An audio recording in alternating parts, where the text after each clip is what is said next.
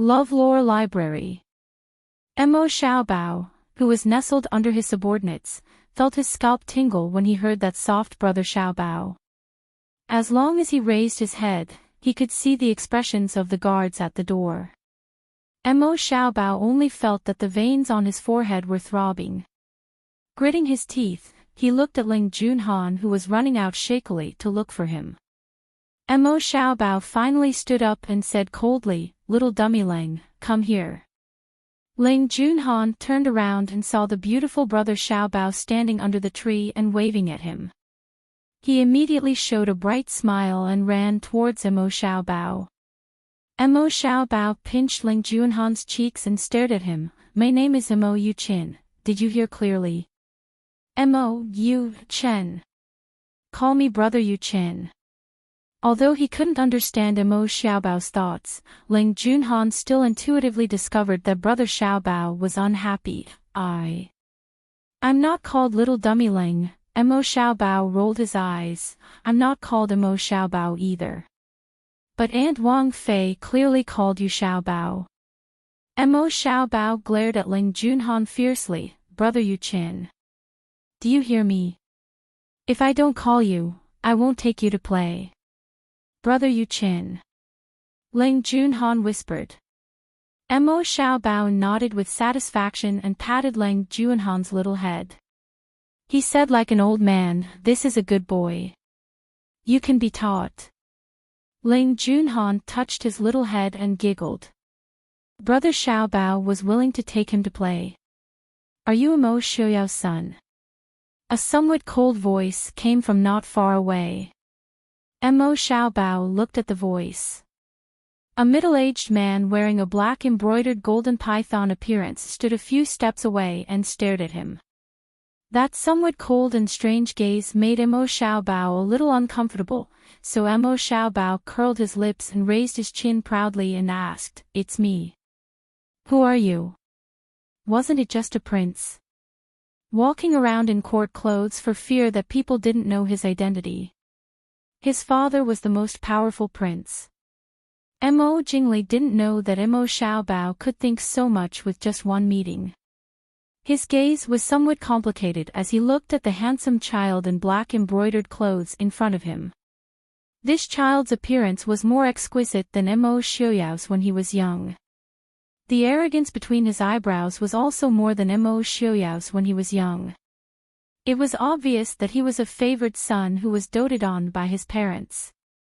Thinking of this, and thinking of his son who was nowhere to be found, Mo Jingli's face became gloomier. Mo Xiaobao stared at Mo Jingli unhappily. "How rude to not answer my question." Turning his head, Mo Xiaobao turned and left. "Little Dailing, let's go." "Little brother Yu Chen, I'm not little Dailing." Ling Junhan followed behind and emphasized as she chased after him. Mo Xiaobao nodded magnanimously and said, "I remember, little Dailing." Watching the two children leave hand in hand, Mo Jingli stood there with a gloomy expression. No one knew what he was thinking. Mo Jingli came out and said, "Prince Li, Prince's consort invites you." Mo Jingli snorted lightly and stepped inside. Mo Xiaoyao and Yili were playing chess in the courtyard. Ling Haoyu and Mu Rongting naturally avoided them. Seeing Mo Jingli come in, Mo Xiaoyao didn't plan to get up to greet the guest. He glanced at him and said lightly, "What's the matter?" A trace of anger flashed across Mo Jingli's face. In front of Mo Xiaoyao, he seemed to always be inferior to him. In the past, Mo Xiaoyao was the second young master of the Prince Ding mansion. He was a prince, but he wasn't as favored as him. He wasn't as proud as him. He wasn't as arrogant as him. When he grew up, he was conferred the title of Prince Li. He didn't have his military achievements and talents. Now, he was the regent of Dechu state. In front of Mo Xiaoyao, he was still inferior to him. How could Mo Jingli be calm? "How dare you? You actually dare to come back?" Mo Jingli said coldly. Mo Xiaoyao casually threw down a chess piece and leaned against the chair with a faint smile. I'm back. What do you dare to do? Mo Jingli gritted his teeth. What did he dare to do? He didn't dare to do anything. Now that Beijing had invaded, the northern tribes in Xiling were eyeing them covetously. Even if Mo Xiaoyao came back alone, he didn't dare to do anything to him. Once something happened to Mo Xiaoyao, the Maoist army would definitely come out in full force to avenge him. At that time, the Xiling and northern tribes would invade together. The Chu state would be surrounded by enemies on all sides. It wouldn't take long for them to swallow it whole. Snorting, seeing that Mo Xiaoyao had no intention of inviting him to sit, Mo Jingli walked to the empty chair on the side and sat down. He stared at Mo Xiaoyao and said, You came back at this time. What exactly are you plotting? Mo Xiaoyao snorted at his vigilance. Plotting. Isn't that what you and Mo Jingqi are good at? How about it? Did you give Mo Jingqi enough medicine? If not, I still have some here. Mo Jingli's eyes narrowed. I don't know what you're talking about. Mo Xiaoyao raised his eyebrows and said, You don't know. When you were buying medicine from that old woman in the holy land of Nanjiang, I and Lili happened to be watching. So we took some back from Mr. Shen to research. Do you think, in half a year, Mr. Shen will be able to develop an antidote? Mo Jingli glanced at Yi Li, who was calmly drinking tea, and suddenly felt inexplicably ashamed. But the meaning in Mo Xiaoyao's words made him even more uneasy. You have an antidote. Mo Xiaoyao raised his eyebrows in surprise. Did I say that? Mo Xiaoyao. You. Mo Jingli was so angry that he wanted to throw the teacup in his hand at Mo Xiaoyao's face. In the past few years, his status and power had gradually risen, and he was rarely so irritable. But it seemed that a few casual words from Mo Xiaoyao could make him fly into a rage like he did when he was young. Mo Xiaoyao, what do you want? Mo Xiaoyao leisurely drank his tea, calmly saying, Calm down. Since you're already the regent, then act like one. Don't tarnish the reputation of the regent. His father had also been the regent in the past. Seeing Mo Jingli trying to suppress his anger, Mo Xiaoyao said, I don't want to do anything. I just heard that Mo Jingqi is about to die, so I came back to say goodbye. You mean that you won't leave until Mo Jingqi dies? Mo Jingli gritted his teeth. Right now, Chujing was in a mess, and they didn't need Prince Ding to mess things up. If Mo Jingqi didn't die in half a year, then wouldn't he have to stay in Chujing for half a year? Prince Li's uncle and big brother are both prodigies at governing a country. The northwest is just a small piece of land, it won't be a problem for them. Prince I doesn't need to worry about me, Mo Xiaoyao said. I'm worried about you. Mo Jingli couldn't help but curse in his mind. What did the Northwest have to do with him? Right now, he just wanted to see Mo Xiaoyao get kicked out of Chujing. Mo Xiaoyao leaned back in his chair, one hand supporting his forehead as he looked at him. Don't think about how to get I to leave quickly. I don't have a hobby of coming and going. I will naturally leave when I'm happy. But don't worry, I definitely won't interfere in the battle between you and Mo Jingqi, or the Lu family. Mo Jingli sneered, You think I'll believe your words? Mo Xiaoyao spread his hands, What else can you do besides believe me? Chapter 579. Yi Li sat at the side, leisurely sipping her tea as she watched the two argue back and forth. It was clear that not only could Mo Jingli not compare to Mo Xiaoyao in terms of martial arts, but he also couldn't win against Mo Xiaoyao in terms of words. In the past, many people had told Yi Li about how arrogant Mo Xiaoyao was when he was young. However, the Mo Xiaoyao that Yi Li saw, especially the over 30-year-old Mo Xiaoyao, most of the time, was still calm and collected. Only now, Yi Li could see a trace of arrogance in Mo Xiaoyao's calm and relaxed demeanor. No wonder Mo Jingli was so angry that his face turned black. Mo Jingli took a deep breath and stared at Mo Xiaoyao. Fine, I believe your words. I won't interfere with your matters in Jing City, but you better not do anything unnecessary. Mo Xiaoyao looked up with disdain. Do you think that the little things you and Mo Jingqi play are very attractive? If I watch too much, I will be worried that it will hurt my brain. Mo Jingli didn't argue with Mo Xiaoyao. He knew that he couldn't win against Mo Xiaoyao. Since he had received Mo Xiaoyao's promise, he naturally didn't want to stay here and be bullied. He stood up and glanced at Yi Li, then turned and walked out of the courtyard. Li, look at him, he can't even win against I in an argument. Don't you think that marrying me back then was the best arrangement you could have made? It's like a match made in heaven, right? Ignoring the fact that Mo Jingli hadn't walked out of the courtyard, Mo Xiaoyao crossed the chessboard and grabbed Yi Li's hand, feeling pleased with himself. Yi Li looked helplessly at Mo Jingli, who stumbled and walked faster after hearing a certain person's shameless boasting. Is it something to be proud of? Mo Xiaoyao nodded and said proudly, of course, I have to let Li know that your husband is 100 times better than others in every aspect.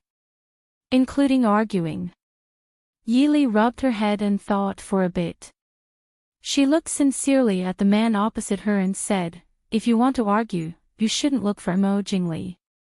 He has no fighting ability at all. Then who should I look for? Mo Xiaoyao squinted as he asked. She's old Master Wang's wife from Glass City's Nanyuan Street. Yi Li smiled. Mo Xiaoyao was confused. Who was that? Yi Li said with a smile, Madame Wang is known as Li City's fastest talker, the #1 shrew. It said that she once scolded 3 grown men on the street until they cried.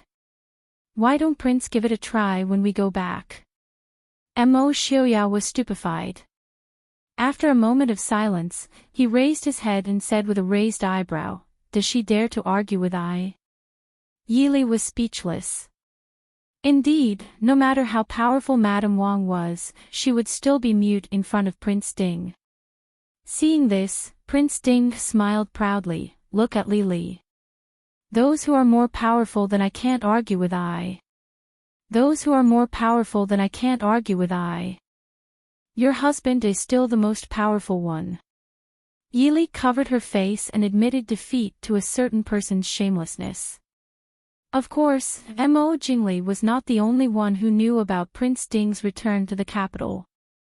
It was just that he was one step faster as the regent and lived outside the palace. Less than 2 hours after Mo Jingli left, Prime Minister Liu also came to ask for an audience. Unfortunately, he was told that the prince had left with the princess and the Shitzi. The Prince Ding mansion's ancestral tablets were all enshrined in the family temple outside the city, Wuyu Nunnery. Although Mo Jingqi ordered people to seal the Prince Ding mansion, he did not dare to easily let people touch Wuyu Nunnery and disturb the ancestral tablets of the Prince Ding. There were still people taking care of Wuyu Nunnery. Some citizens of the capital would even go to the outer hall of Wuyu Nunnery to burn incense. Therefore, even if the Prince Ding mansion did not have an owner, there was never a lack of incense in front of the ancestral tablets. Seeing that Prince Ding and his group came to pay their respects, the soldiers guarding here naturally did not dare to stop them and respectfully let them in. The two left the guards outside and brought Mo Xiaobao into the innermost inner hall. The ancestral hall in the inner hall enshrined the Prince Ding mansion's ancestral tablets. The tablet at the top was naturally the first-generation Prince Ding, Mo Lanyun. And at the bottom was Mo Xiaoyao's father and elder brother, Mo Lufang and Mo Xiuwen. Without needing the two to teach him, Mo Xiaobao respectfully went forward to burn incense and kowtow to the ancestors. After paying their respects to the ancestors, the family of 3 had just walked out of Wuyu Nunnery when they encountered a large group of people. Standing beside Mo Xiaoyao, Yi Li raised her eyebrows and said, there are still people coming to pay their respects to the ancestors of the Prince Ding mansion at this time. Ever since the Prince Ding mansion and the Dechu state broke off relations, other than the commoners, most of the nobles who came to pay their respects came and went quietly. It was rare to see such a grand scene. Mo Xiaoyao frowned and said indifferently, "They came from the palace. Block them and send them back." In the end, the order to stop them was naturally given to the imperial bodyguards. At this time, everyone was well aware of who could come out of the palace. If they were not sincere in paying their respects, the Prince Ding mansion would not need these incense sticks. After receiving the order, a few guards went forward and blocked the path of the large group of people before they reached the bottom of the stairs. These people were indeed from the palace. Naturally, they were all proud and arrogant. Seeing the two people who suddenly blocked the path, someone immediately went forward and asked sternly, "Impudent! Do you know who is in the palanquin? How dare you block the way?" The guards of the Prince Ding mansion were even more arrogant than them. They smiled coldly and said, "We don't know who is in there. Dismount from the palanquin in front of Wu Yu Nunnery. Those who dare to carry the palanquin to the bottom of the stairs, the Prince Ding mansion does not need you to pay your respects. Please go back the way you came. How dare you? How dare you be so rude in front of the noble consort? Take them down." "Wait." A cold female voice came out from the graceful and gorgeous palanquin. The curtain was lifted up. Noble consort Lu, dressed in white, walked out of the palanquin with the help of a palace maid. The eunuch who was flaunting his power outside quickly went forward and said with a flattering smile, "Please forgive me, noble consort. These two unruly people have eyes but don't recognize Mount Tai. They are blocking your way. I will ask someone to take them down." Noble consort Lu frowned and said coldly, "Leave." The eunuch's flattery was ignored by the sound of horse hooves. He had no choice but to leave. Noble consort Lu strolled to the front of the two guards and asked, "Is Prince Ding here?" The guards didn't answer. They only said, "Noble consort, please go back." Noble consort Lu frowned and said, "I just want to pay my respects to the former kings of the Prince Ding mansion." The two guards were silent. Their refusal was obvious. They only needed to carry out the prince's order. They didn't need to know the reason why she came here. Noble consort Lu had been a noble since she was a child. She had been a noble consort for more than 10 years. She was used to being obeyed by others. Seeing the two guards being so stubborn, a trace of anger flashed across her face. But she still held it back and said, "Go and tell Prince Ding that I have something to discuss with him." The two guards looked at each other and said in a distant but polite tone, "The prince and the princess have returned to the capital." The prince left a message. "Since you don't really want to pay your respects, you don't need to disturb the peace of our ancestors." Noble consort Lu's face darkened. Her expressionless face covered the awkwardness of that moment. Originally, she didn't really want to pay her respects to the ancestors of the Prince Ding mansion. She just heard that Prince Ding had left the city. She guessed that he would bring his child to pay his respects to the ancestors. So she hurried over. She didn't expect that Mo Xiaoyao would send people to stop her here. Noble consort Lu felt embarrassed. Chapter 580. After a long while, noble consort Lu calms down. She frowns and says, "In that case, I will go back to the city to see Prince Ding." "Thank you. Please go back." The guard salutes her. Sitting back in the sedan, noble consort Lu's face is gloomy. Her face is so cold that it seems to freeze. She knows Mo Xiaoyao is inside, but he doesn't want to come out to see her. Thinking of this, there is a trace of resentment in her eyes. Does he hate me so much that he won't even come out to see me? Noble consort Lu's well-maintained fingers tightly hold the silk in her hand. Her eyes flash with determination. Mo Xiaoyao. You will become mine one day. Yi Li's mood is ruined by noble consort Lu's sudden appearance. She is not in the mood to play anymore. Of course, she knew that noble consort Lu had an ulterior motive for coming here to worship at this time with great fanfare. Now Yi Li is sure that the person she hates the most in her life is noble consort Lu. Even Mo Jingqi, Mo Jingli, Lei Jinting and Su Zuidi are not as annoying as this woman. Su Zuidi is narcissistic, selfish and shameless at most.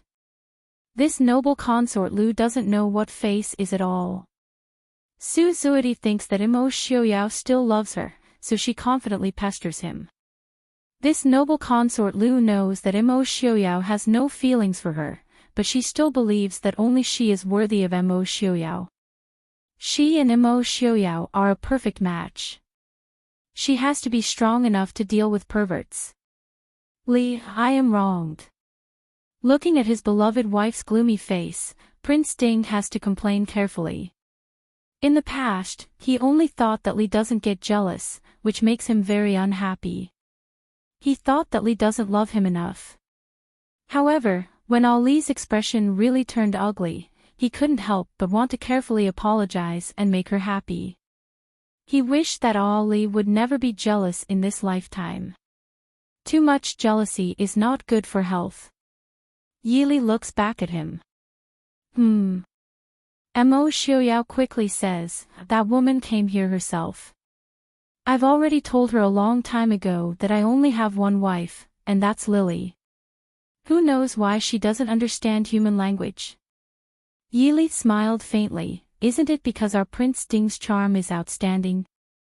Mo Xiaoyao was pleasantly surprised. Li also thinks that this prince's charm is outstanding. Yi Li nodded and said seriously, of course. Su Zuidi, Princess Lingyun, noble consort Lu. Although there weren't many of them, they were still the top two beauties in Great Chu and Western Hill. Their quality was definitely excellent.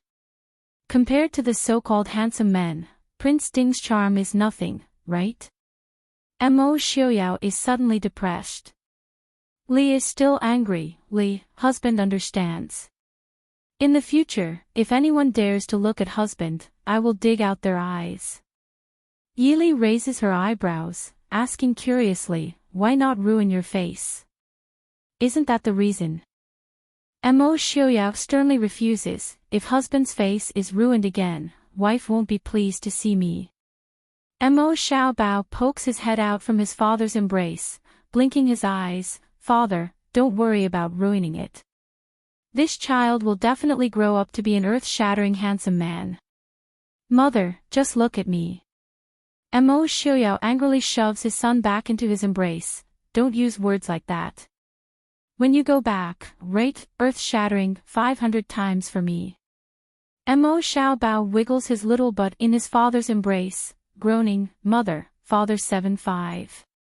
Back in the city, after Prince Li's visit to the inn, the imperial consort in the palace rushed out of the capital. Now, everyone in the capital knew that Prince Ding and his wife had brought the little heir back. The moment they entered the city gates, they attracted countless gazes. But because of the relationship between the Prince Ding mansion and the imperial family, the commoners didn't dare to go up and say anything. But from their expressions, one could see the excitement in their eyes. Although the important figures in the imperial court were focused on fighting for power, there were still many commoners who remembered that there was a war going on a few hundred li away. Mo Xiaobao stood up from Mo Xiaoyao's embrace, curiously looking at the surrounding streets. It wasn't rare for people to gather around like this in Li City, so Mo Xiaobao didn't feel any stage fright. In fact, the more you look at this young master, the happier you'll be. Nestled in Mo Xiaoyao's embrace, he poked his head out and smiled brightly at the pedestrians, instantly causing them to fall over. The little heir is so cute. As expected of Prince Ding and Princess Ding's child, he's so adorable. He's so brave at such a young age, no wonder he's the descendant of the Prince Ding mansion. The Prince Ding mansion has a successor.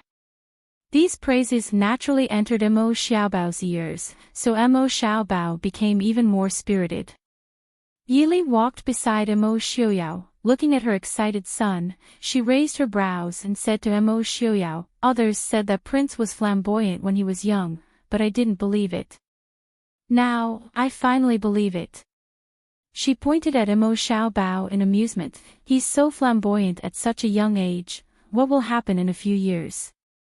Mo Xiaobao pouted and defended himself. "Mother, this child is doing this for father's face awe. Didn't people say that a tiger father wouldn't beget a dog son? Father is so mighty, if son is like little Dialing, wouldn't it be father's face?" Mo Xiaoyao looked at him with a smile that wasn't a smile and said, "I don't know when I's face is so important in your eyes." Mo Xiaobao laughed foolishly. Yili raised her hand and flicked his forehead, saying, "Little Junhan is much more obedient than you. Be careful, your Uncle Lang will punish you if he hears your words." Mo Xiaobao hid in his father's arms, touched his forehead that was flicked, and muttered, "I didn't say anything wrong, Uncle Lang won't dare to punish me. If he was soft and silly like little Dialing, he would be bullied to death by his father. Little Dialing should be glad that he became the child of Uncle Lang and not the child of the Prince Ding mansion." Touching his forehead and looking at the sky, Missouri Xiaobao deeply felt that his life was great. Yili looked strangely at her son who was looking at the sky, looking like a little old man, and asked curiously, "What are you thinking about?" Her son always liked to think about strange things. Sometimes it made his parents not know whether to laugh or cry. Mo Xiaoyao quietly pinched Mo Xiaobao's butt, smiled and said, "Are you hungry? Look at his big, soulless eyes. You didn't eat much for lunch." Mo Xiaobao angrily glared, "You're the one with big eyes. You're the rice bucket, you're the rice bucket." Mo Xiaoyao smiled, "You think I don't know that you're thinking about I's bad words." A family of 3, a tall and handsome white-haired man was holding a jade-like boy in black, and beside him was a beautiful woman wearing a light-colored cloak. They walked slowly along the street, talking as they walked, with a faint smile on their faces. This warm and quiet scene made many people stunned, and even 1 or 2 acquaintances who wanted to go up and say hello were a little embarrassed to disturb them. People quietly watched the two stroll, and the originally noisy street seemed to be quiet. In a tea house on the street, noble consort Lu stood quietly by the open window, wearing a white robe and a snow fox cloak. She looked down at the man and woman walking slowly from afar, and her tightly clenched hands were scratched by her fingernails. What a beautiful couple. And Prince Ding, when he grows up, he'll definitely be more handsome than Prince Ding. Behind noble consort Lu, Tan Jiji said with a faint smile. Noble consort Lu suddenly turned around and coldly glanced at Tan Jiji. Tan Jiji didn't care, shrugged and didn't say anything. Seeing that he didn't say anything, noble consort Lu turned around and looked at the white-haired man. Thinking about why his hair was white, noble consort Lu's heart was filled with resentment. At that time, if she had known that Yili could win Mo Xiaoyao's heart, she would never have let Yili stay by his side. Unfortunately, one wrong step led to many wrong steps. In order to win Mo Xiaoyao's heart, she even helped Yili. Thinking of this, noble consort Lu felt that she had done the stupidest thing in the world. Why? Why didn't he love her? In what way was she inferior to Yili? Noble consort Lu stared at the green-robed woman beside the white-haired man from afar. She was beautiful, but noble consort Lu thought she was much more beautiful than her. In terms of family background, she was the daughter of the Prime Minister. Yili had a maternal grandfather from the Su family, but that was only a maternal grandfather after all. Strictly speaking, Yili was just the daughter of a commoner. Tan Jiji looked at the woman in front of him with a smile. She was too obsessed with love. What's more, did noble consort Lu really love Mo Xiaoyao as much as she thought? She probably didn't want to accept the fact. Think about it, How could a beautiful and proud woman who could even make the emperor fall for her? How could she tolerate a man who didn't have her in his eyes? Send someone to invite Prince Ding and Princess Ding up for a talk. Noble consort Lu said coldly. Tan Jiji frowned. Is that okay? It's not good news for noble consort Lu to leave the palace. Go. Tan Jiji shrugged. If noble consort insists. Downstairs, Yili sensed a pair of resentful eyes staring at her from afar. She looked up and saw the figure of the woman in white standing by the window of the second floor not far away. Noble consort Lu deserved to be the most beautiful woman in the Chu capital after Su Zuidi. She was over 30 years old now, but she was still as beautiful as a snow pear flower. Standing there for a while, she had attracted the attention of many passers-by, but she didn't seem to care. She just looked at the passers-by in a daze. She was like a beautiful white jade sculpture. Greetings, Prince Ding. Greetings, Princess. Noble consort Lu wants to see you. A man who looked like a guard appeared on the street and said respectfully.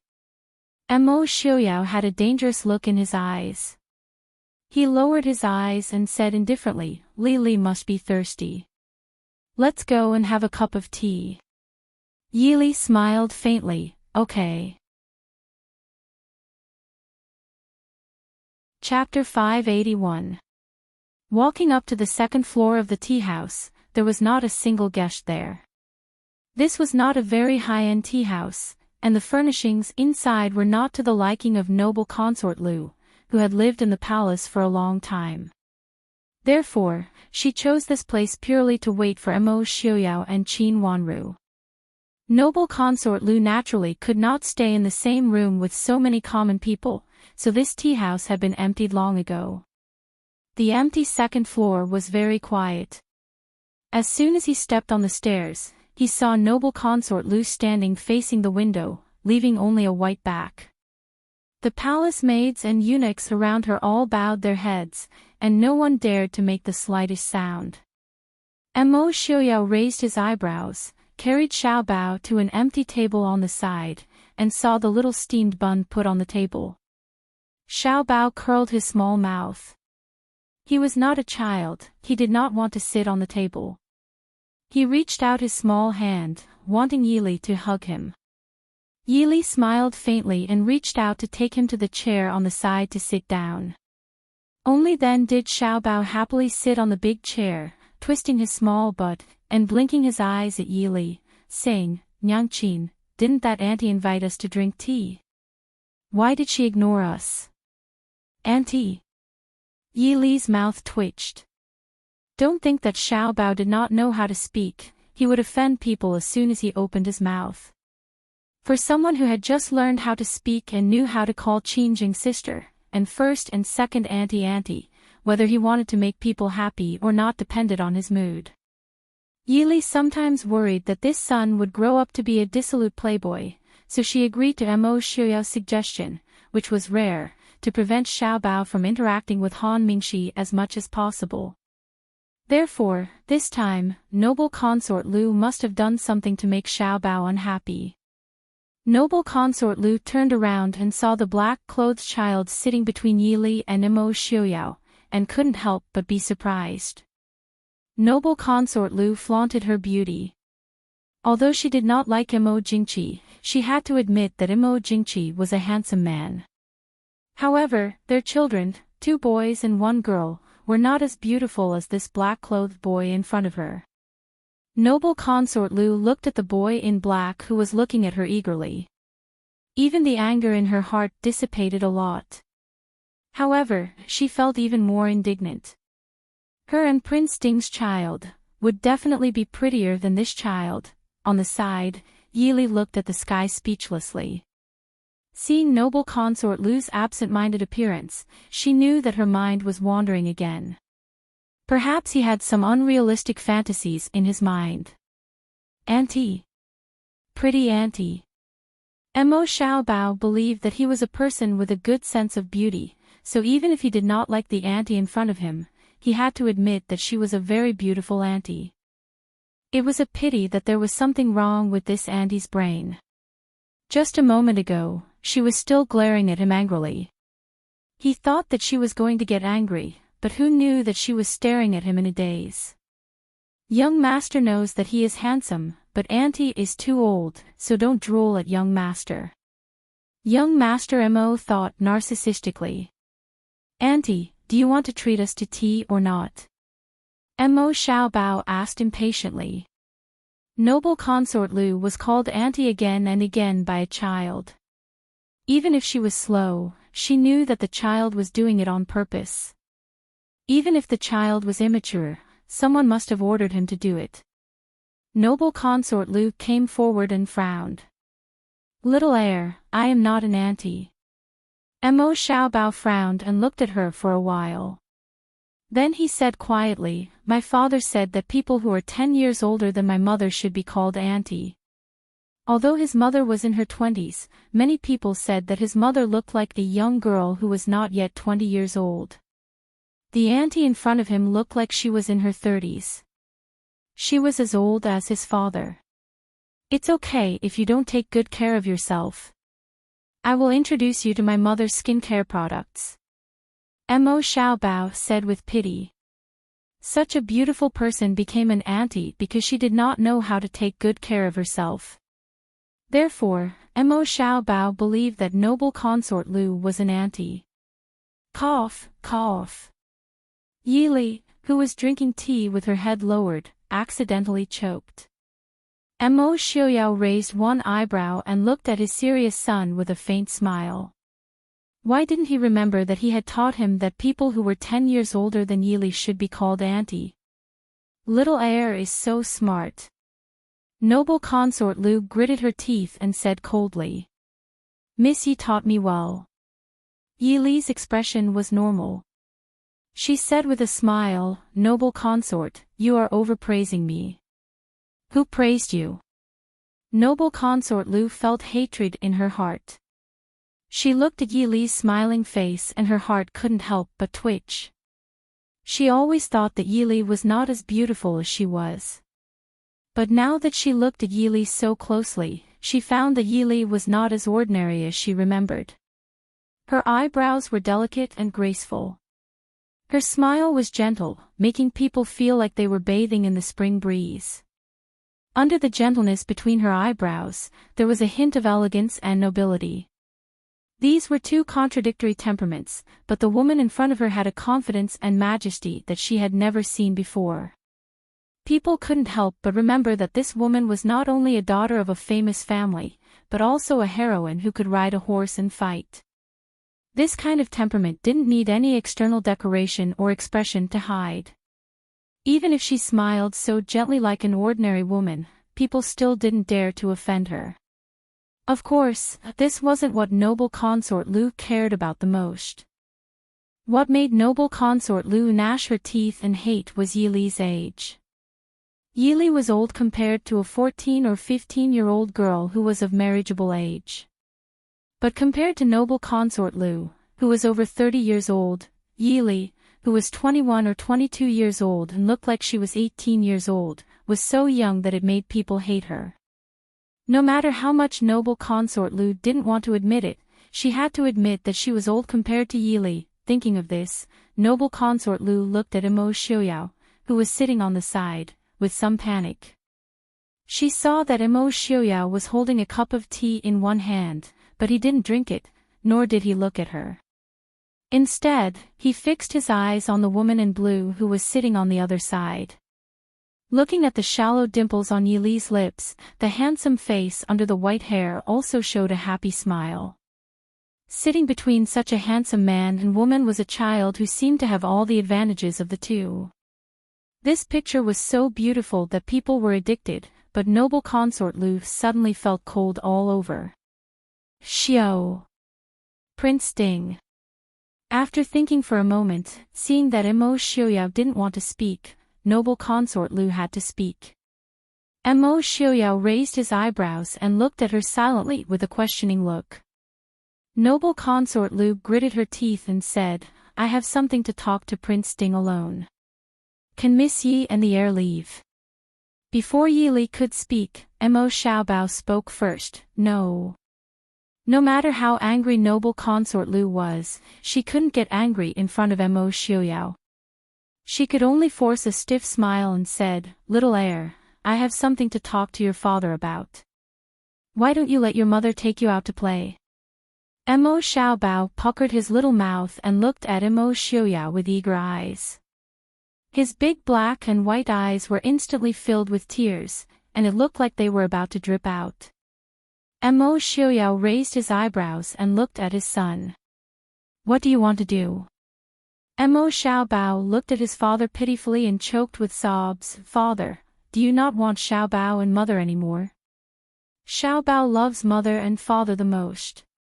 Father doesn't want Xiaobao anymore." Woo-woo.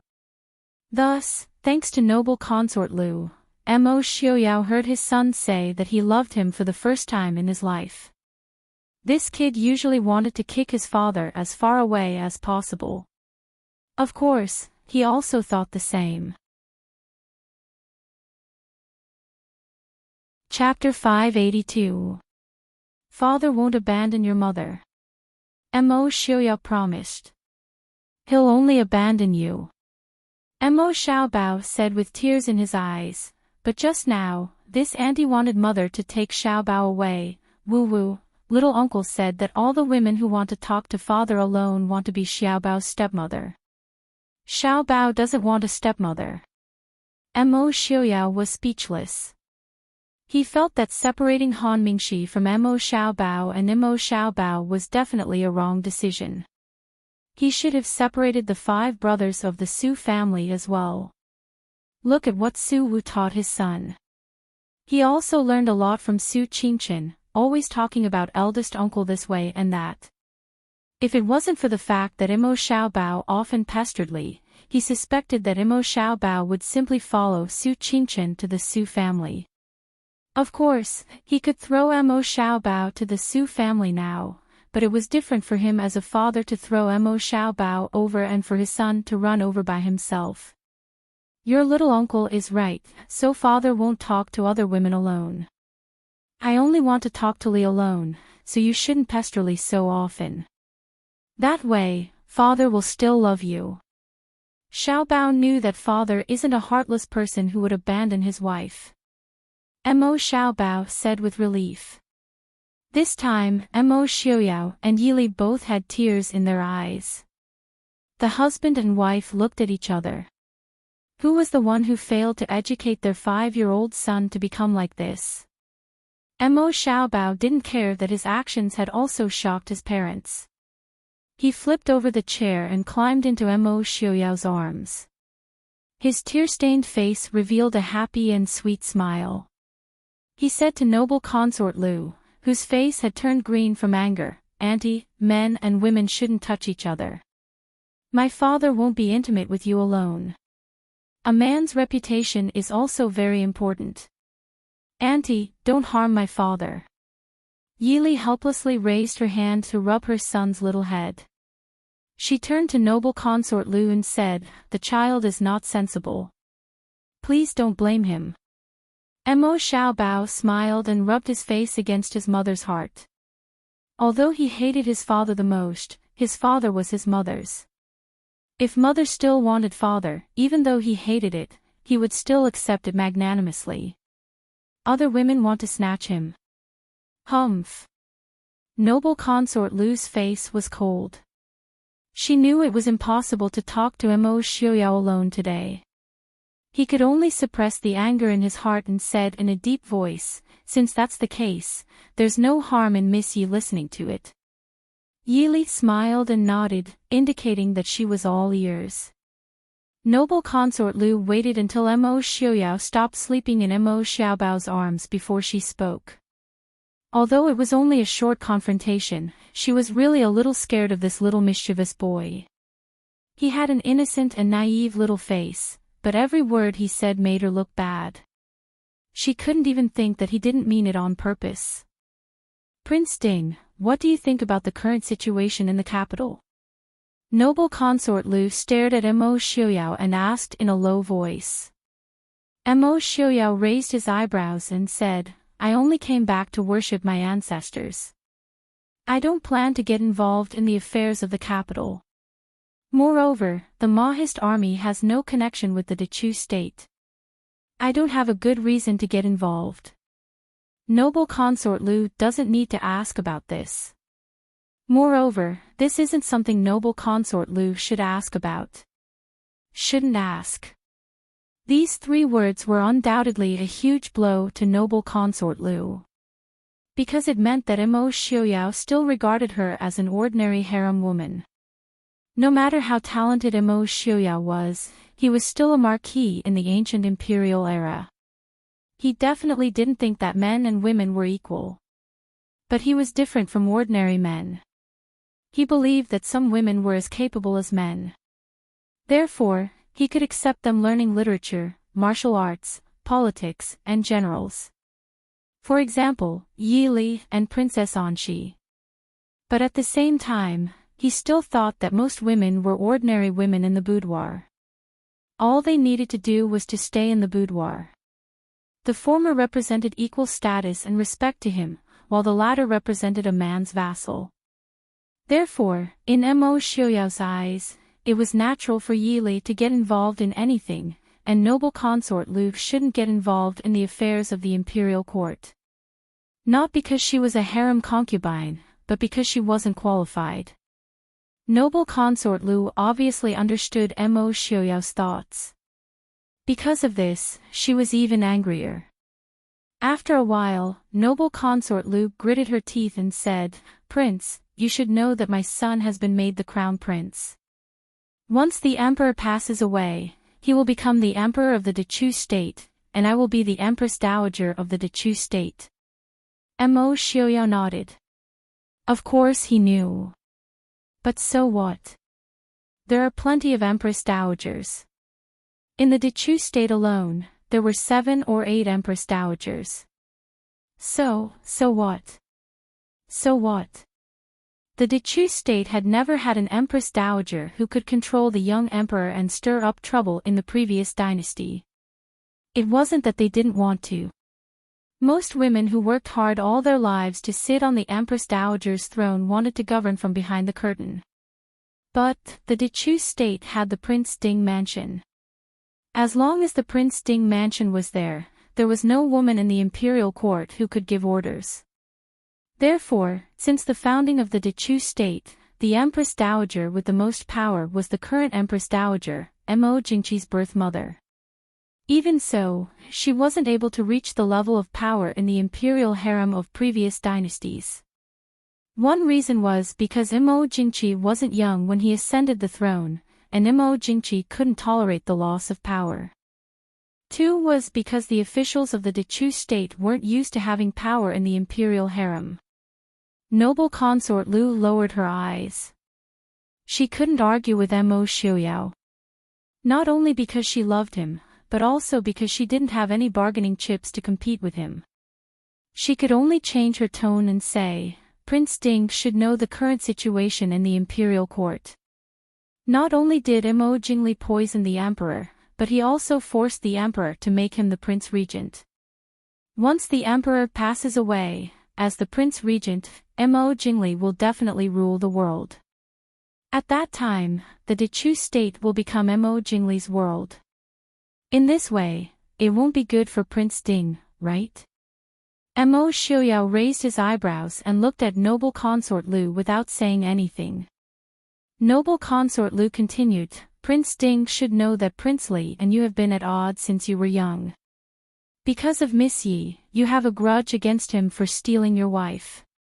Once Prince Li has power in his hands, he will use the power of the entire country to make things difficult for the Northwest. Prince Ding will have a headache. Mo Xiaoyao casually picked up the teacup and took a sip. The bitter taste of the not-so-good tea leaves made him frown. He said calmly, Noble consort Lu, I'm afraid you haven't discussed this with Prime Minister Lu before. The smile on noble consort Lu's face froze.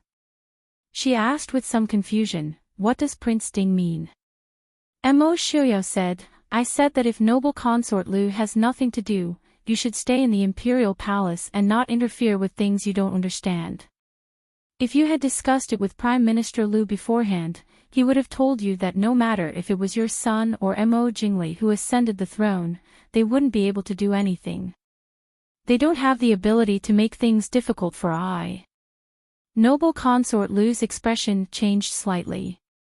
She clenched her fingers tightly and said, Prince Ding is too confident. She didn't believe it. The Northwest was only a small place. In noble consort Lu's eyes, the people of the Dechu state could drown that small place with just a mouthful of saliva. But she forgot how many people of the Dechu state were willing to spit on the Prince Ding mansion for her. However, what you said is not wrong. For I, the little crown prince ascending the throne is more beneficial than Mo Jingli ascending the throne. Mo Xiuyao looked down at the tea in his hand and said lightly. Hearing this, noble consort Lu was delighted. She said with a smile, so, Prince Ding agrees to help I. Mo Xiuyao looked up and glanced at Yi Li who was drinking tea silently. He asked, Li, did I agree? Yi Li looked up and said lightly, I didn't hear it. What does Prince Ding mean? Noble consort Lu felt like she was being played. Even if the person playing with her was Mo Xiuyao, she still couldn't stand it. But in fact, Mo Xiuyao didn't mean to play with her. He looked at her calmly and said, I already promised Mo Jingli that I wouldn't interfere with the affairs of the imperial court. Why? Noble consort Lu asked. At the same time, she was deeply disappointed. She hoped to cooperate with Mo Xiuyao. At least, she had to let Mo Xiuyao see how different she was. Mo Xiuyao would definitely realize that she was a better choice than Yi Li. Why? Do you really not care about what you can get by cooperating with me? As long as you help me, the Prince Ding mansion will still be the Prince Ding mansion of the Dechu state. You can become the next Prince Regent. You can even. She would even help him if he wanted to become the Emperor. Compared to the Empress Dowager, she wanted to be his Empress more. Yi Li's eyes twitched. She said lightly, I don't know what I can get by cooperating with noble consort Lu, but, at least I can anger Mo Jingqi to death. Prince, right? His favorite concubine, the birth mother of the crown prince, was cooperating with his most hated enemy, the enemy he feared the most. Even if Mo Jingqi didn't die of illness or poison, he would be angered to death, right? Miss Yi. I was talking to Prince Ding. Noble consort Lu said coldly. She stared at Yi Li angrily. Yi Li's expression was calm and unhurried as she replied, this consort is also talking to His Highness. I was just giving my opinion on noble consort Lu's proposal for Prince to consider. Prince, right? Mo Xiuyao smiled dotingly. He said softly, Miss Li is very thoughtful. I's business is Li's business. There's nothing that can't be said. Besides, I can still anger Mo Jingqi to death even if I don't cooperate with the Lu family. Miss Li, you have to believe in your husband's ability. Is Prince refusing? Noble consort Lu said to Mo Xiuyao. She stared fiercely at Yi Li. Mo Xiuyao said carelessly, I'm not refusing. I have never considered such a boring and time-wasting proposal. Chapter 583. Noble consort Lu's face turned green and white. She originally came with full confidence, but now she didn't have any confidence left. But she couldn't accept it. She couldn't understand why Mo Xiuyao rejected her. If it was anyone else in this world, they would definitely agree to her proposal without hesitation. Why would Mo Xiuyao reject her? However, she had forgotten that no one in this world was Mo Xiuyao. And she didn't fall in love with anyone in this world. You rejected me because of her. Noble consort Lu stood up and pointed at Yi Li. Mo Xiuyao said indifferently, with or without Li, I wouldn't agree to such a brainless proposal. I don't believe it. Noble consort Lu shouted. Mo Xiaoyao lowered his head and saw that Mo Xiaobao had already fallen asleep. He moved closer to his chest so that noble consort Lu's voice wouldn't wake him up. He turned to Yi Li and smiled. Li, can you help your husband tell her why this proposal is brainless? Yi Li pursed her lips and smiled faintly. She looked at noble consort Lu and said lightly, Noble consort Lu, do you know who Mo Jingqi is to our Ding Palace? Or, what is the relationship between the Dechu State's royal family and the Prince Ding mansion? Noble consort Lu was stunned, but she quickly understood Yi Li's meaning. At the same time, her face turned pale. 200 years ago, the founder of the Dechu State and Prince Ding were brothers from the same father and mother. In these 200 years, the Dechu State's royal family and the Prince Ding mansion had the same bloodline. They were wise and virtuous ministers. But now, Mo Jingqi and Mo Xiaoyao had a blood feud. The Dechu State's royal family owed the lives of tens of thousands of soldiers from the Mahist army. No one knew how much blood ties there were between the imperial family and the Prince Ding mansion, but it was certain that the hatred between the Prince Ding mansion and the imperial family of the Dechu State was as deep as the ocean. In fact, with Mo Xiaoyao's temper, it was already strange that he didn't lead his army straight to Beijing when he first received the news. And her son had the bloodline of Dechu State's imperial family. She was Mo Jingqi's concubine. Looking at her pale face, Yi Li smiled and said, Noble consort Lu, do you understand now? It was impossible for the Prince Ding mansion to work with either noble consort Lu or Prince Li.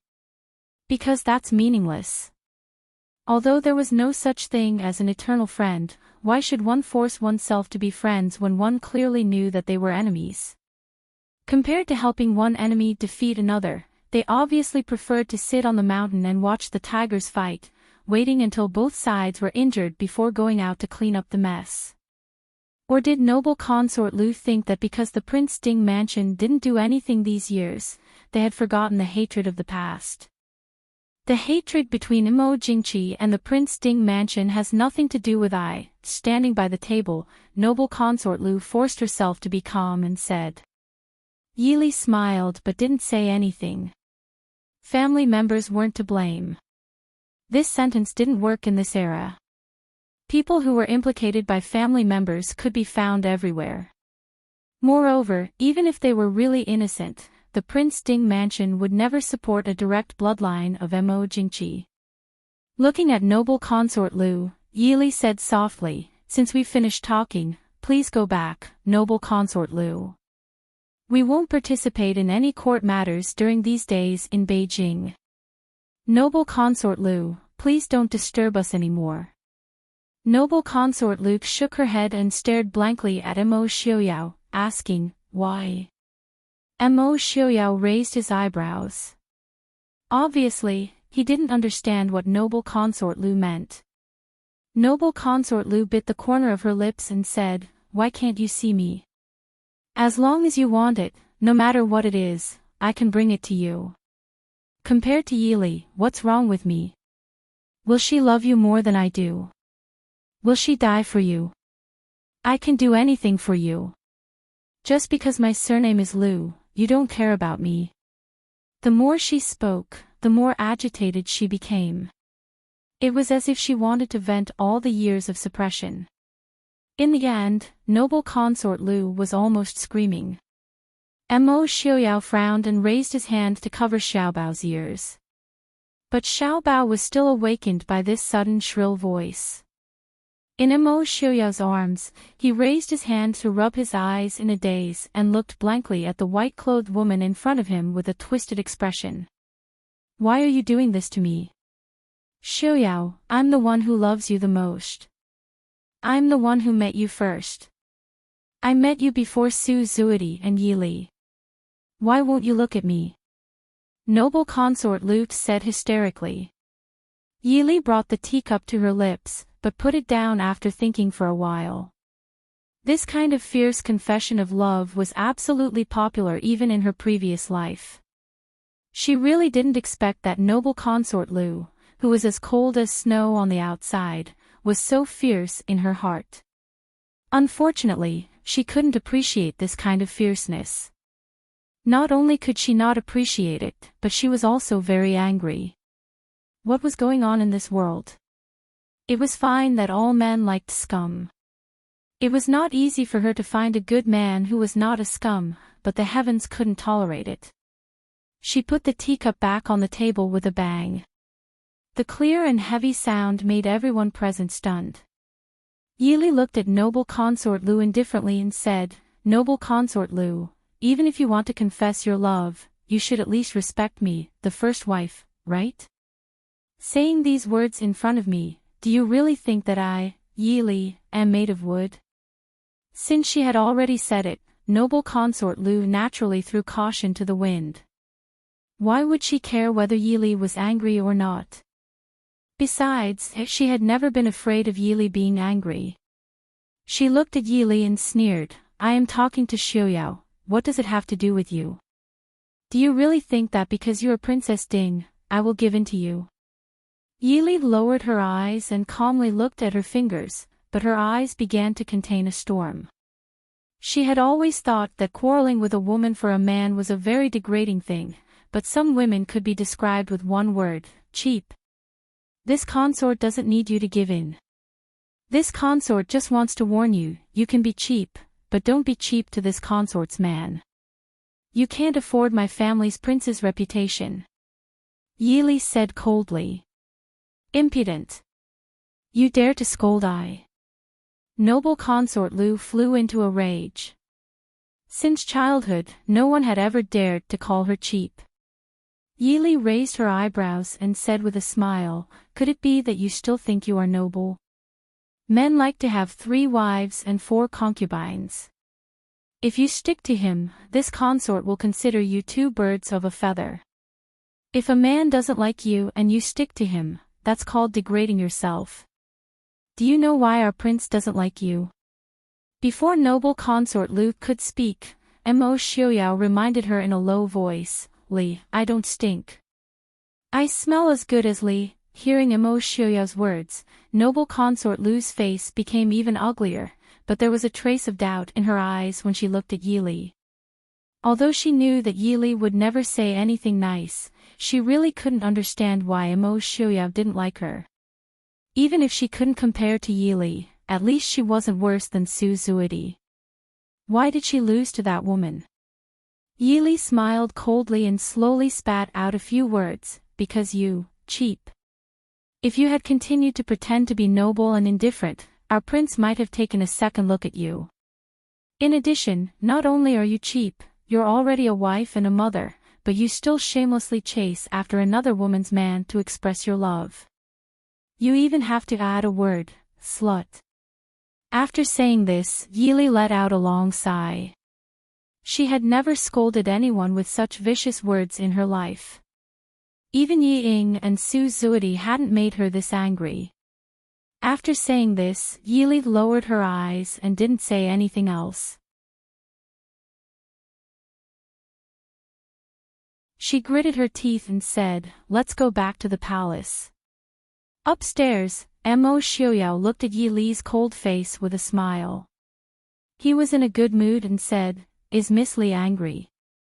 Yili glanced at him indifferently and said, "Prince is happy." Mo Xiaoyao raised his hand and knocked on his forehead. He said with a smile, "Not bad.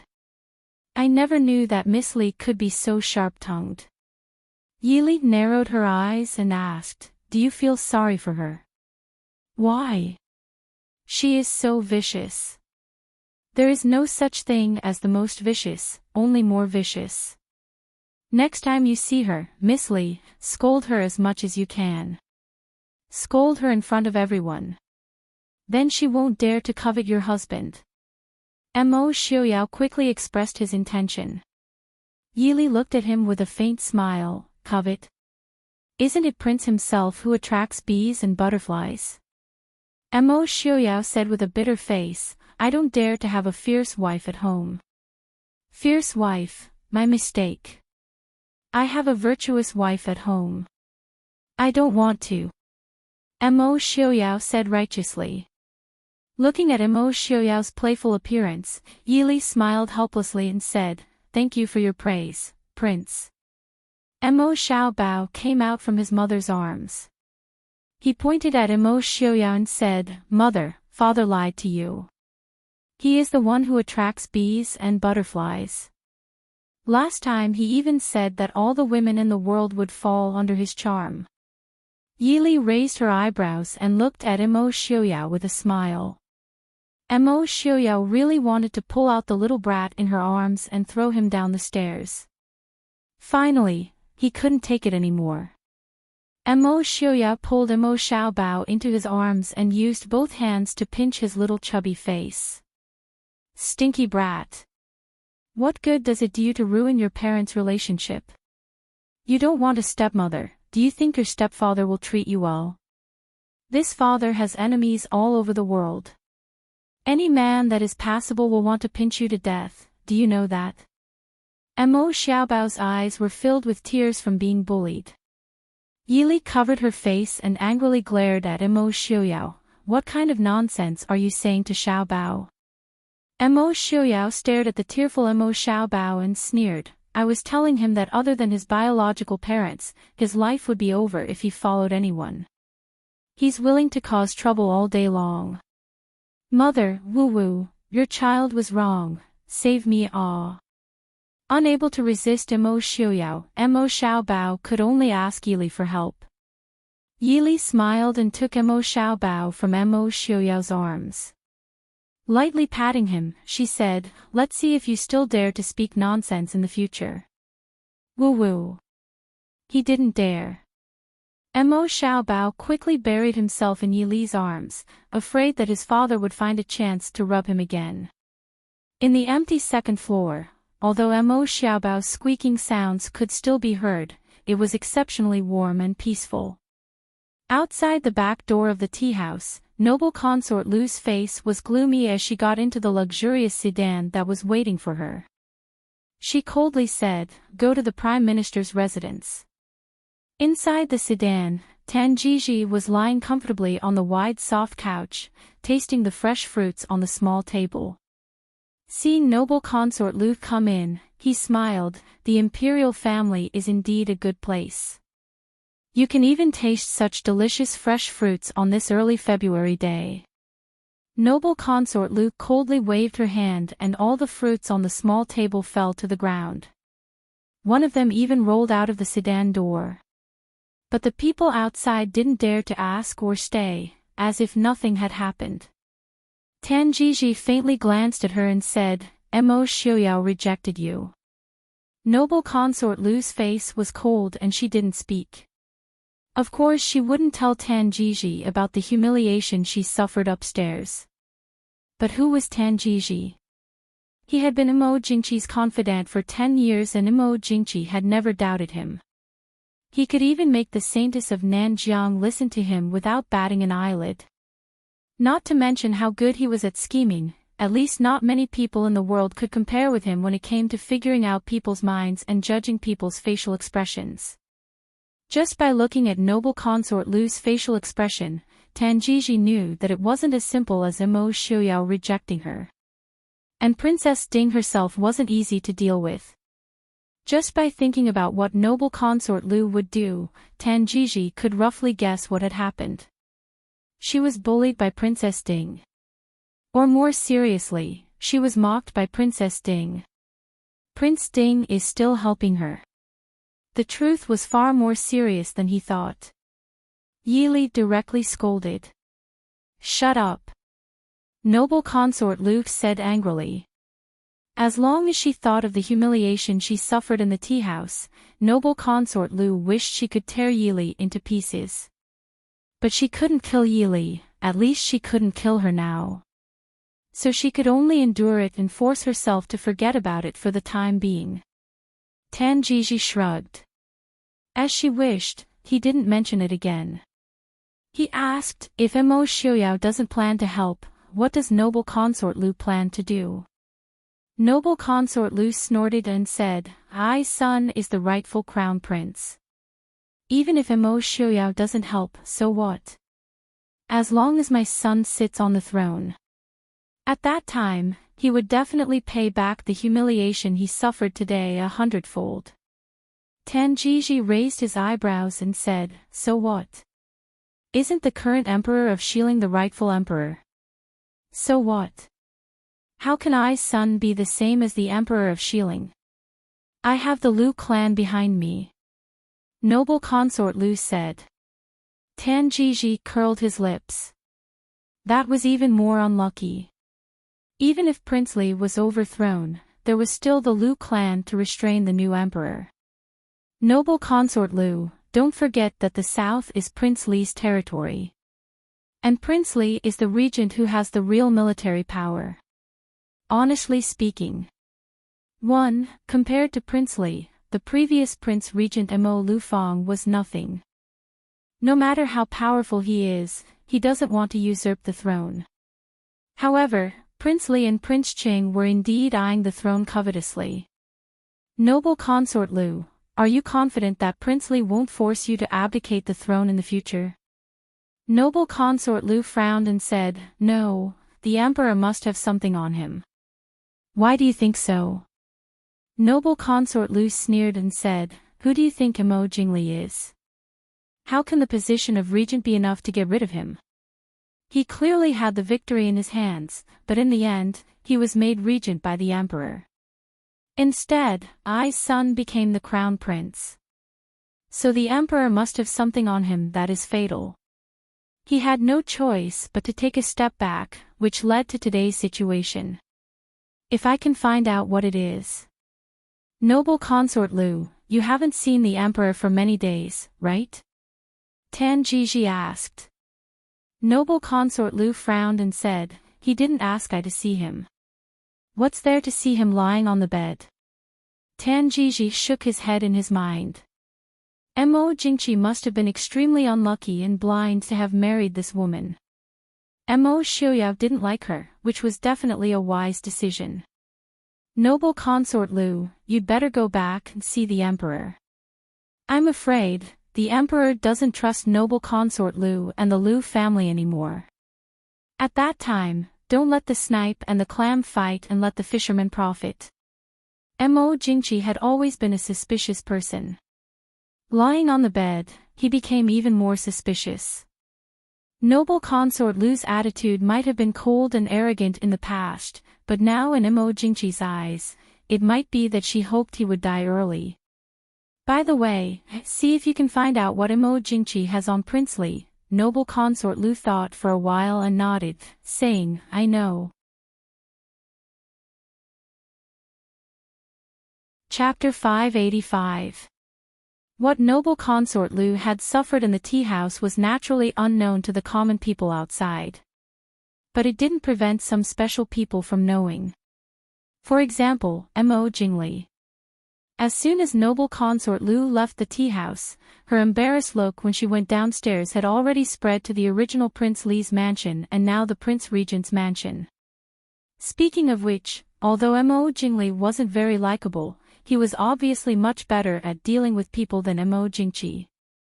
For so many years, the prince of the imperial family had been severely suppressed by Mo Jingqi, so they were indifferent to the emperor. Even though everyone knew that Mo Jingqi's illness must have something to do with Mo Jingli, no one said a word for him.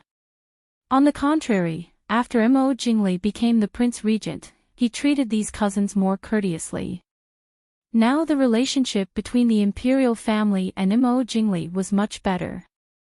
When the news reached the Prince Li's mansion, Prince Yuk happened to be drinking tea at the Prince Regent's mansion. Mo Jingli didn't hide it. After reading it, he handed the letter to Mo Jingyu. Mo Jingyu was naturally happy for Mo Jingli's trust. After reading it, he frowned and slapped the letter on the table, saying, "What does this noble consort Lu and the Lu family want to do?" A concubine in the palace actually ran out of the capital to pay respects to the ancestors of the Prince Ding mansion. Who does she think she is? She even dares to stop Prince Ding and Princess Ding on the street and invite them to drink tea. Does the imperial family still want their face? Mo Jingli said coldly, "It's not like you, and I don't know noble consort Lu. Other than her feelings for Mo Xiuyao, what else could she have?" Mo Xiuyao clearly remembered. Back then, noble consort Lu's infatuation with Mo Xiuyao had made all the princes and young masters in the capital endlessly envious. Unfortunately, Mo Xiuyao, as the person involved, acted as if nothing had happened. Naturally, no one dared to mention it in front of him. An unmarried daughter's admiration for a man, although it was somewhat detrimental to her reputation, but if it was indeed a perfect match, it could be considered a good story. However, if a married woman in her 30s was still pestering a man, then she was shameless and had an affair. Is her brain damaged? With a wife like Princess Ding, how blind must Prince Ding be to fall in love with her? Although they weren't familiar with each other, Mo Jingyu still had a good impression of Yi Li, this Princess Ding. After all, it was rare to find a woman like Princess Ding in every dynasty, let alone the whole world. Just based on the fact that Prince Ding's legs were crippled and he was caught in the whirlpool of power in the capital, Princess Ding still did not abandon him. This was enough to make him endlessly admire her. After saying this, Mo Jingyu realized that it wasn't much. He looked apologetically at Mo Jingli. This person was also the one who had been blind back then. Otherwise, a woman like Princess Ding wouldn't have fallen into Prince Ding's hands, but rather the current princess consort Li. Mo Jingli shook his head, indicating that he didn't care. His cold eyes lowered slightly, hiding the ripples in them. After so many years, Mo Jingli was no longer the young boy who wanted to break off the engagement without thinking things through. After so long, he had thought things through. Back then, he was anxious to break off the engagement. Half of it was because of himself, but the other half was because of his imperial brother's silent instigation. Mo Jingqi thought that he was also the first son of the previous emperor, so the Su family might help him, but not Mo Xiuyao. He didn't think that he would force the Su family to help Mo Xiuyao. If it wasn't for him, he thought of the green-clothed woman he saw in the back courtyard of the inn. Mo Jingli's heart twitched. His resentment towards Mo Jingqi increased. That demure, graceful, and natural woman was originally his wife. Noble consort Lu wants to rope in Prince Ding to cooperate with her. If Prince Ding really agrees, it will be very disadvantageous for Prince Li. No matter what, there was no one in the Dechu state who didn't fear Mo Xiuyao. Even if he no longer had anything to do with the Dechu state, this was the irreplaceable prestige of the Prince Ding mansion's 100 years of achievements. No. Mo Jingli refuted, Mo Xiuyao won't cooperate with her. Mo Jingyu thought for a moment, then smiled and said, that's true. If Prince Ding agrees, noble consort Lu wouldn't have left in such a dispirited state. Mo Jingli smiled and said, Mo Xiuyao is proud by nature. He definitely won't cooperate with his enemy. Even if noble consort Lu didn't have anything to do with what happened that year. His son is Mo Jingqi's son. Princess Ding looks gentle and refined, but her pride doesn't lose to Mo Xiuyao's. If noble consort Lu wants to cooperate, I can guess what she will ask for. Yi Li definitely won't agree. Seeing Mo Jingli speak so confidently, Mo Jingyu couldn't help but sigh in her heart. To be able to understand Princess Ding so well, to be able to say such words in such a tone, Prince Li must have regretted it long ago. Unfortunately, there were many things in this world that had been missed. No matter how much regret it was useless. Thinking for a moment, Mo Jingyu couldn't help but remind him, Prince Li, now is not the time to provoke Prince Ding. With the matter of Mo Jingli rejecting the previous emperor's betrothal for Yi Ying, Mo Jingyu couldn't help but worry that Mo Jingli would do something irreparable for Princess Ding that would anger Mo Xiuyao. Mo Jingli was startled, then smiled calmly, I only know what to do. Prince Yu doesn't need to worry. Now is indeed not the time to provoke Mo Xiuyao.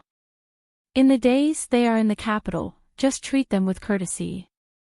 No one from the regent's residence should find trouble with him.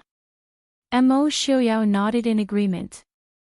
His residence always had its tail between its legs. Naturally, it was even more impossible for him to provoke Mo Xiuyao. However, just because we don't provoke him doesn't mean that others won't. Mo Jingli sneered. Mo Jingyu was startled. Mo Jingli said in a low voice, leak the news to Mo Jingqi. Tell him, the person he fears the most, Mo Xiuyao, has returned to the capital. Mo Jingli was silent. He quietly looked at Mo Jingqi. Are you trying to scare Mo Jingqi to death? Mo Jingli didn't care about Mo Jingyu's gaze. He coldly said, that woman of noble consort Lu only has eyes for Mo Xiuyao. There's nothing to fear. Have someone keep an eye on that old man of the Lu family. I heard that Prince De has been in cahoots with them these days. Mo Jingyu nodded and sighed helplessly. Uncle De is old. His eyesight is blurry. However, noble consort Lu's son is the crown prince. It's understandable that Uncle De is close to them. Mo Jingli sneered, idiot. Do you think noble consort Lu will let her son be the emperor? Do you think that old man of the Lu family will really abide by the law and be a virtuous minister? Mo Jingyu frowned and said, the crown prince is noble consort Lu's son. It shouldn't be that bad. Mo Jingli looked at him and said, you haven't been close to the palace these years. Why don't you enter the palace and find someone to inquire about noble consort Lu's relationship with the crown prince and the other two princes and princesses? When she becomes the Empress Dowager. Mo Jingyu said in a low voice, what else does she want after becoming the Empress Dowager? As a woman, being the Empress Dowager was the most honorable status in the world. What else could noble consort Lu do? Chapter 586. Mo Jingli said, I'm afraid that in noble consort Lu's eyes, 10 Empress Dowager positions are not worth as much as one Princess Ding. What? Mo Jingyu was stunned, then suddenly reacted. He couldn't help but throw the teacup in his hand to the ground. Slut. Mo Jingli raised his eyebrows and smiled. Wasn't that right? Inside the imperial palace. The magnificent bedchamber was deathly silent, and it was suffused with a faint aura of decadence and decay. Mo Jingqi lay on the bed, unable to move. His originally handsome face had aged and haggard by more than 10 years. The man in his 30s looked like a patient nearing the end of his life.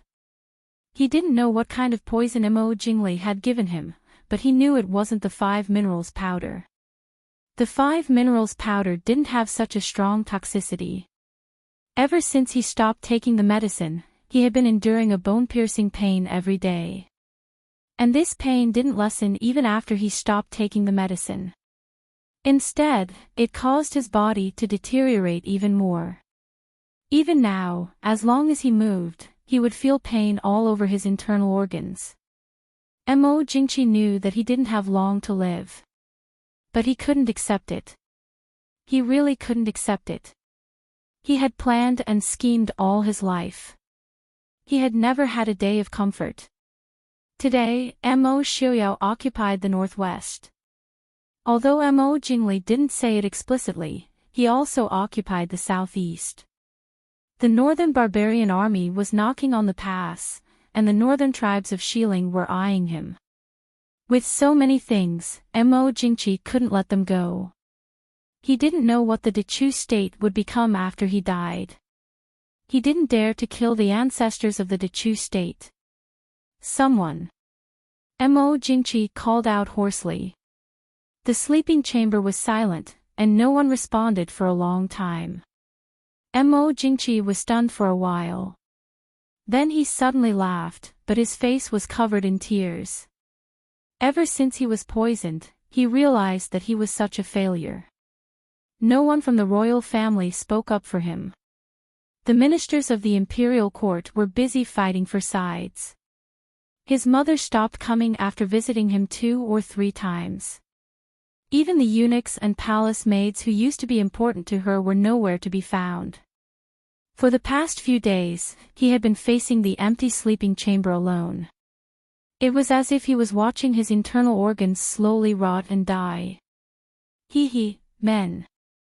Someone. I want to drink water. Mo Jingqi called out hoarsely. A teacup with a dragon and phoenix pattern was handed to him.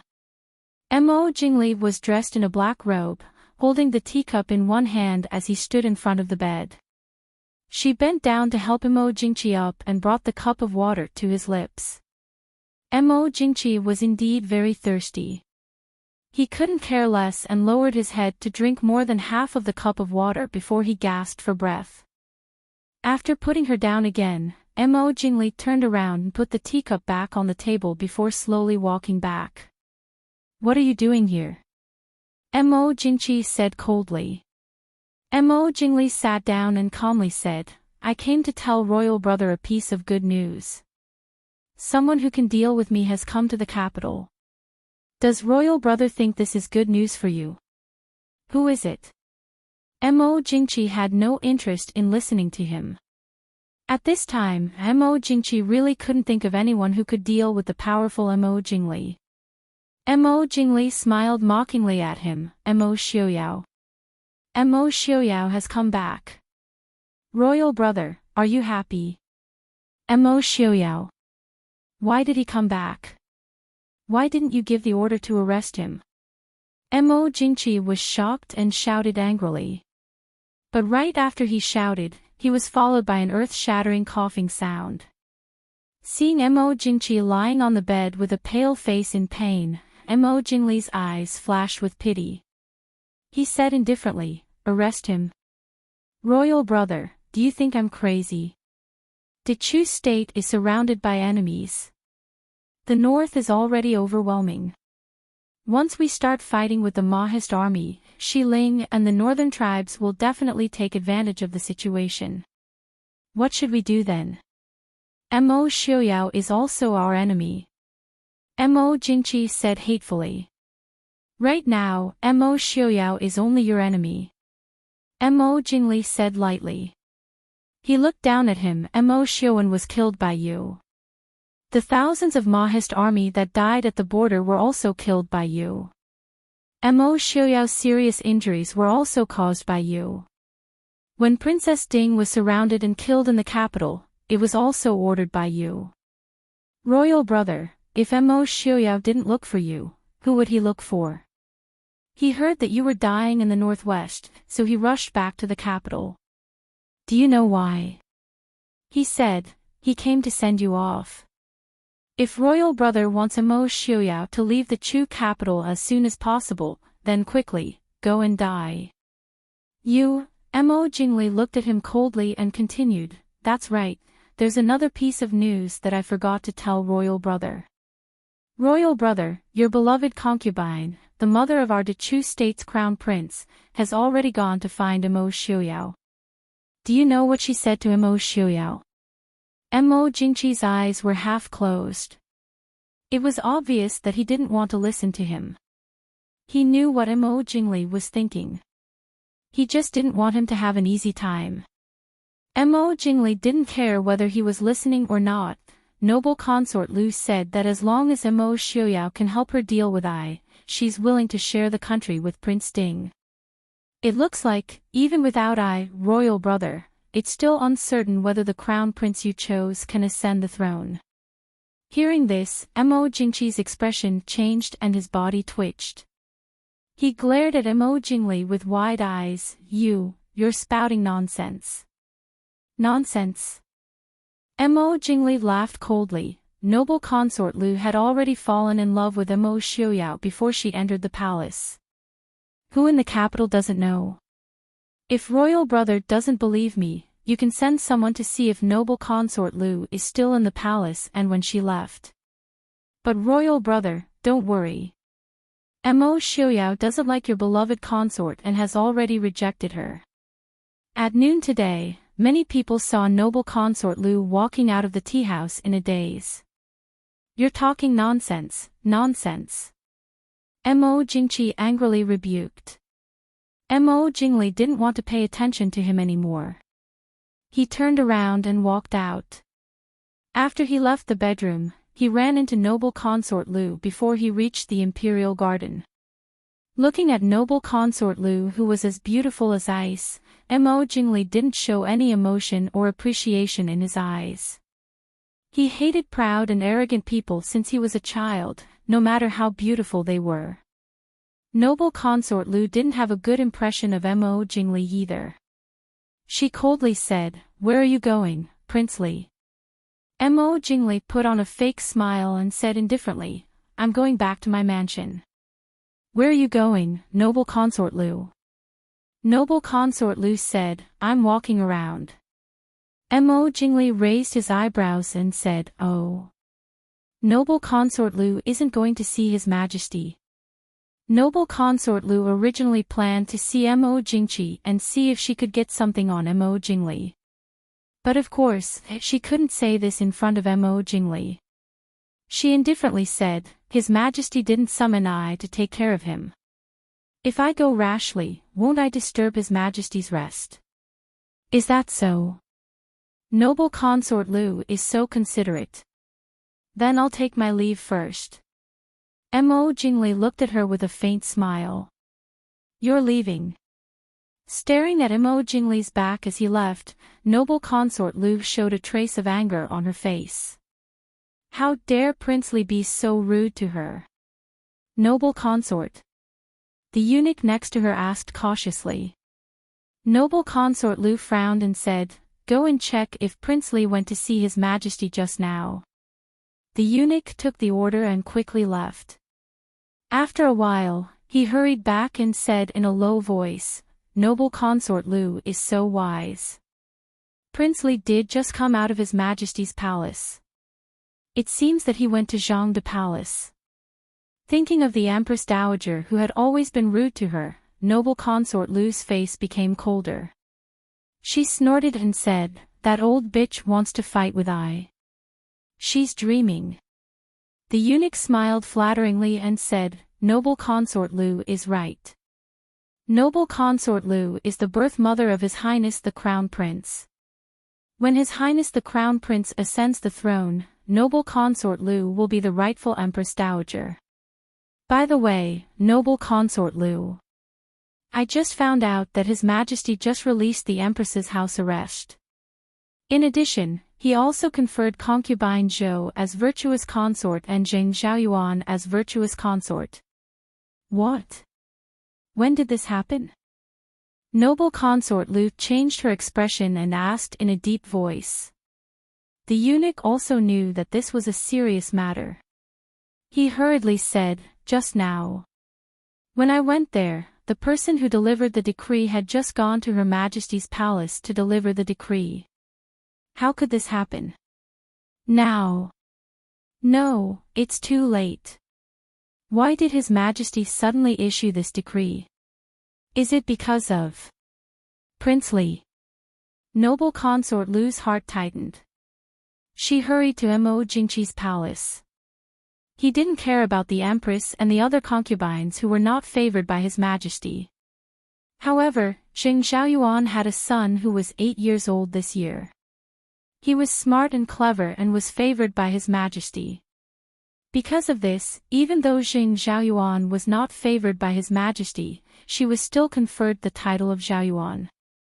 Now, she was one of the 4 concubines, virtuous consort. If these concubines and the Empress united, it would be very unfavorable to noble consort Lu and the Lu family. She hurried to the door of the palace but was stopped outside. Noble consort Lu said coldly, "What do you mean?" "I want to see His Majesty." These guards were all Mo Jingli's men. Mo Jingli put them here just to make trouble for noble consort Lu. Of course, they wouldn't give in easily. The guard in front of noble consort Lu said seriously, please forgive us, noble consort. His Majesty has an order to wait for Her Majesty to come with concubine De and concubine Cien to thank His Majesty. Except for them, he won't see anyone else. What if I have to go in? Noble consort Lu threatened in a cold voice. The guard didn't hesitate. He said in a deep voice, His Majesty has an order. Breaking into the palace without permission will be punished as an offense. Noble consort Lu gritted her teeth. She was about to get angry when a eunuch announced from a distance, Her Majesty the Empress is here. Noble consort Lu slightly frowned when she saw the Empress, who was wearing a bright yellow phoenix robe, slowly coming down from the phoenix sedan. She hadn't seen the Empress for a long time, except for the time when Mo Jingqi suddenly got sick. The Empress had been grounded for the past few years, so she almost forgot about this woman. But now the Empress showed up again. She was still so radiant and graceful, which made noble consort Lu feel inferior to her. What are you doing? The Empress came down from the phoenix sedan. She looked at the people in front of her and frowned. Chapter 587. What are you doing? Empress Hua looked coldly at the angry noble consort Lu standing outside the hall. The guard at the door hurriedly reported, Empress, His Majesty has decreed that he won't see anyone except Empress. Noble consort Lu is here, so we have to stop Empress's carriage. The Empress was also surprised. She knew how much Mo Jingqi doted on noble consort Lu. In the past, for noble consort Lu, he often went against the Empress Dowager. They hadn't seen each other for only a few years. Could it be that she had fallen out of favor? But the Empress didn't care about this. She nodded and said to the two consorts who had just been conferred, You wait outside for a while. I will go in and take a look. The two consorts were originally daughters of decent families. But because they were dull and unromantic, they weren't liked by Mo Jingqi. Now that they were concubines, they wouldn't be arrogant because of the favor. Naturally, they would follow the Empress's orders. We will follow Your Majesty's order, the two consorts said in unison. Empress Hua nodded and ignored noble consort Lu. She walked slowly into the bedchamber. As soon as she entered the bedchamber, she found that there was no one to serve her. The Empress frowned slightly. She knew that now the Empress Dowager didn't care about anything and neither did she. With Mo Jingqi so seriously ill, even the Emperor didn't have a good life. The Empress knew noble consort Lu's temperament. She wouldn't come to see Mo Jingqi for no reason. But the Empress didn't get angry. After so many years and so many things had happened, how much of the relationship between husband and wife that wasn't deep was left? As long as she thought of her daughter who hadn't reached marriageable age being alone, even if the Empress had been influenced by the education of treating her husband as the god, she couldn't help but feel resentful. Hearing the footsteps, Mo Jingqi turned his head with difficulty. Seeing the graceful woman in a bright yellow phoenix robe, Mo Jingqi's eyes couldn't help but blur for a moment. He knew that the Empress had always been beautiful. Even if noble consort Lu was once known as the most beautiful woman in Chu and Mo Jingqi doted on her, he never thought that noble consort Lu was more beautiful than the Empress. However, in her eyes, the Empress was his wife. He only needed to give her enough respect. More importantly, his wife was a member of the Hua family. Before he ascended the throne, the Hua clan was his ally. After he ascended the throne, the Hua clan became a target that he had to be wary of. Therefore, he rarely paid attention to the Empress' appearance. He only needed to know that she was the Empress. You're here. Looks like you've been doing well these days, Mo Jingqi said, but he couldn't help but feel a sense of sadness. He was lying on the bed, dying. His Empress mother was indifferent, his brothers, his officials, and his beloved concubines were all waiting for him to die. Even his wife was indifferent, as if his death was of no importance to her. Mo Jingqi suddenly felt envious of Mo Xiaoyao. He was so badly injured and disfigured, but Yili was still by his side. In order to prevent him from being threatened, Yili was forced to fall off a cliff. Mo Xiaoyao's hair turned white overnight for his wife. Mo Jingqi knew that these were things that he would never be able to obtain. What has the emperor summoned Qinxia for? Empress Hua asked calmly. Mo Jingqi looked at her and said with a smile, Zhen is about to die, shouldn't Zhen see you? The empress frowned and looked strangely at Mo Jingqi. The emperor seems to be a bit different. Aren't you afraid of dying? Mo Jingqi was very afraid of dying. The empress knew this better than anyone else. Mo Jingqi said with a helpless smile, of course I'm afraid. Who wants to die if they can live? But when you really feel like you're about to die, you're not that afraid anymore. Now, when Jin sleeps every day, Jin feels like I won't be able to wake up again. If Jin just falls asleep like this, what can Jin do? The empress was silent. Hearing Mo Jingqi say that he was about to die, she didn't feel much of a ripple in her heart. She looked at him calmly and said, at this time, the emperor released Qinxia and made Zhou Mimi and Jing Mimi imperial concubines. I'm afraid it's not that simple, right? If the emperor has something to say, just say it. Mo Jingqi said with a helpless smile, after so many years, you're still the only one who speaks to Zhen so directly. Noble consort Lu is also very straightforward. The empress said. When noble consort Lu was mentioned, Mo Jingqi's eyes darkened. He looked at the empress and sighed, Zhen doesn't want to talk about this right now. Empress, once Zhen dies, if Jingli succeeds the throne, perhaps he will treat you well. But if the crown prince succeeds the throne, noble consort Lu will become the empress dowager. Empress, have you thought about what you and Hua family will do at that time? The grudge between Lu family and Hua family, empress and noble consort Lu. And you don't have any grudge. It's just noble consort Lu who doesn't like you. At that time, what will you do? What do you want to say, emperor? Empress Hua asked in a deep voice.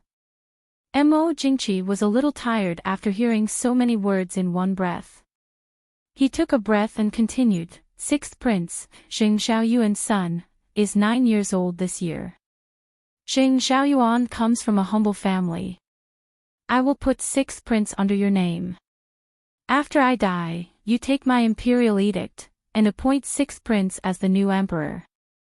At that time, with the support of Hua family, Great Elder Princess Fuxi and Nan Xiaoyang, even if Jingli and Lu family are unwilling, they won't dare to act rashly.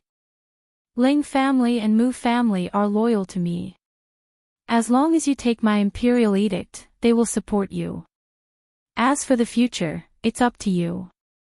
After saying this, Mo Jingqi closed his eyes to rest.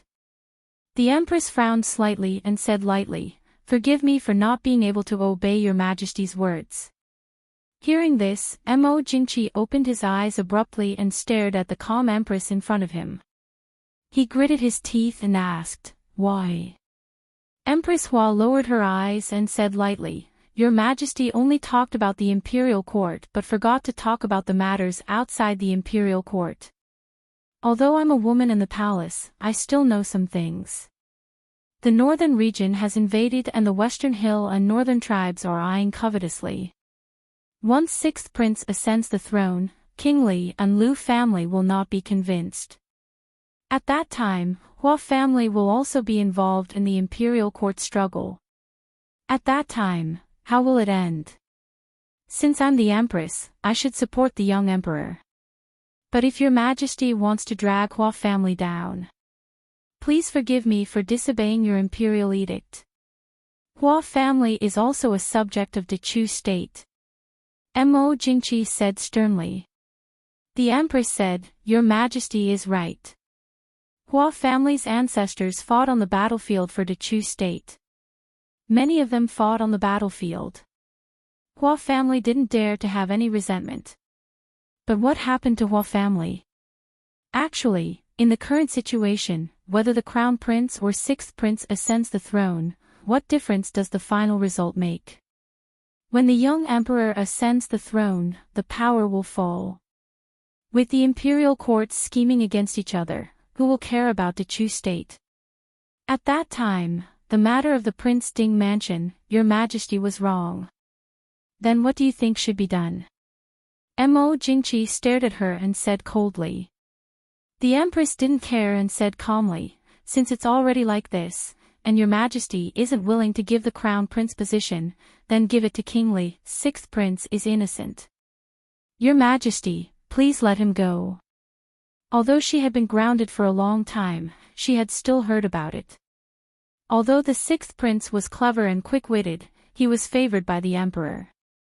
But Mo Jingqi's so-called doting wasn't something normal people could bear.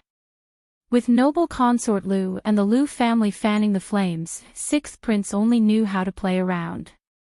He didn't learn anything that he should learn. Letting such a prince ascend the throne would only harm him.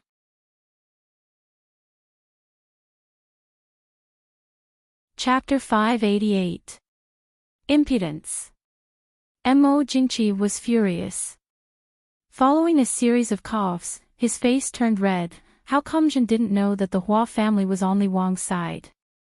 The Empress said calmly, the Hua family isn't on any side.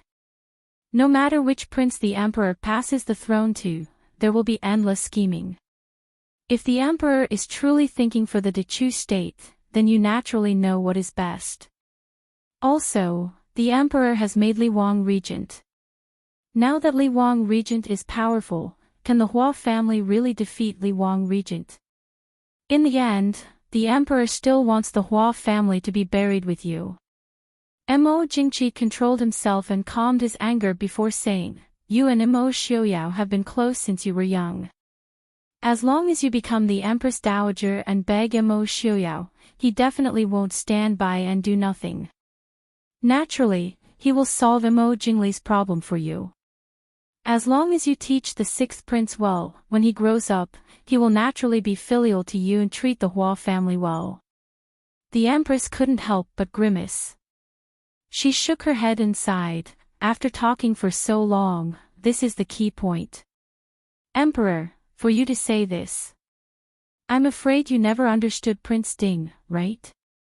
Qinxia once told you that the Prince Ding mansion wouldn't plot against you, but you didn't believe me. Now Qinxia is telling you that the Prince Ding mansion won't give up on revenge. I think you also don't believe me. Does the Emperor think that Prince Ding hasn't made a move these past few years because he doesn't have any hatred? The hatred of killing one's father is absolutely irreconcilable. I'm afraid that even the previous regent Wang Chongqing couldn't persuade Prince Ding. He hasn't made a move these past few years because he can endure. The more he can endure, it means, the more he hates you. Turning back to look at Mo Jingqi, the Empress said, if the Emperor doesn't have anything else to say, Qinxia will leave first. That's right, Lu Guifei is still outside asking for an audience. Finishing, she didn't wait for Mo Jingqi to say anything else as she turned and left. There was no sadness in his calm eyes, only a faint regret. It was a pity that, after being husband and wife for more than 10 years, in the end, he still only wanted to use her. Behind him, Mo Jingqi saw from the corner of his eye that the yellow figure had left without any hesitation, a complicated look in his eyes. After a long while, he finally couldn't help but vomit a mouthful of blood. Outside the door, when they saw the Empress walk out, everyone hurried forward. The Empress said lightly, His Majesty is not feeling well. Consort Xian, you can go back after thanking him at the door. Concubine De and Concubine Xian only saw the Emperor once or twice a year. They had long gotten used to it over the years and were not very disappointed. She listened to the Empress and kowtowed a few times at the door to thank the Emperor for his kindness. Then, she followed the Empress back. Noble Consort Lu, on the other hand, stared at the closed door for a long while before leaving in a huff. The news in the palace spread quickly outside the palace. When Mo Xiaoyao and Yi Li were discussing whether to visit Great Elder Princess, Zhuo Jing came in. "What's the matter?" Yi Li raised her eyebrows and asked. Zhuo Jing said respectfully, "I just received the news that Mo Jingqi released the Empress, who had been grounded, and then conferred Consort Zhou as Consort De and Consort Jing as Consort Xian." Hearing this, Mo Xiaoyao raised his eyebrows, leaned against the chair and said leisurely, "It seems that Mo Jingqi is dying." Yi Li and Zhuo Jing couldn't help but look at him. Yi Li asked, "What do you mean?" Mo Xiaoyao said with a smile, "Mo Jingqi wants to make arrangements for his funeral." "Of course, he is dying." Zhuo Jing was confused, but hasn't Mo Jingqi already conferred noble consort Lu's son as the crown prince? What does the arrangements for his funeral have to do with the Empress and Consort Zhou and Consort Jing? Mo Xiaoyao clapped his hands and said with a smile, "Mo Jingqi is very suspicious and will seek revenge for the smallest grievance. How can he ignore the fight between Mo Jingli and the Lu family these days? Besides, noble consort Lu put on such a show today. Mo Jingqi will never pass the throne to the crown prince. He doesn't want to pass the throne to the crown prince or Mo Jingli. Naturally, he has to find another heir."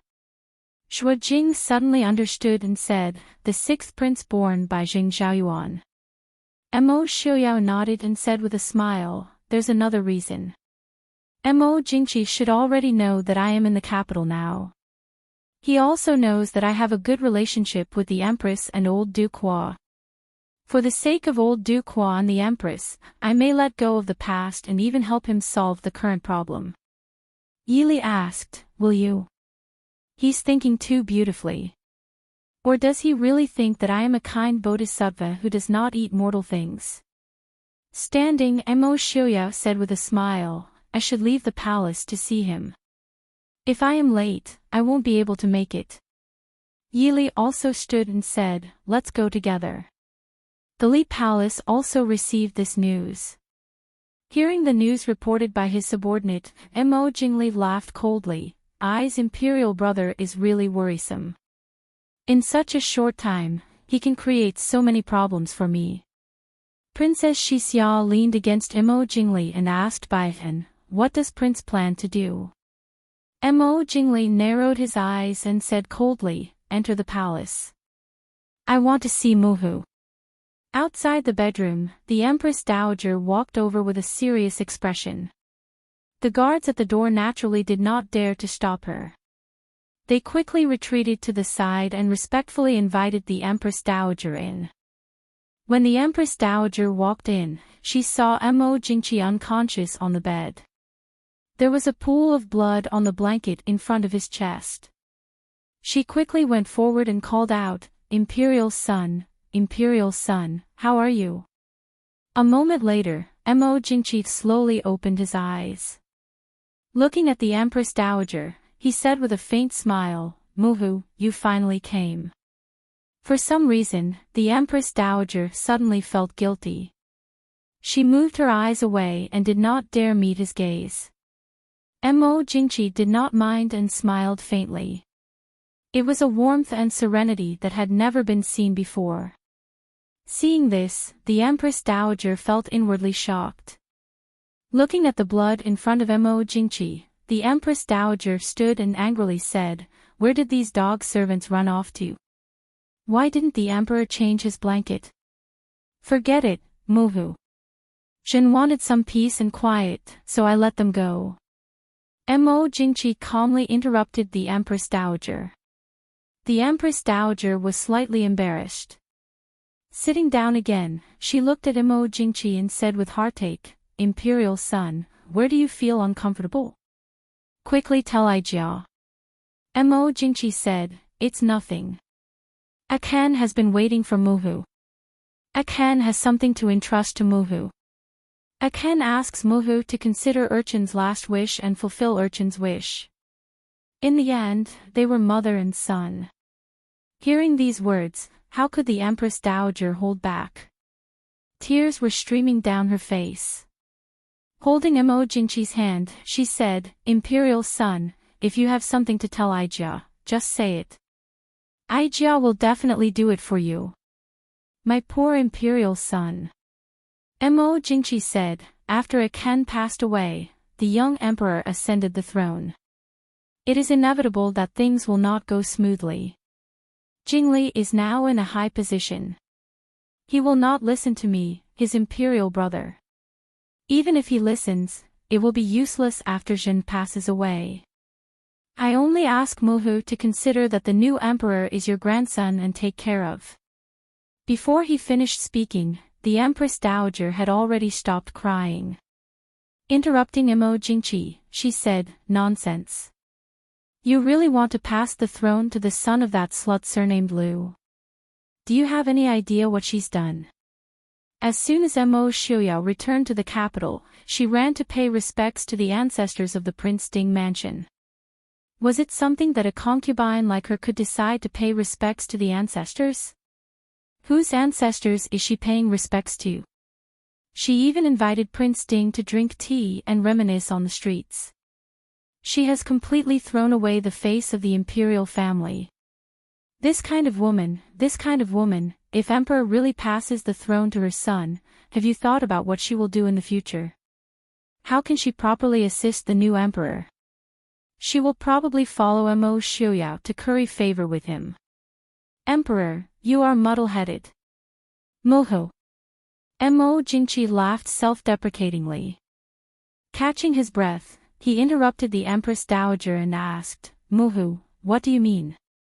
The Empress Dowager hesitated for a moment before saying, "Son, this is fate. Jingli is also a good child. He is now the regent. You also know the situation in West Hill. If things really turn out that way, won't it ruin the relationship between uncle and nephew?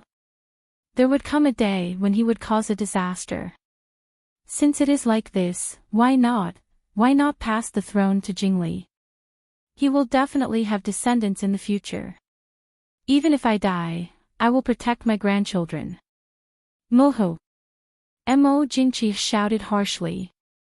He fiercely widened his eyes and said, "Mohu. Do you know that Jin is like this because of Mo Jingli? Son." The Empress Dowager frowned and looked at Mo Jingqi. Of course, she knew. She also hated her youngest son for being vicious and merciless. But things had already turned out this way. She was about to lose one son. Was she going to lose another? This choice was for everyone's good. If Jingli was really forced to mobilize, then how could the newly appointed young master of the court resist? Ha! Looking at the Empress Dowager who was frowning and looking at him, Mo Jingqi suddenly laughed loudly. But that laughter was more like sobbing pain and desolation. After laughing enough, Mo Jingqi raised his head and pointed at the Empress Dowager, saying, "Muhu, you really are Jin's good mother." Ah! Seeing her son like this, the Empress Dowager also wiped her tears. "Son, don't blame Muhu. Muhu had no choice." "What benefits did he give you?" Mo Jingqi suddenly asked. The Empress Dowager was stunned. Her face immediately became ugly. Meeting Mo Jingqi's bright eyes, everything just now was more like an ugly play. Mo Jingqi nodded and said, "Jin understands." "Ha, what Jin cannot have, none of you can have. Get out. Son, you, get out."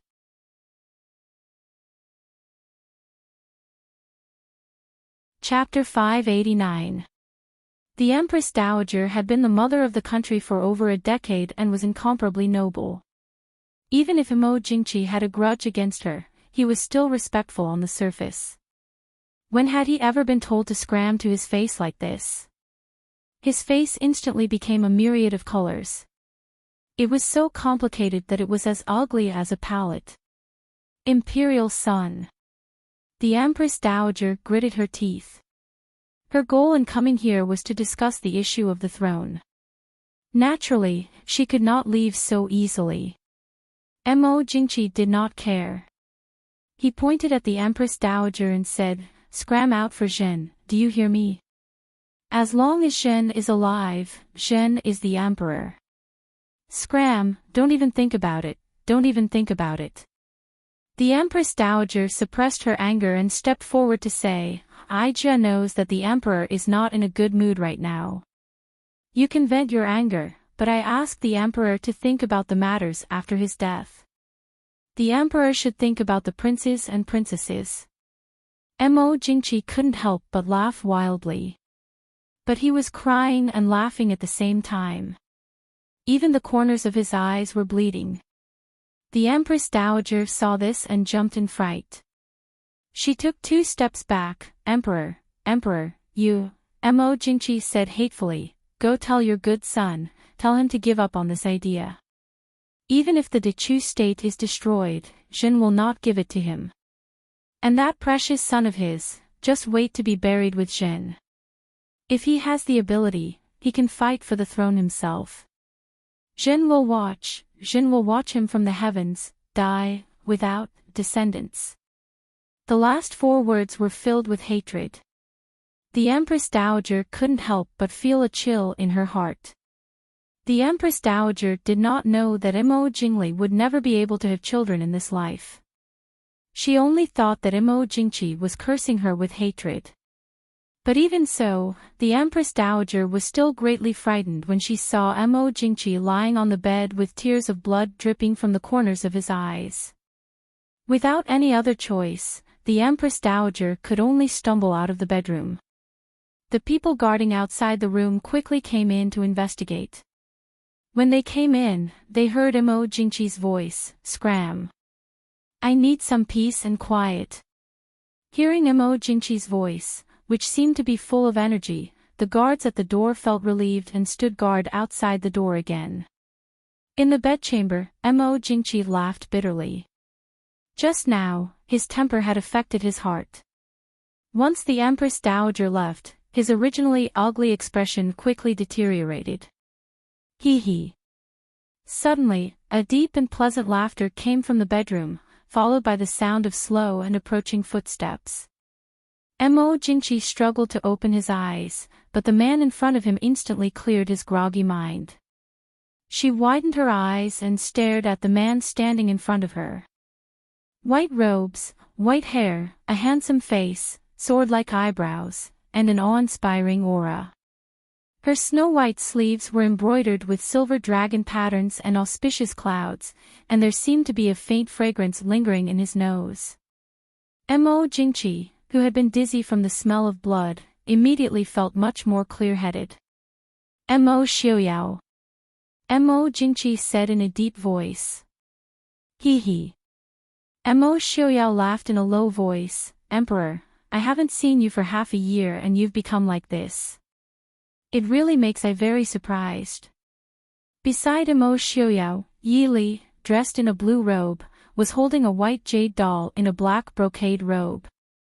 The little doll was only 5 or 6 years old. He was handsome and cute, a pair of dark eyes looking at Mo Jingqi. He had never seen such intelligence before. Seeing Mo Jingqi's blood-stained appearance, the child did not show the slightest bit of fear. Instead, he poked his head out of Yi Li's arms to see more clearly. "This is your son?" Mo Jingqi asked. Mo Xiaoyao raised an eyebrow and took Mo Xiaobao out of Yi Li's arms, holding him in his own arms. "That's right, this is my son. Mo Yuqin." Mo Xiaobao, the great name Mo Yuqin, looked at the person on the bed with some curiosity. His father had never called him by his full name. Who was this person that made him suddenly make an exception? "Father.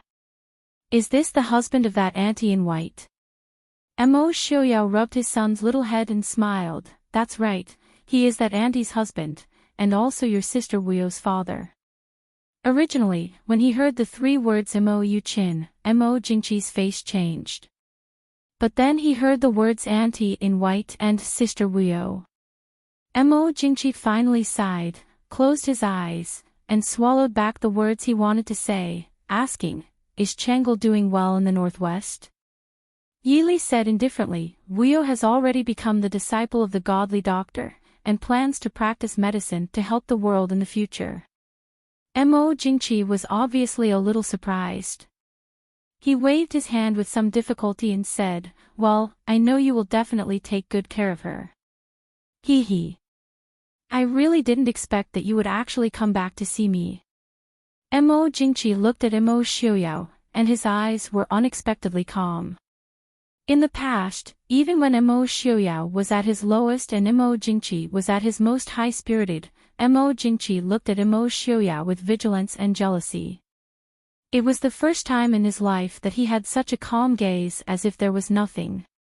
Mo Xiaoyao faintly raised his eyebrows and said with a smile, I will naturally come back to see you.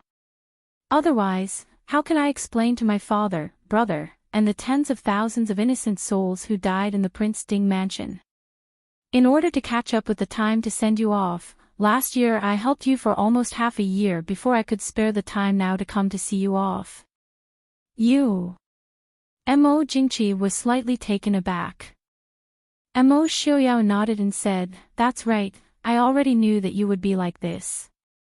Because back in Nanjiang, when Mo Jingli was buying medicine, I was watching from not too far away.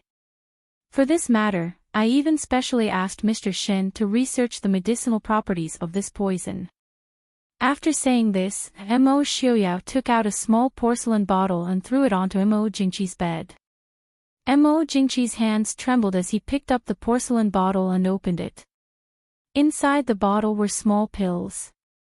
Looking at the pills that were even smaller than soybeans in front of him, Mo Jingqi wanted to cry and laugh at the same time. He had become like this because of this poison, because of his own brother. He had been on guard against the Prince Ding mansion and Mo Xiaoyao his entire life, but in the end, he had died at the hands of his own brother. This was the biggest irony in the world. Looking at Mo Jingqi's state, Mo Xiaoyao was in a good mood.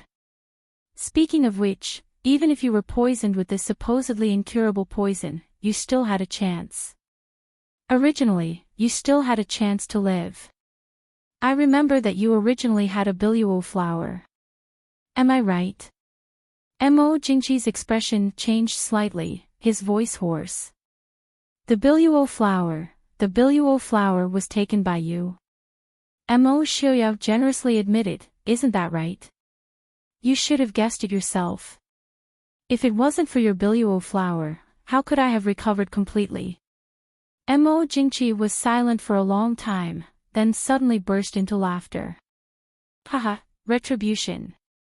It's really retribution. Back then, he had caused Mo Xiaoyao to be poisoned and disabled, but Mo Xiaoyao had snatched his biluo flower to cure his illness. Now that he was poisoned, he no longer had the biluo flower to use. As expected, it was retribution. Mo Xiaoyao raised his eyebrows and said, whether it's retribution or not, I have no interest in knowing. But I see you like this right now, my heart is comforted. Why don't you ask if I have the antidote? You don't want to live anymore, right? As long as you're alive, every moment, every person around you will remind you how much of a failure you are. Do you know, your actions back then didn't harm the Prince Ding mansion, but completely freed the Prince Ding mansion from its hundreds of years of shackles. It's a pity, you won't be able to live for much longer, otherwise I would really want to let you see what kind of retribution you will receive for what you did to the Mahist army back then. I'll let you see, whether you're so-called direct descendant of the Dechu state's royal family or my Prince Ding mansion has the right to survive in this chaotic world.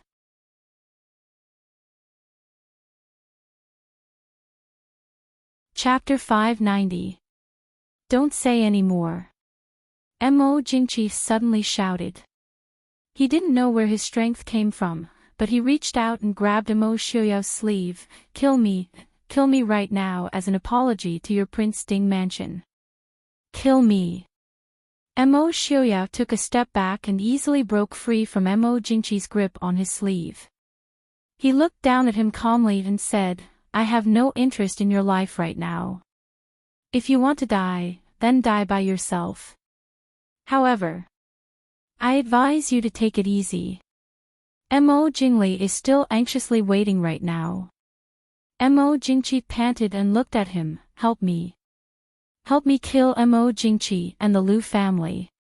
As if he heard something strange, Mo Xiuyao asked, what benefits will I get from helping you do this? Mo Jingqi said, Shen will order the Empress Dowager and all of the princes and princesses other than the new emperor to be buried with you.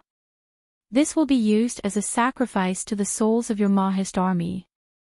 Is that enough? The emperor is truly vicious and merciless.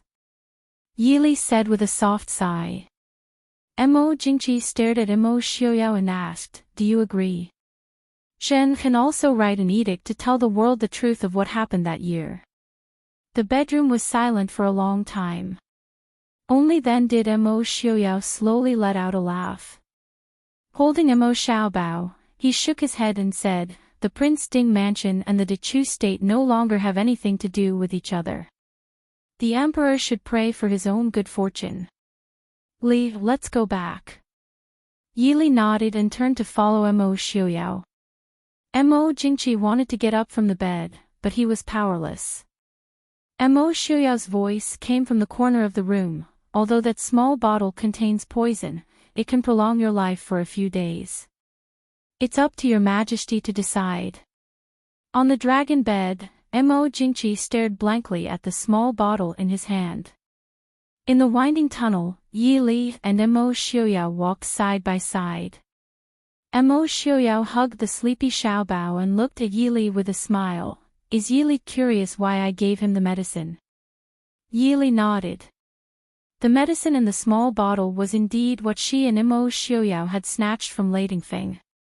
It was exactly the same medicine that Mo Jingli had bought in the southern border sacred ground. It had also been specially refined by Shenyang. Although it could not save Mo Jingqi's life, it could not be saved. But if Mo Jingqi used it, it could prolong his life for a few days. Yi Li and Mo Xiuyao both had some medical knowledge. Naturally, they could see that Mo Jingqi was like a lamp that had run out of oil and would not live past tomorrow. Mo Xiuyao said with a smile, Mo Jingqi's personality is strange, he will seek revenge for the smallest grievance. These past 2 days, he has been pushed hard by the Empress Dowager, Mo Jingli, and the Lu family. If we give him a chance to fight back, he will definitely give us a pleasant surprise. Yi Li said with a faint smile, I hope it won't be a scare. Towards people like Mo Jingqi, Yi Li had some fear.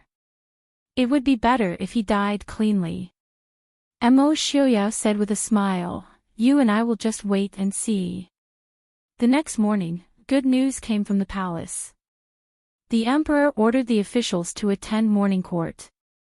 Hearing this news, the officials and nobles in the imperial city were all shocked.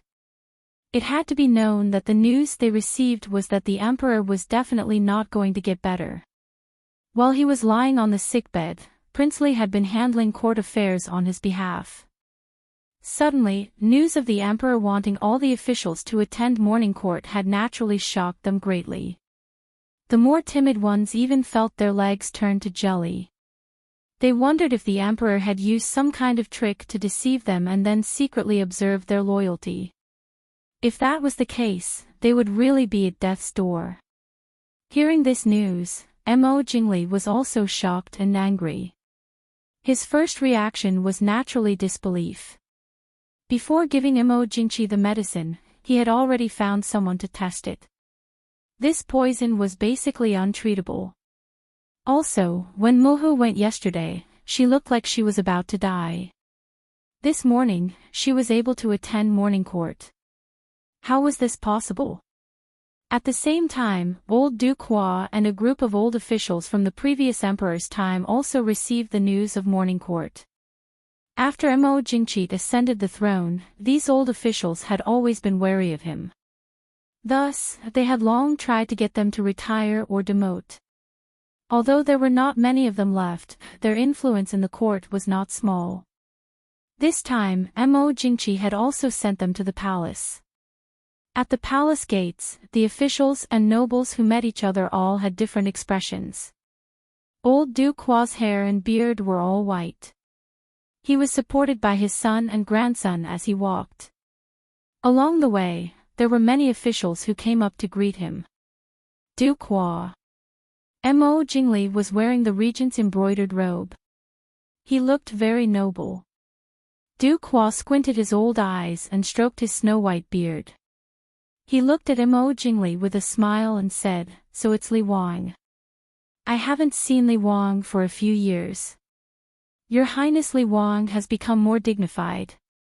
Us old fellows are really old." Duquois had been recuperating at home for the past few years and did not like to go out. Counting the years, he had not seen Mo Jingli for 4 or 5 years.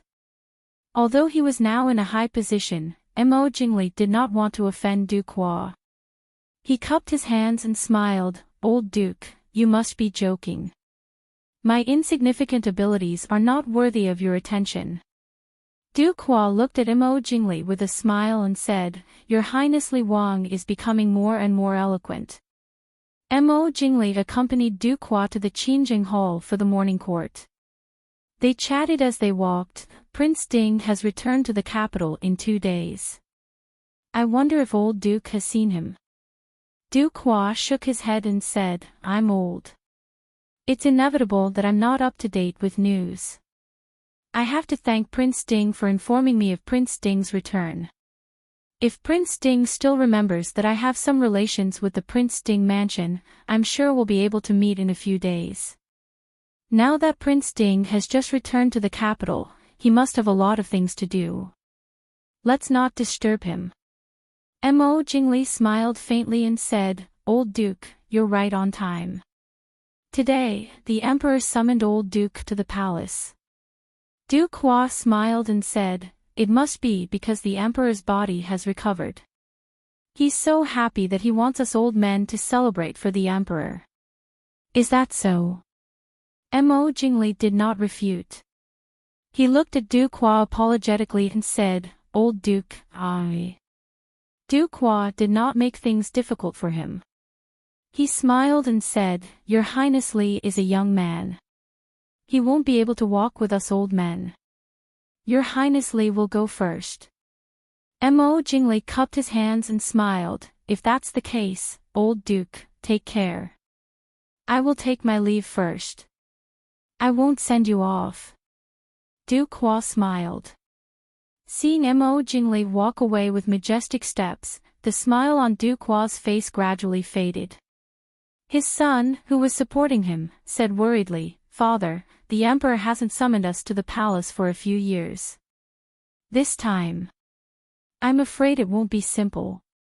Duquois sighed helplessly and said, "If the Emperor wants his subjects to die, they have no choice but to die. Moreover, he only summoned us to the palace.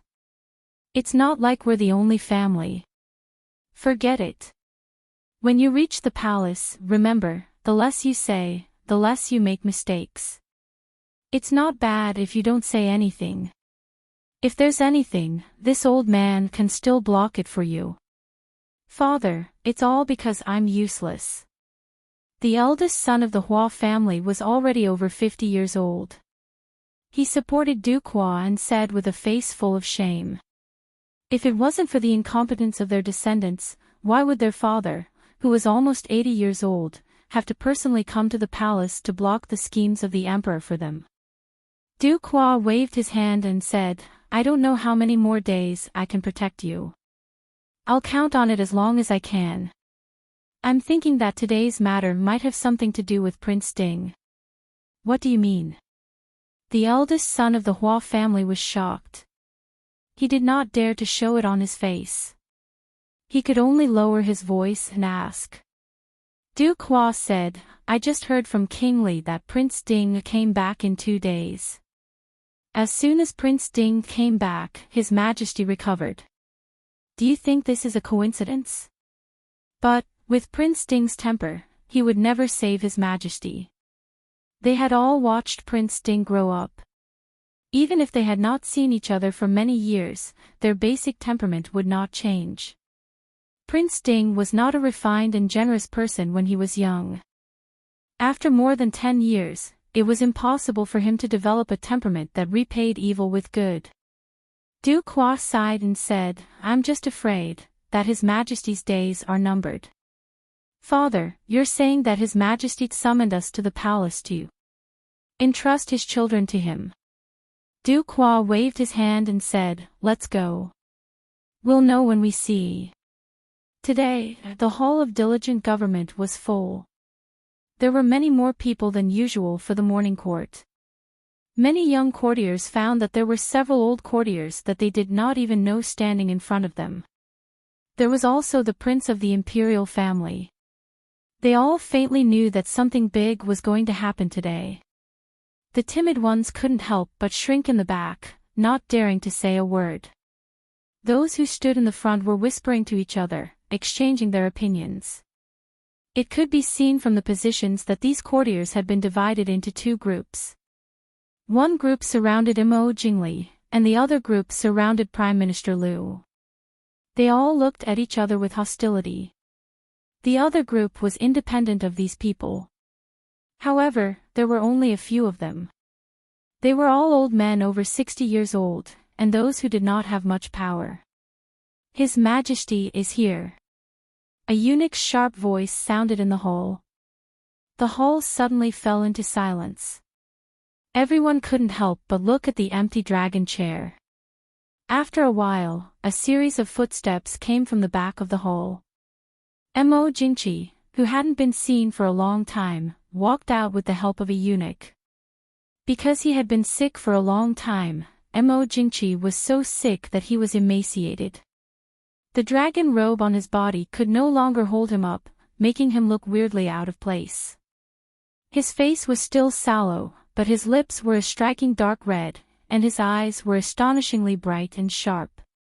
"Greetings, Your Majesty." "Long live Your Majesty." Mo Jingqi looked down at those courtiers and said calmly, "Greetings, my dear courtiers. Come, announce the imperial edict."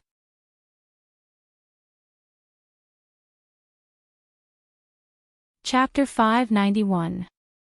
The courtiers in the hall couldn't help but look at each other. Announcing the edict without saying anything as soon as the court started, this meant that the emperor didn't plan on discussing anything with them, he just wanted them to listen. After being stunned for a moment, someone quickly reacted. This subject respectfully listens to the imperial edict. Since someone had already responded, no one else could say anything else. The courtiers in the hall all knelt down and respectfully said, "We respectfully listens to the emperor's imperial edict." The head eunuch beside Mo Jingqi, who was announcing the edict, unfolded, his hands couldn't help but tremble. The words he was about to say paused.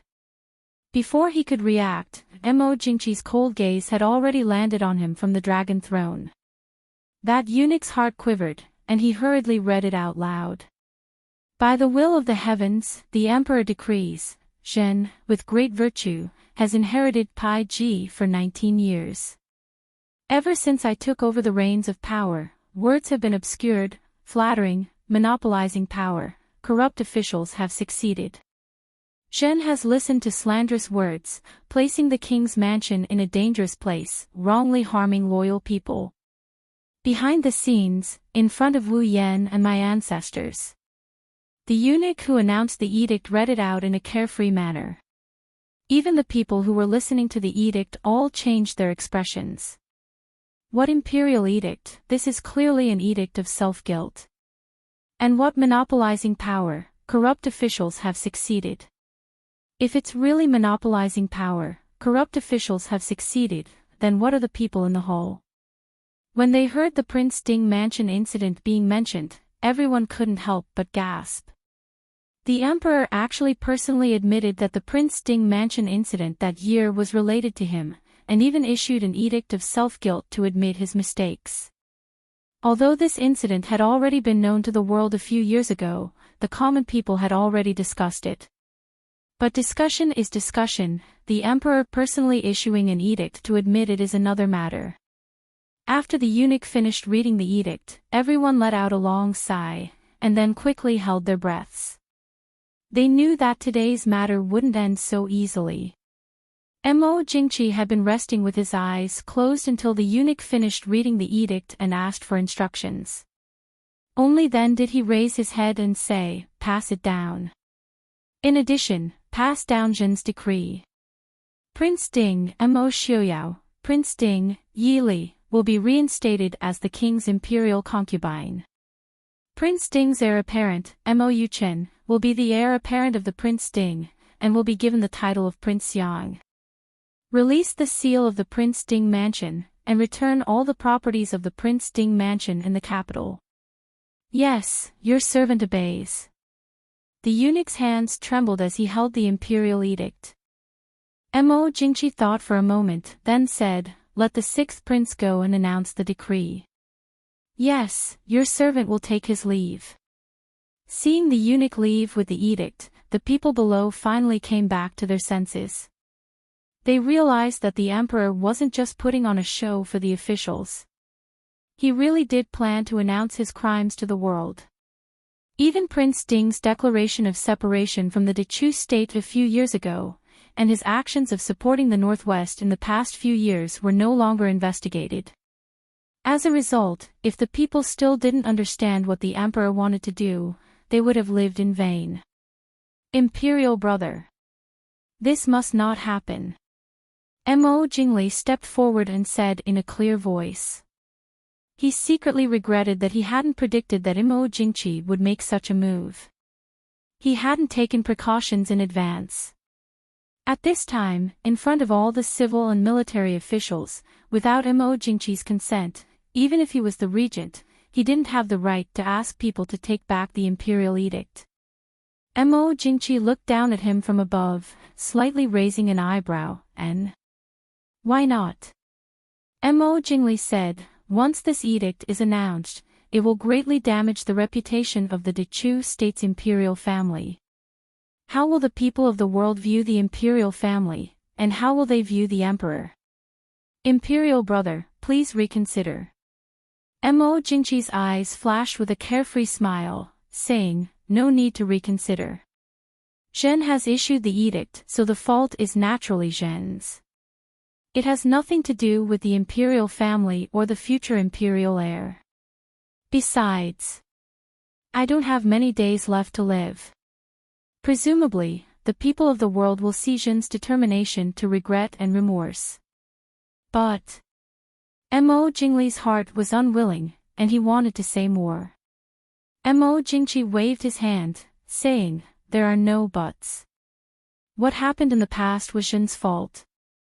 Now, Zhen only hopes that Prince Ding will see that Zhen doesn't have much time left to support Zhen's heir and stabilize the foundation of the Dechu state." Once these words were said, everyone understood that the emperor had no intention of passing the throne to Prince Li. He had even pulled the Prince Ding mansion back at this time. To a large extent, it was probably to deal with Prince Li. The officials who relied on Prince Li's faction were naturally disappointed, but Prime Minister Liu was not very happy. Prime Minister Liu had been an official in court for decades. He had been a senior official for 2 dynasties. In some aspects, he was sharper than most people. Just now, the emperor had said imperial heir and not crown prince. There seemed to be no difference, but if one looked carefully, the difference was like heaven and earth. A crown prince was not necessarily an imperial heir. Even if an imperial heir was not a crown prince, he could still become the emperor. Thinking of the news that he had heard yesterday that noble consort Liu had been refused an audience with the emperor, Prime Minister Liu couldn't help but frown. Seeing the officials' different expressions, Mo Jingqi's lips curved into a faint cold smile. He said indifferently, "All right, let's not discuss this matter for now. Zhen hasn't been to court for some time. Tell Zhen about the war in the north."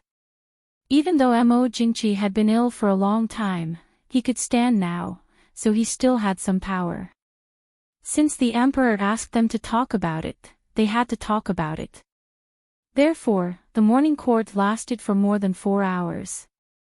When the officials whose legs were weak finally stepped out of the changing hall, the imperial edict had been out of the palace for a long time.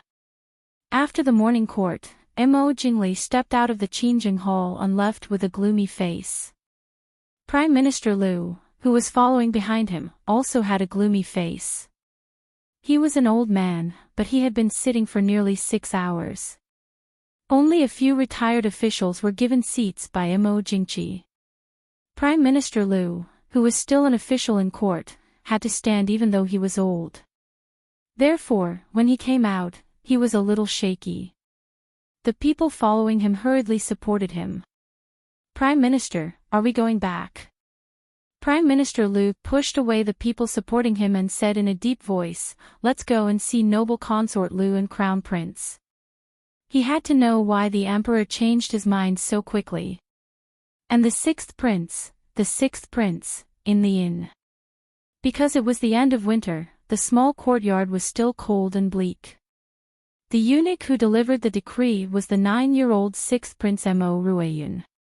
The eunuch who delivered the decree held the bright yellow imperial decree as he stood in the courtyard trembling with fear. In the beginning, Mo Ruiyun who stood in front of him was still somewhat respectful, but after standing for more than 15 minutes, this Prince Ding was sitting on the spacious soft couch as he hugged a black-clothed boy and teased him by the side. He did not even look at them. Mo Ruiyun, who grew up in the palace and was spoiled by Mo Jingqi to the point that she did not know the severity of the situation, gradually could not hold herself back. "Hey! Father asked me to deliver the imperial edict. How dare you not accept it?" Mo Ruiyun said. As soon as he said this, the eunuch standing behind him was so scared that his legs went soft and he sat down on the ground. He kowtowed to Mo Xiaoyao and said, "Prince, please forgive me. Prince, please forgive me." Mo Ruiyun looked back at the eunuch and snorted disdainfully. He was so timid, but he was the most capable eunuch of his father.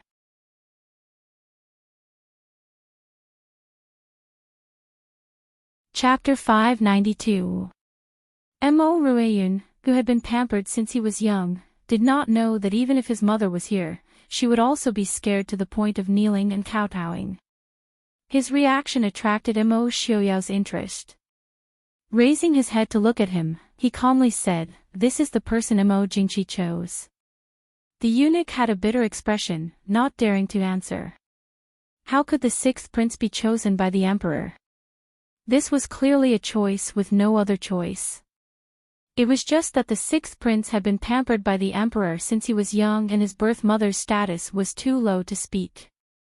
He was taught by the people in the palace that even though he was already 9 years old, he was not as smart as a 4 or 5-year-old child.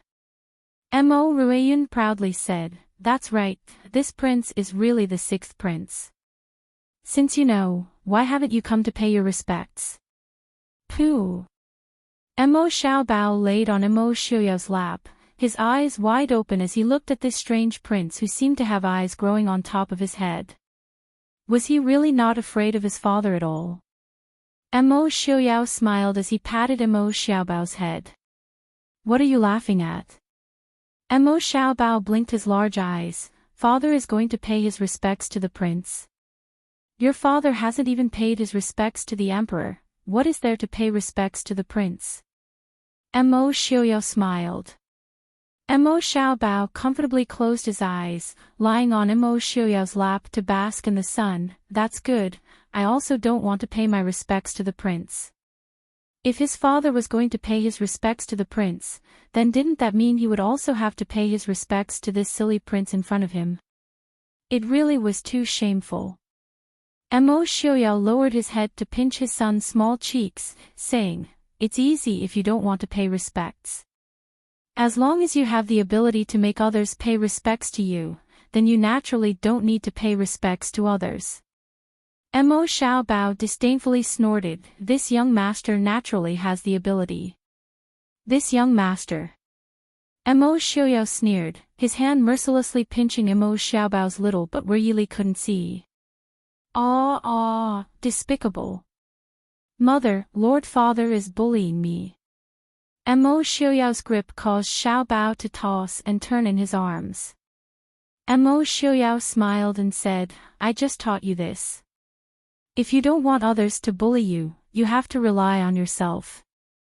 Before you have the ability, just obediently let father bully you. There's no future in complaining. Woo-woo. Mo Xiaobao pitifully looked at his mother who was watching the show from the side. Yili smiled and shrugged at him. She wanted to help but was unable to. Young Master Mo was very tactful and immediately said to Mo Xiaoyao with a calm face, Lord Father, this child was wrong. Please spare me. Mo Xiaoyao raised his eyebrows and looked at Yili. When did this kid learn to be flexible? Yili smiled faintly. He has always been flexible. This was the truth.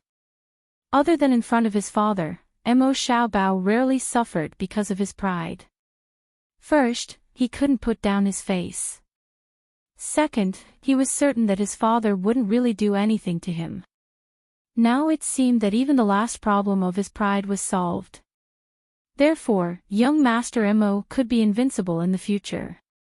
Mo Ruiyun looked at the warm and harmonious scene in front of her, but her heart was very uncomfortable. The sixth prince grew up in the palace. Mo Jingqi's love for him even surpassed the crown prince and his brother, who were somewhat dull because of noble consort Lu's indifference.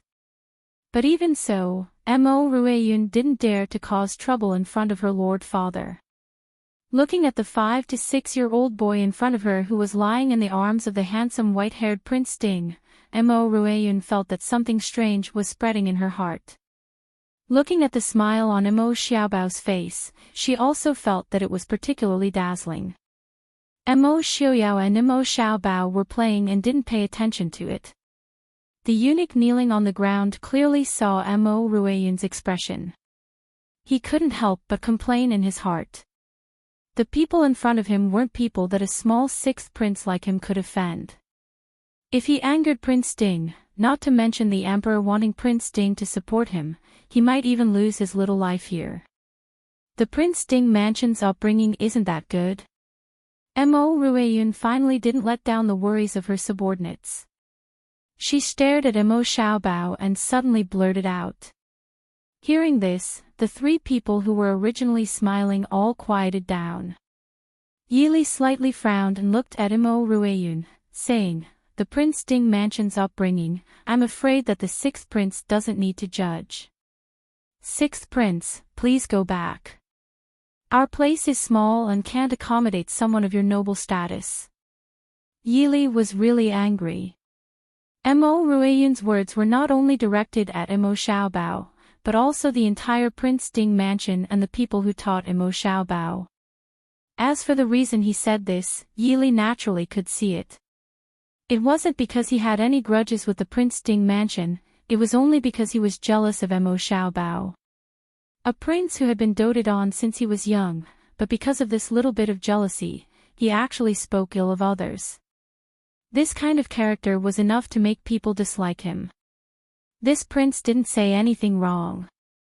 Mo Ruiyun didn't think that Yili would ask him to leave as soon as he opened his mouth. Although his mother wasn't doted on in the palace, his imperial father liked him. Even the son of noble consort Lu who was doted on had to yield to him. The upbringing of my son is only for us parents to worry about.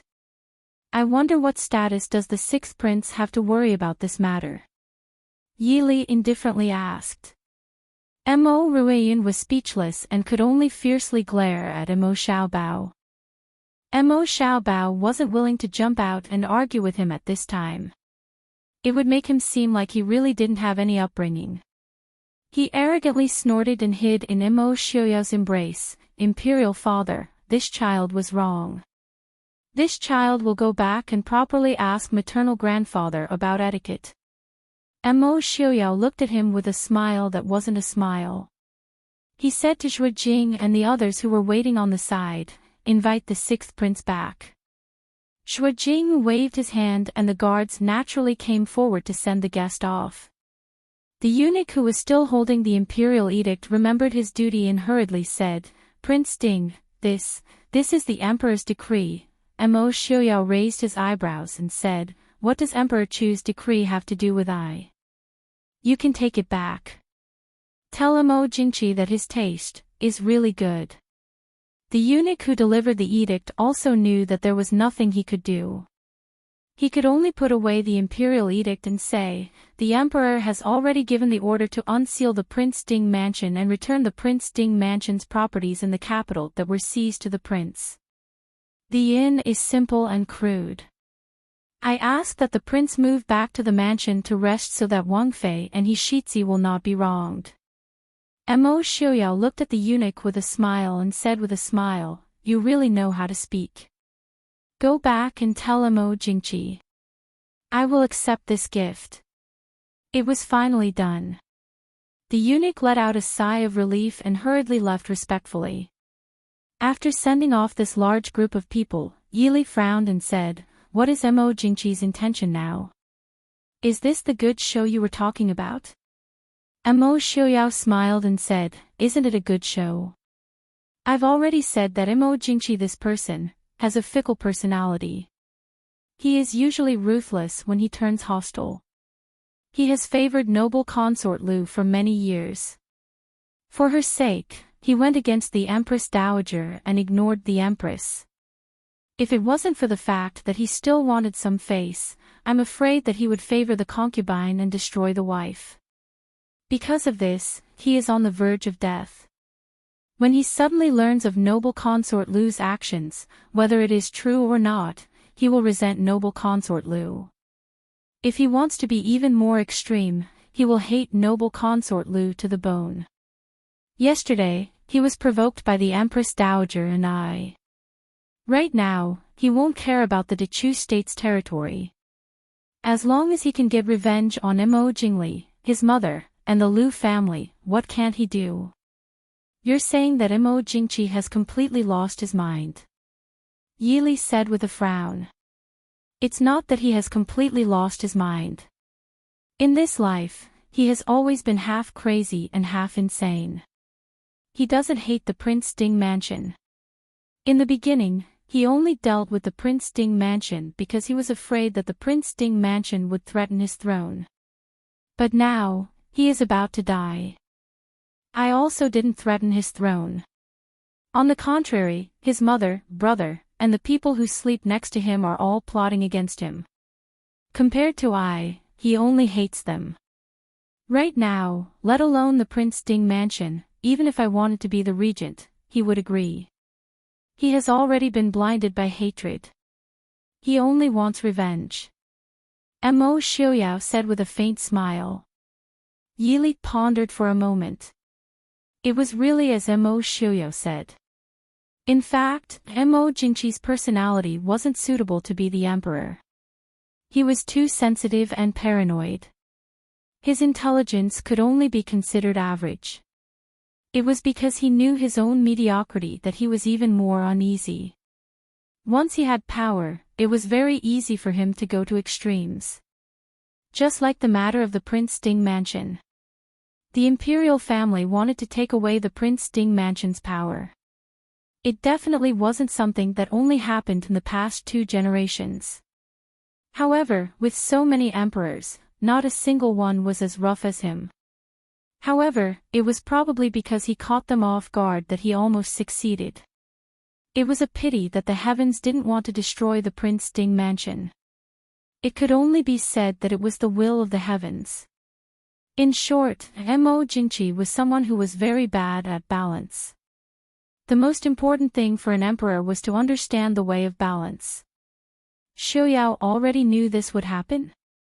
Mo Xiuyao said with a smile, after dealing with him for so many years, I can be considered to have some understanding of him.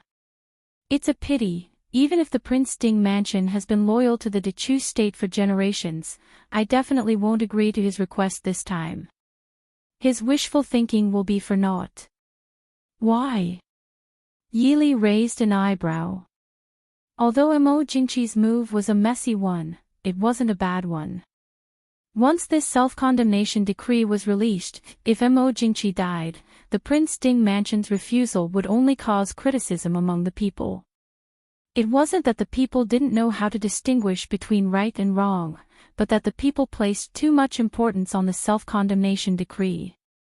In the past dynasties, as long as it wasn't that they couldn't survive, there was almost no problem that the self-condemnation decree couldn't solve. No matter what the emperor did, as long as the self-condemnation decree was released, the people would forgive them. After all, the idea of being loyal to the emperor had always lingered in the minds of the people. Mo Xiaoyao sighed slightly. He lowered his head to look at Mo Xiaobao, who had already fallen asleep in his embrace. After the ruckus just now, Mo Xiaobao had fallen asleep after listening to his parents talk for less than a quarter of an hour. There was even transparent drool hanging from the side of his mouth. This kid looks very obedient, but he's actually very confident and arrogant. He's even more arrogant than I was when I was young. I'm afraid that when he grows up, he won't be inferior to others. Moreover, now that the Prince Ding mansion has already broken free from the cage of the Dechu state, it's up to him in the future.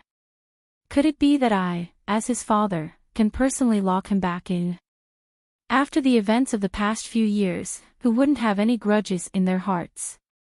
When the time comes, it'll just be a repeat of the Prince Ding mansion's many years of predicament. Yi Li understood what he meant. Even if the royal family kept their promise, Mo Xiaoyao had great power in this generation, and the Prince Ding mansion's wealth would be unparalleled. Their future generations would once again fall into the same predicament they had experienced, or even worse. No matter what other people think, Xiaobao and I will always be by your side. Yi Li said softly. I know that we will always be together.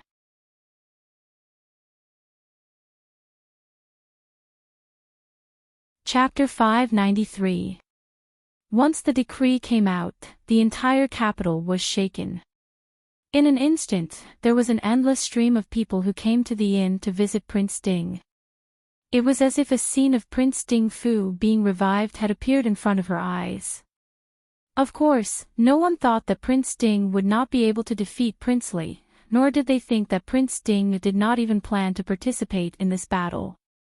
The nobles who had already boarded the princely manor or the Lu family's ship could not help but complain in their hearts, but there was nothing they could do. It was easy to get on the ship, but hard to get off. It was too late to regret. At this time, in the imperial palace, the empress was sitting on a phoenix chair, frowning as she listened to the sixth prince angrily complain about the grievances he had suffered. Looking at the angry and resentful child in front of her, the empress shook her head in disappointment. Beside her, consort Jing Xian was also disappointed. When she heard Mo Ruiyun clamoring for imperial father to punish them, she could not help but slap him. The sixth prince was stunned by this sudden slap. He touched his face and looked at consort Jing Xian in a daze, unable to say anything. The empress sighed and softly said, "What's the use of hitting him now?" All these years, she had been grounded in the palace, and the power of the harem had fallen into the hands of Consort Lu.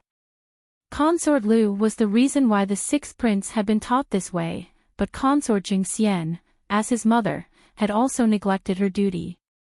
Even she, the empress, was, "Imperial mother, why did you hit me?" The sixth prince finally recovered and angrily asked Consort Jing Xian. He had clearly been wronged outside. It was fine if Imperial Mother did not help him vent his anger, but she actually hit him. How could Mo Ruiyun, who had always been pampered, endure this? Seeing that her son did not seem to understand her intentions, Consort Jing Xian could not help but burst into tears. She threw herself into a chair and cried bitterly. Seeing Imperial Mother like this, Mo Ruiyun pouted and muttered, "Since Imperial Mother does not help son vent his anger, son will go find Imperial Father. Imperial Father likes me, so he will definitely help me. I will catch that brat from the Prince Ding mansion and beat him up. I will make him my servant." "Shut up." Consort Jing Xian was so scared that her face turned pale. She pulled Mo Ruiyun and said, "Prince Ding is an elder. In terms of seniority, even that Prince Ding is a generation older than you. You just have to listen to what they say and remember it. Don't speak nonsense. How could Imo Rueyun be willing to listen? He said unhappily, I'm a prince. Why should I listen to them? I must make Imperial Father punish them severely. After saying that, she pushed Jing Xianfei's hand away and ran out. Seeing this, the Empress, who was sitting on the phoenix chair, slammed the table and said sternly, Stop the sixth prince. Since the sixth prince was stopped, he was naturally furious and threatened to kill these eunuchs and palace maids. The Empress stared at him and said coldly, I was the one who wanted to stop you. Are you going to kill I too? Take him away and keep an eye on the sixth prince. If he runs out, you will be held accountable.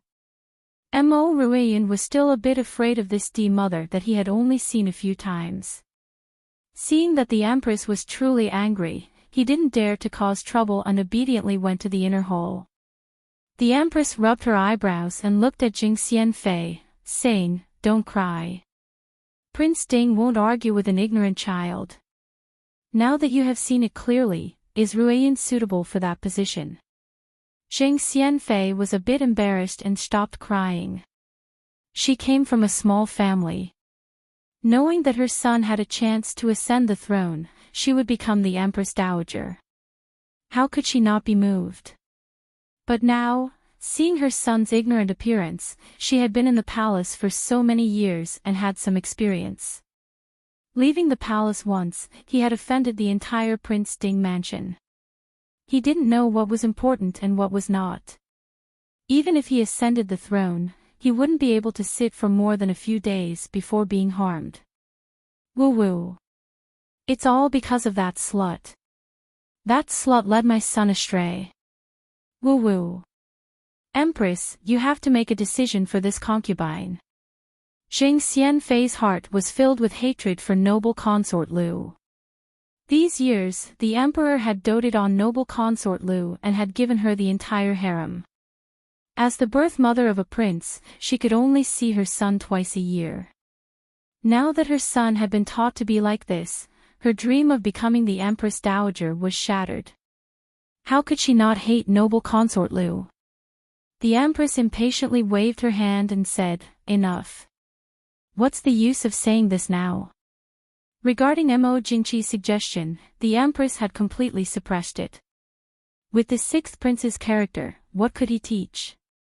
She could sacrifice herself for the imperial family because she was the Empress. She was married to Mo Jingqi. But she couldn't sacrifice the Hua family for the imperial family and Mo Jingqi. The Hua family had done enough for the Dechu state. This concubine knows her wrongs. Jing Xianfei wiped her tears and knelt on the ground. This concubine doesn't ask for my son to have any great achievements. I only ask that he be safe. He's not sensible. It's all my fault for not befriending him. I beg Empress to plead with Prince Ding on behalf of this concubine and ask him to forgive my son. You can get up. The Empress sighed. I said before that although Prince Ding isn't a magnanimous person, he won't get angry over an insensible child. If I can see Princess Ding later, I will tell her. But Rueyun, you really need to teach him well. Don't mention the imperial family, it's a taboo even in a normal family. Jing Xianfei quickly thanked her and promised to teach the sixth prince well. After bidding farewell, the Empress went to the rear hall to pick up the sixth prince. Looking at her departing figure, the Empress sighed softly. How long could she be the Empress? Jing Xianfei. Whether or not the Empress could teach the sixth prince well had nothing to do with her. Forget it. At least her Wuyo was living peacefully in the northwest. This was very good. The eunuch who had followed Mo Rueyun to deliver the edict returned to the palace to report that Mo Xiuyao had refused to accept the edict. Mo Jingqi was silent for a long time before he weakly waved his hand to have the eunuch leave. The eunuch who had delivered the edict seemed to have been pardoned and quickly left. The moment he turned to close the door, he saw the emperor sitting on the dragon throne with a never-before-seen savagery and madness in his gloomy eyes. His heart trembled and he quickly closed the door. With the emperor's edict, the subordinates were very efficient. The original Prince Ding mansion had only been sealed up. Because of the influence the Prince Ding mansion had on the Dechu state, Mo Jingqi did not dare to use the mansion for other purposes in a short period of time. So after the mansion was reopened, the people needed to clean it up again. 2 days later, they came to report to Mo Xiuyao and asked Prince Ding and Wang Fei to move back to the Wangfu. Mo Xiuyao naturally would not be polite. This Wangfu was the foundation of the Prince Ding mansion's ancestors. It was also where the Prince Ding lived for the past 200 years. When they had first settled in the northwest and given up on the Prince Ding mansion, Mo Xiuyao still had people secretly take care of this place. So even after 6 or 7 years, the entire Wangfu was still very well preserved. When the family of 3 officially moved into Ding Palace, the number of people who came to pay their respects naturally increased. This proved that the previous imperial edict was not false. The Prince Ding mansion was really going to return to the Dechu state and Jing.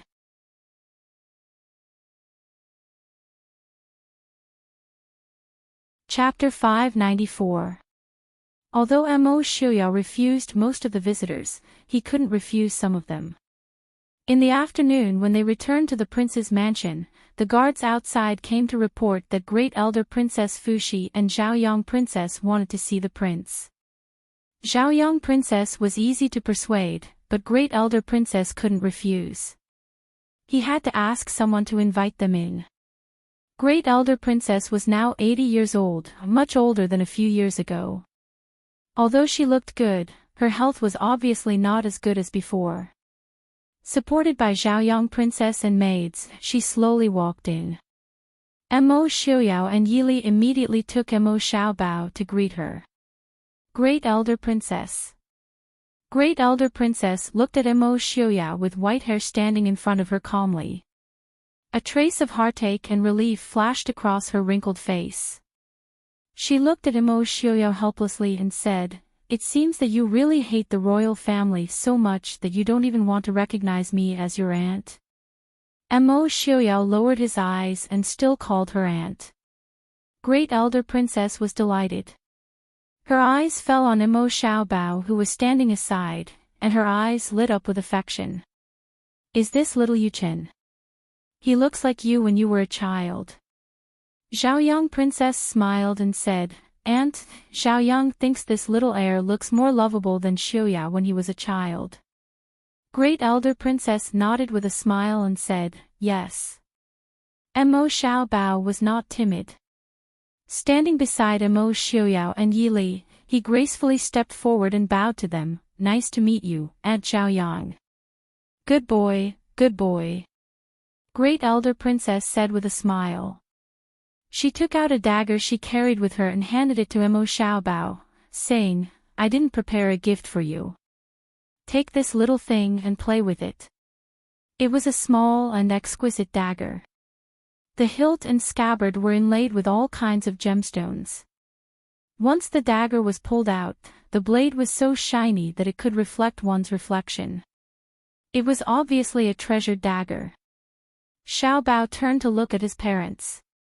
Mo Xiuyao smiled faintly.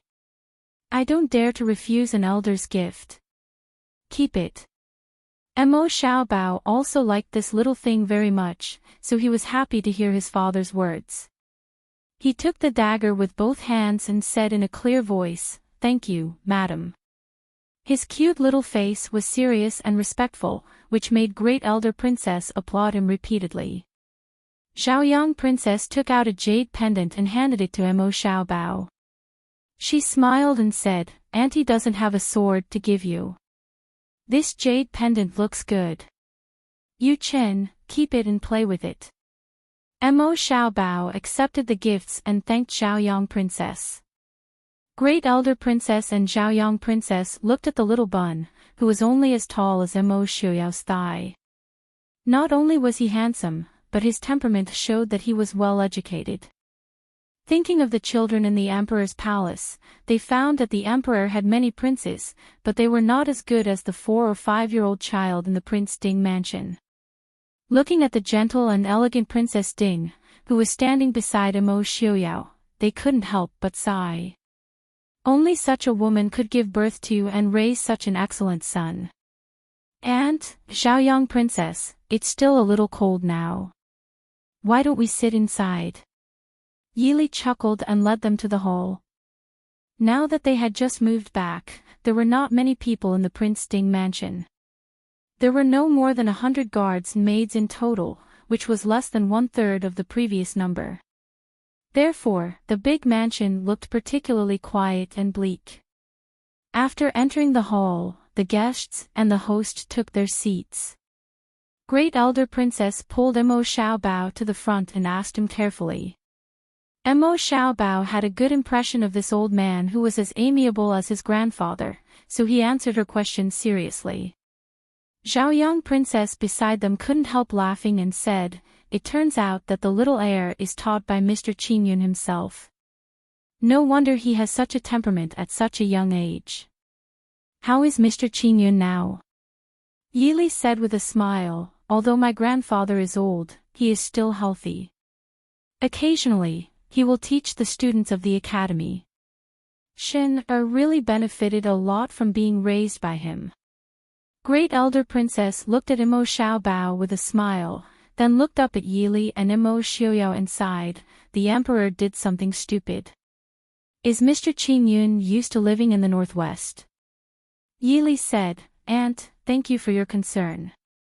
My grandfather used to travel around the world when he was young. Although the northwest is a bit colder than Yunzhou, it's still bearable. My grandfather has been relaxed these years, and his spirit is much better than before." Great Elder Princess and Xiaoyang Princess looked at each other and fell silent. They naturally understood what Yili meant. Imo Xiaoyao and Yili must also know why they came here.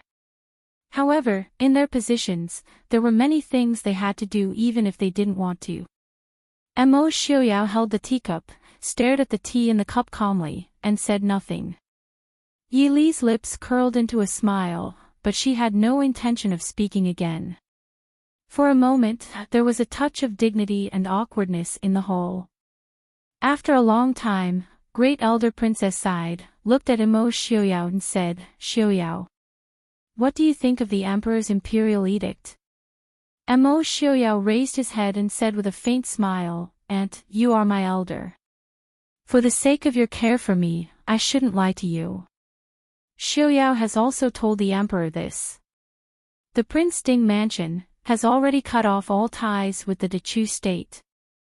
The emperor's edict means nothing to the Prince Ding mansion."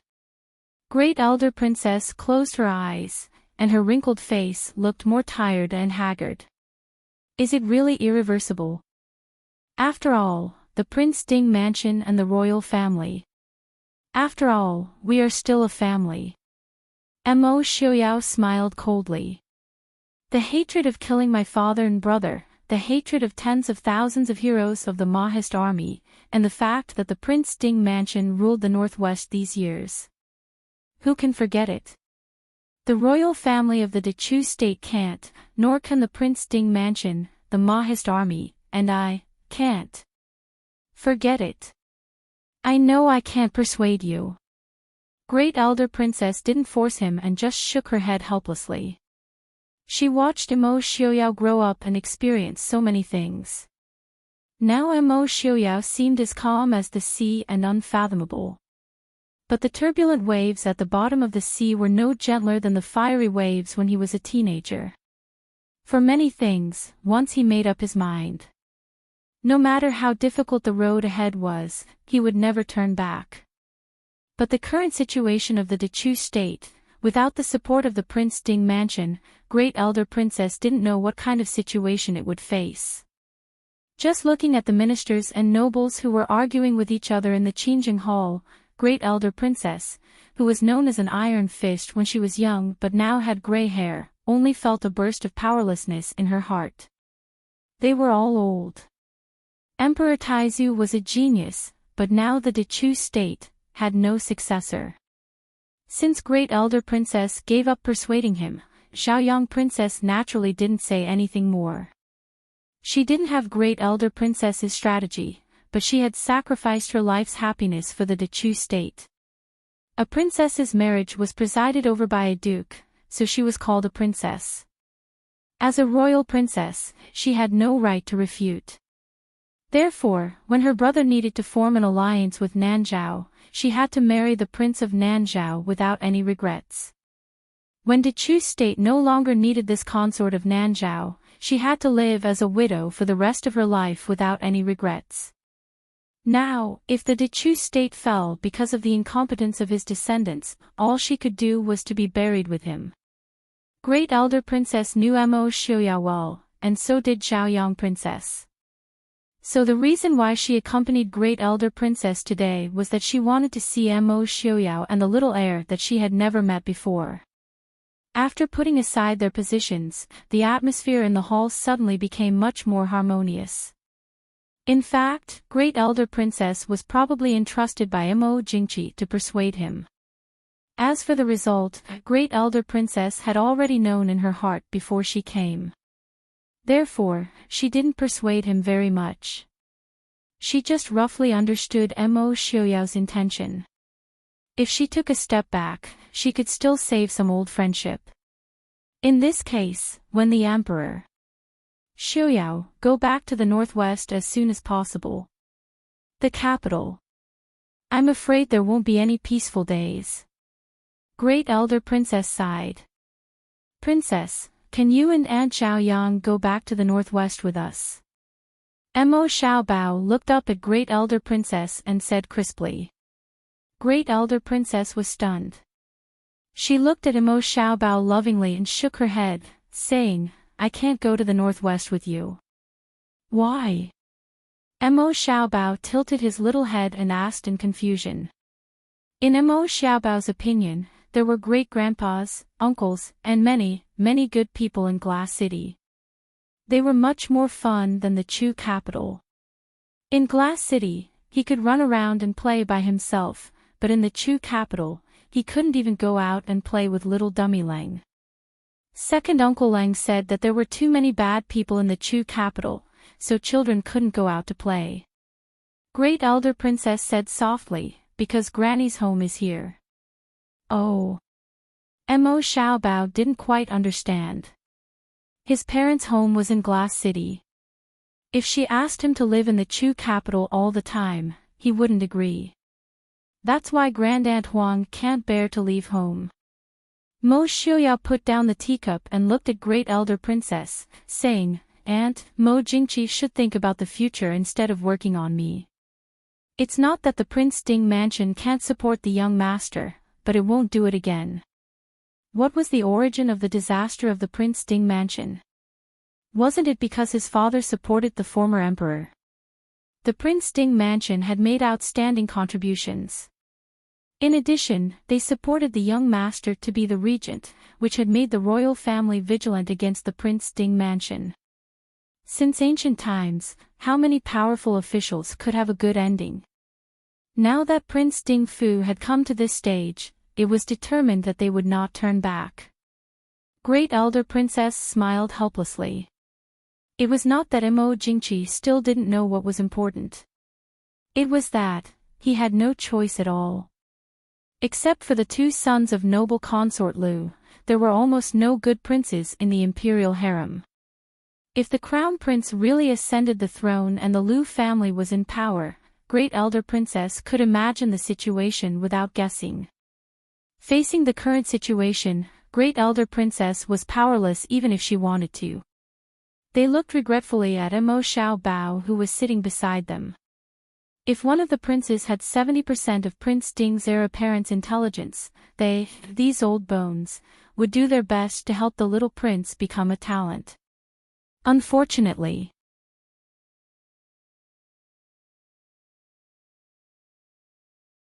Chapter 595.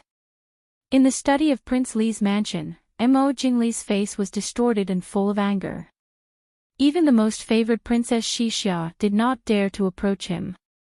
By the time Mo Jingli finally finished venting the anger in his heart, the entire study was already in a mess. The counselors and subordinates of Prince Li's mansion standing in the corner naturally did not dare to speak. Princess Xixia had to muster up the courage to say, "Prince, it's not convenient to discuss here. Why don't we move to the side hall?" Mo Jingli snorted and walked out of the study. The others hurriedly followed him. "Prince, what happened?" Sitting down in the side hall outside the study, someone finally summoned up the courage to ask.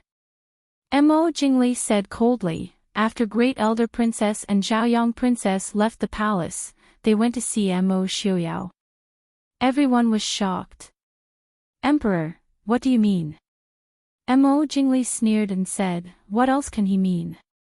Of course, he asked Great Elder Princess to intercede with Mo Xiuyao. He has been competing with Mo Xiuyao all his life. At the end of the day, he got over it." Everyone immediately frowned and shook their heads. "Prince, if this is the case, it will be very unfavorable for us. The emperor would rather give up the previous grudges and suspicion of Prince Ding Mansion to ask for help from Prince Ding.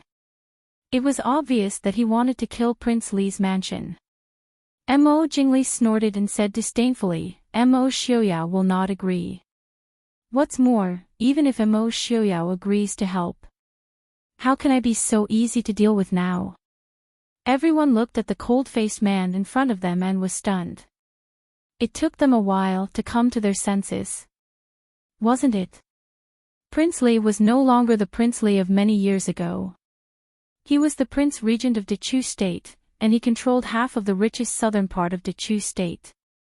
Not to mention that Prince Ding's influence was now in the northwest. Even if the Prince Ding mansion was at its peak in the Chu capital, it would not be able to deal with Prince Li in a short period of time. What plans does the prince have? I'm afraid His Majesty will not. A strategist said with a frown. They had originally hoped that the Empress Dowager could persuade His Majesty to officially pass the title to Li Wang. In fact, this idea itself was somewhat whimsical. With the emperor's temperament, even if the fish dies and the net splits, he would not let the throne fall into the hands of the person who killed him. Mo Jingli frowned. He pondered for a moment and said, "Spread the news. The Liu family must hear it. Just say that the emperor intends to pass the throne to the sixth prince. As for the rest, the Liu clan will know what to do. Prince is wise." If the Li Palace could receive the news, the Liu family would not be any slower than them. There was no need for the Li Palace to spread the news. The Liu family and even noble consort Liu in the palace had already received the news. In the palace, noble consort Liu heard the palace maid who came to report the news and coldly dismissed her. She waved her hand and smashed the white porcelain teacup in her hand into pieces. Sixth Prince. Mo Ruiyun. Tan Jiji was sitting in a chair not far away with a smile. He said with a smile, "It seems His Majesty already knows noble consort's plans. This one has said before that noble consort is too impatient in her actions. You have to know, there are some things that are almost certain, but aren't there some exceptions?" Noble consort Liu gritted her teeth. She remembered that when she came back from outside the palace a few days ago, she happened to run into Mo Jingli coming out of His Majesty's bedroom. It seemed that starting from that day, many things were out of her control. Mo Jingli. It must be him. Tan Jiji said with a frown, "Noble consort, it is not important who is behind this. The important thing is, what should we do?" Noble consort Liu was upset. In fact, she was not good at these things. She had been protected since she was a child. Except for her feelings for Mo Xiuyao, everything else had gone smoothly for her. Even though she was smart and learned, noble consort Liu couldn't figure out how to deal with the situation in front of her. She looked back at Tan Jiji and asked, "Do you have any ideas?" Tan Jiji smiled and said indifferently, "In for a penny, in for a pound." Kill. Noble consort Lu was stunned. She lowered her head and thought about Tan Jiji's proposal seriously. She had been in the palace for decades. Even though she was loved by Mo Jingqi and had almost the same power as the Empress, she had killed people. Women like her, who had been trained to be sent into the palace since childhood, probably never cared about human lives.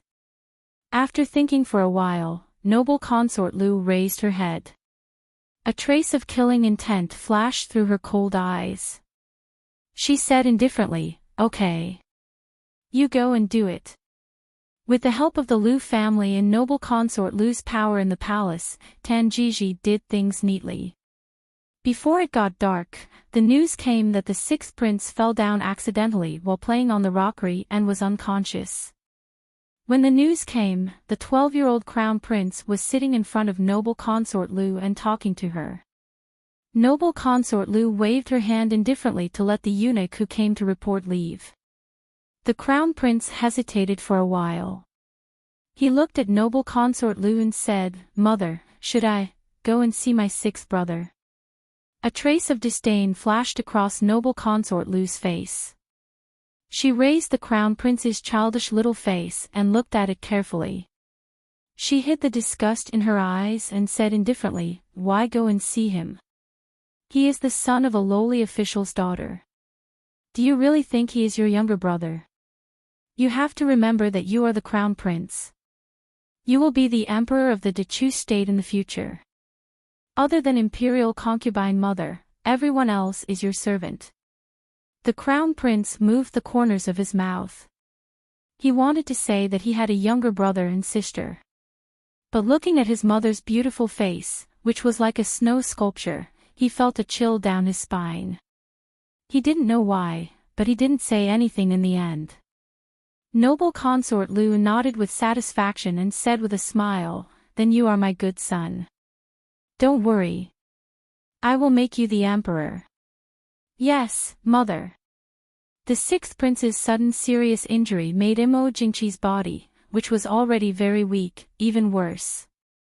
When the news reached Mo Jingqi's ears, Mo Jingqi couldn't help but spit out a mouthful of blood. But the royal doctors in front of him were secretly shocked. The emperor's gray and gloomy face suddenly had some color. He seemed to be much more energetic. But these experienced royal doctors all knew that this was the final radiance of the setting sun. They hurriedly gave a look to the outside and asked someone to inform the masters in the palace to come. This time, noble consort Lu was the first to come. There was no other reason than the fact that the most favored noble consort Lu lived in the place closest to the emperor's bedroom. The guards at the door didn't stop her.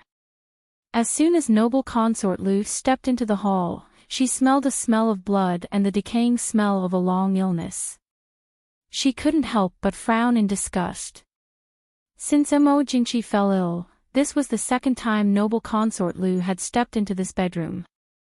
They hadn't seen each other for several months. "Your Majesty."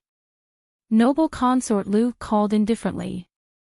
Mo Jingqi stared at the cold-faced woman in white without turning his eyes. After a while, he waved his hand and said, "I have something to say to noble consort Lu. You can all leave." Everyone responded and left. Only noble consort Lu and Mo Jingqi were left in the empty bedroom. One of them was lying down and the other was standing. They stood not far away and looked at each other as if they had known each other for the first time. Mo Jingqi stared fixedly at the woman in front of him, trying to discern the slightest trace of emotion from her cold eyes. Unfortunately, he was still very disappointed. Noble consort Lu's cold eyes were calm as if the person lying in front of her was not the emperor who doted on her so much, but a commoner she didn't know. No, there was still a trace of emotion in her eyes. That was disgust. In front of her, Mo Jingqi was so thin that he almost didn't look like a human being. And there was also the blood that the palace maids didn't have time to clean up. Noble consort Lu was very annoyed by everything. She was so annoyed that she even threw away her previous disguise.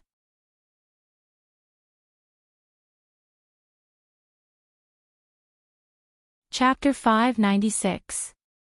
You're finally here. Mo Jingqi finally speaks. Noble consort Lu frowns slightly, saying, "You don't want me to come?" Mo Jingqi smiles bitterly, saying, "Really didn't want you to come so soon. Did you send someone to hurt Rueyun?" Noble consort Lu raises her eyebrows slightly, raises her chin, and looks down at Mo Jingqi, saying indifferently, "It's not my fault." "Why did you do that?" Mo Jingqi asks, "I thought you didn't care about anything. Now it seems I was wrong." Noble consort Lu tilts her head and looks at Mo Jingqi, slowly showing a mocking smile, saying, "Why did you do that?" "I want to ask you, since you've made my son the crown prince, why do you want to pass the throne to the sixth prince? What do you want to do to me and the crown prince?" A trace of sadness and coldness appears in Mo Jingqi's eyes. "It seems that I've spoiled you too much these years. That's why you forgot one thing." "What thing?" Noble consort Lu frowns. "Thunder, rain, and dew are all thanks to you." Mo Jingqi says, "The throne is mine. I can pass it to whoever I want. I can make whoever I want to be the crown prince. If I want to give it to you, you can't refuse it. If I don't want to give it to you, you can't accept it either." Noble consort Lu is startled, and a trace of displeasure appears on her cold face. As proud as she is used to being superior to everyone except Mo Xiuyao, including Mo Jingqi, who is the ruler of a country. "What do you mean, Your Majesty?" Mo Jingqi smiles coldly. "What do I mean? I mean, even if you kill the sixth prince, I can still pass the throne to someone else. Even if you kill all the princes, I can still pass the throne to someone from the imperial clan. As for your crown prince, don't even think about it." "Why did you do that?" Noble consort Lu stares at Mo Jingqi, her beautiful face full of confusion. It was as if Mo Jingqi had done something unreasonable. Mo Jingqi laughed out loud, but the pain in his chest made his laughter sound broken. "Why?" Soon you will know why. We have treated you well all these years, but how did you repay us? Do you really think that our patience towards you is limitless? Ha! You want the crown prince to ascend the throne. Is it really for the crown prince? You want Mo Xiuyao in your dreams. Even if I die, you must accompany me. What do you mean by that?" Noble consort Lu said in surprise and anger. Of course, she knew what Mo Jingqi meant. Although the Chu state did not have a system of burial with the emperor, there were still one or two examples of emperors who had ordered their favorite young concubines to be buried with the emperor at the last minute. She just couldn't believe that Mo Jingqi would have such thoughts. Of course, it was also because she didn't want to accept such a fate no matter what. She still had a lot of things to do. She still had to obtain Mo Xiuyao's love, and she still had to become Princess Ding. How could she be buried with Mo Jingqi? Mo Jingqi chuckled, closed his eyes, and didn't say anything else. As a result, Noble consort Lu's guess was confirmed. Noble consort Lu's face was pale, but her mind was spinning fast. After a while, she suddenly turned around and hurried out of the hall, but she bumped into the Empress and the others who had rushed over after receiving the news. The Empress frowned and said, "Noble consort Lu, what are you doing?" Noble consort Lu didn't have time to talk to the Empress. She glanced at her and then walked out of the hall without saying a word. The Empress frowned, but didn't want to argue, so she took her people into the bedroom. The news that the emperor was about to die naturally spread quickly. In less than an hour, the high-ranking princes and princesses of the imperial family had all arrived at the emperor's bedroom. The originally empty bedroom was bustling with people kneeling on the ground. Even the old people like Great Elder Princess and Duke Hua, as well as Mo Xiuyao and Yi Li, whose identities were a little awkward and strange now, were invited here. However, they were different from the princes who were kneeling on the ground. Mo Xiuyao, dressed in casual white clothes and white hair, stood together with Yi Li and Great Elder Princess. Of course, he didn't have the mournful look on his face, which others didn't know whether it was real or fake. He had been struggling hard these days, but when he was about to die, he became much calmer. Mo Jingqi opened his eyes in the sobbing sound, and he saw Mo Xiaoyao, who was the most eye-catching one. He smiled faintly and said, "I knew you would come to see me off eventually." Mo Xiaoyao raised his eyebrows and didn't say anything. The Empress Dowager, who was sitting at the head of the bed, let out a cry. She stepped forward and held Mo Jingqi's hand, sobbing, "My son, what do you want to say to your mother?" Mo Jingqi gave the Empress Dowager a strange smile. His eyes swept across the Empress Dowager and looked at Mo Jingqi and the Empress standing not far away. After noble consort Lu ran out, she was nowhere to be seen. At this time, Mo Jingqi didn't care about her whereabouts. Finally, his eyes turned from Prime Minister Lu to the princes and princesses kneeling on the ground. Changle, of course, Princess Changle was not among the princes and princesses. Since childhood, Mo Jingqi had loved this daughter very much. Not only because she was the legitimate daughter of the emperor, but also because she was smart, lively, and considerate. Even though Mo Jingqi doted on noble consort Lu, her daughter, Princess Zhening, was ranked after Princess Changle. However, at the same time, he was the most ruthless towards this daughter of his. It was only because she was the legitimate daughter of the empress, the granddaughter of the Hua family, that he feared. As a result, he could not keep her in the capital. Hearing Mo Jingqi call out her daughter's name, the empress sadly turned her face away. The veins on Du Kuo's aged face throbbed twice. In the end, he did not say anything. Mo Xiaobao stood by his father and mother's side. Although he did not understand the meaning of the situation before him, he could feel the sorrow and solemnity within. Raising his head to look at Mo Xiaoyao and Yi Li, he did not speak of Princess Changle's situation in Glass City. Finally, it was the Empress Dowager who sighed. Patting Mo Jingqi's hand, she said, "Has your Majesty forgotten? That girl Changle's fate was not good. She went missing in Nanzhao." Mo Jingqi closed his eyes, acting as if he did not hear the Empress Dowager's words. Everyone present, with the exception of the 3 members of the Prince Ding mansion who had nothing to do with this matter, as well as the young and ignorant little prince and princess, worriedly stared at the man who seemed to be on the verge of death on the dragon bed. Even though he was so weak that he could not even raise his hand, he was still able to decide the fate of the majority of those present. Empress. After a long time, Mo Jingqi finally called out. Hearing this, the Empress stepped forward and asked, "Your Majesty, what instructions does your Majesty have?" Mo Jingqi no longer had the strength to speak loudly. He raised his eyes and glanced at the Empress Dowager. Somewhat displeased, the Empress Dowager stood up and gave the Empress her seat, standing to the side in embarrassment. The Empress sat by the bed, calmly looking at Mo Jingqi. She asked, "What does your Majesty want to say to your servant?" With great difficulty, Mo Jingqi raised his hand and pulled out a piece of bright yellow cloth from under his pillow. With great difficulty, he placed it in the Empress's hands and said, posthumous edict." Hearing this, all the people present narrowed their eyes and fixed their eyes on the bright yellow cloth in the Empress's hand. No one knew when Mo Jingqi wrote the posthumous edict or when he put it under the pillow. Great Elder Princess. Du Kuo. Prince Ding, as witnesses, the Empress, reads the posthumous edict. Mo Jingqi said intermittently. Hearing this, Mo Xiaoyao raised his eyebrows with great interest and said with a smile, "Okay, I promise that the Empress will read the posthumous edict smoothly."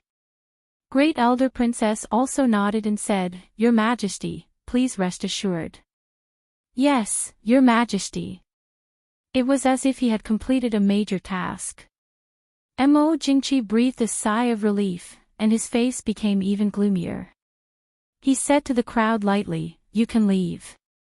I want to be alone." Everyone was in a dilemma and did not know whether they should leave or not. Mo Jingli stared at Mo Jingqi with a gloomy face. Finally, he stepped forward and asked, "Where is the child?" Mo Jingqi looked at him with a smile and laughed out loud.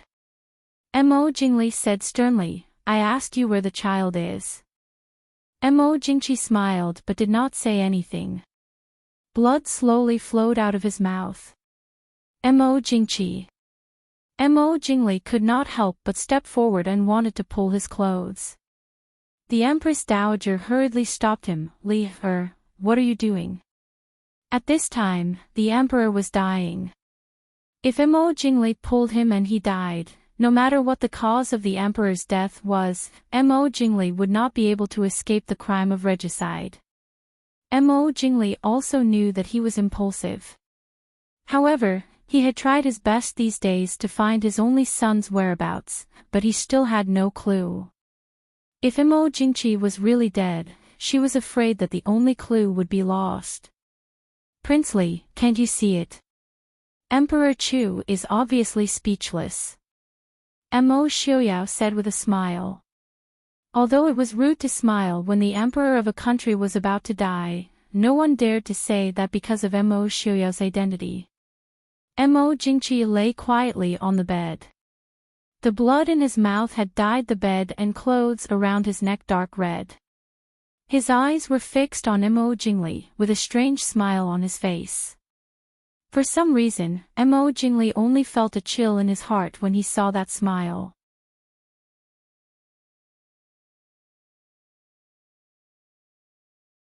Chapter 597. Because of Mo Jingqi's words, everyone left the bedchamber, leaving him alone for the last time. No one knew what this emperor, who had been busy all his life but seemed to have achieved nothing, would write in his last moments.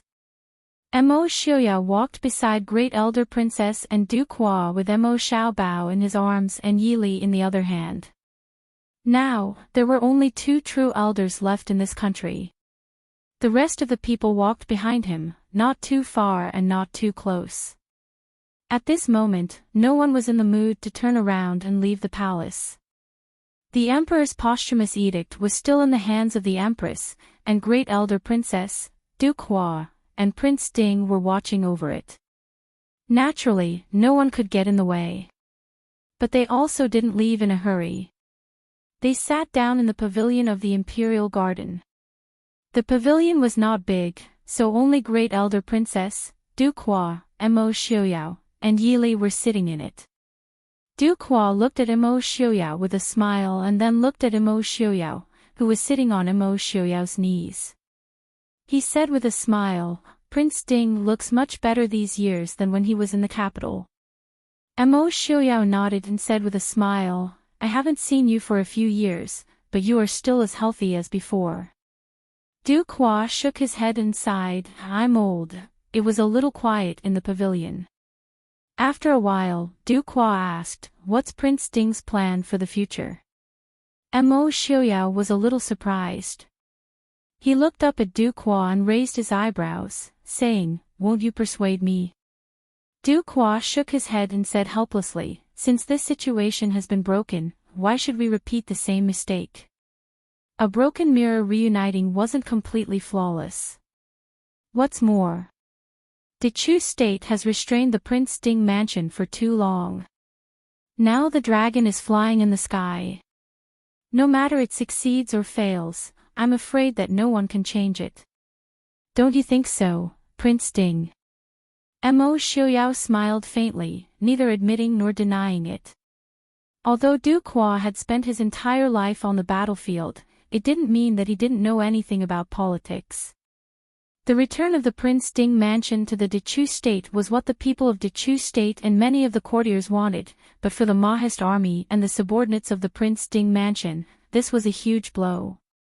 Even though Mo Xiaoyao was the head of the Prince Ding mansion, it was impossible for him to make such a decision without considering the feelings of his subordinates. Guo waved his hand and said, "This old man won't be able to see His Highness Prince Ding's glory in the future." However, with Prince Ding's abilities and the support of Wang Fei and many other capable people, he definitely won't disappoint the wishes of the Mahist ancestors. What were the wishes of the Mahist ancestors? Unify the world, pacify the four sides, and all nations will come to court. In the history of the Prince Ding mansion, there had been more than one person with such amazing abilities. However, due to various reasons, they all died with regrets. Old Duke. Great Elder Princess said in surprise. She knew that Duke Hua would not come to persuade Mo Xiuyao, but from Duke Hua's words, it seemed that he was very confident in the future of the Mahist army and the Prince Ding mansion. It should be noted that the Prince Ding mansion did not have the upper hand in the overall situation. Duke Hua shook his head and said with a smile, "Great Elder Princess, we are all old. The future depends on the young people." Great Elder Princess was stunned. Looking at the white-haired Duke of Hua in front of her, she frowned. He then looked at his hand, which was full of frowns. Wasn't that right? They were already old. How many more days could they last? Forget it, in the end, Mo Jingqi still died. Whether it was as a son, as a brother, as a father, or as a ruler, he was a failure. Therefore, before his death, he did not ask for his children and grandchildren to gather around him and mourn for the officials. He drove everyone out and breathed his last breath alone in the empty bedchamber. When everyone received the eunuch's report and rushed back to the bedchamber, they saw Mo Jingqi, who had already stopped breathing, lying straight on the bed. The quilt and clothes on his upper body were almost dyed dark red by blood. His eyes were still open, staring blankly at the gorgeous dragon curtain on the top of the bed. Great Elder Princess sighed softly, walked forward, raised her hand to close his eyes, and said, "Let's go outside to listen to the posthumous edict." A heavy bell rang in the imperial city, announcing the death of the emperor in the world. By the will of heaven, Emperor Zhaoyun. Mo Suyun, the 10th son of Emperor Zhaoyun, will be the emperor. He will be abolished as the crown prince and conferred as the king of Qin. The king of Qin's birth mother, noble consort Lu, will be buried with him. The empress's flat voice sounded outside the bedchamber. In the shocked look of everyone, the empress finally looked at the empress dowager sitting aside and frowned. The empress dowager's heart skipped a beat, and she had a bad feeling. Then she heard the empress dowager read the last sentence lightly. The empress dowager will be buried with the former emperor. The posthumous edict. That's impossible. The empress dowager's face was livid. She stood up and roared, "It's you. You tampered with the posthumous edict of His Majesty, didn't you?" The empress was not at all surprised about the content of the posthumous edict.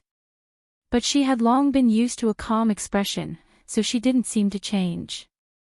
She said lightly, "The posthumous edict was given to me by His Majesty in front of everyone. After that, I never left everyone's eyes. Please check it, Empress Dowager." Everyone was silent. That was right. There were so many people and so many pairs of eyes staring at her. Not to mention that the Empress was an ordinary woman who didn't know martial arts. Even if she knew some skills, how could she expect that the Emperor would give the posthumous edict to her? She still prepared a copy in advance. "No. It's impossible. My son wouldn't do that. Ridiculous." Since ancient times, when an emperor died, he wanted his mother to be buried with him. The Empress Dowager still refused to believe it. There had been no such rule since ancient times, but the posthumous edict said that the Empress Dowager should be buried with the late emperor. In this way, it was not impolite. On the other side, Prime Minister Liu of the Liu family also collapsed to the ground. Not to mention that his grandson didn't become the emperor, his daughter was also buried with him. This sudden impact made this old man who had been in the imperial court all his life unable to bear it. And the other person involved, the 10th Prince Mo Suyun, who was going to rule the world from now on. Everyone looked at the 10th prince, who was kneeling on the ground with a blank face. The 10th prince was only 7 years old this year. His birth mother was just a palace maid that Mo Jingqi had an unexpected favor with. After giving birth to Mo Suyun, he wasn't favored and was just casually conferred as a noble.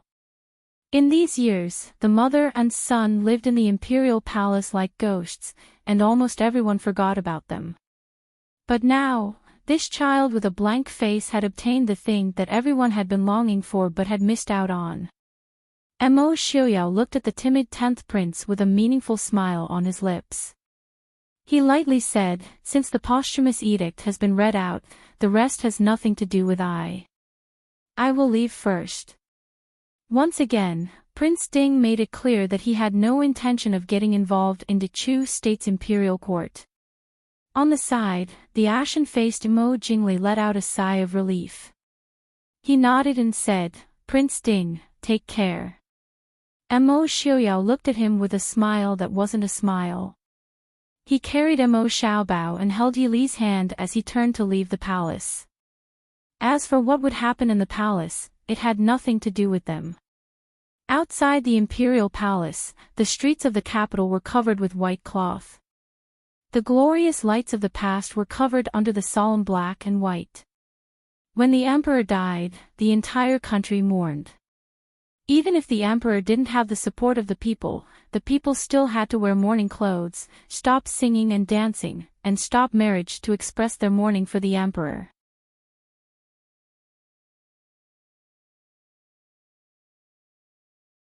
Chapter 598.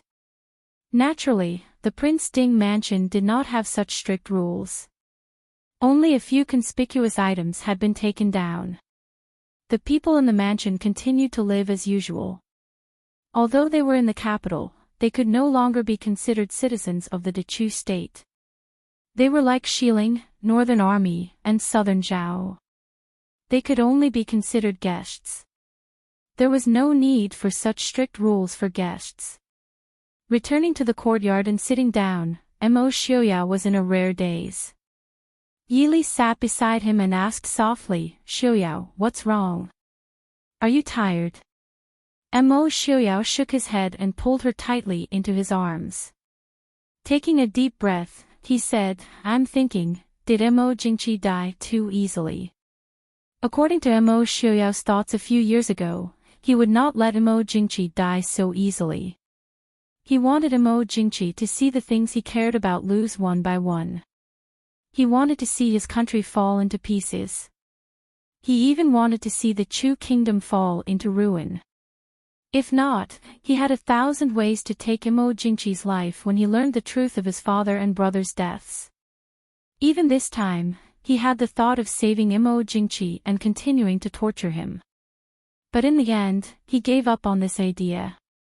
Yili sighed softly.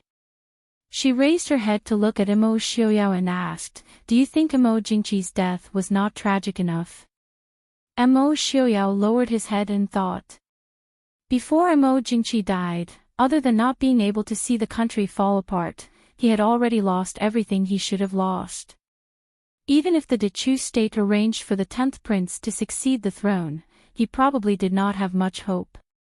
That was why even death could not compare to his eyes. Thinking about it this way, Mo Jingqi's death was tragic enough. Perhaps, the disappointment now was only because he did not personally act in Mo Jingqi's current tragic state, and was only regretful because he added fuel to the fire. We hate the people we should hate and let them get the punishment they deserve. But I don't want you to let this hatred cloud your heart. There was no point in hating a dead person. If you're still not satisfied, I'll accompany you into the palace to whip Mo Jingqi's corpse, and then cut him into 8 pieces. How about that? Yili said softly. Mo Xiaoyao smiled. He hugged Yili and said with a smile, "I know.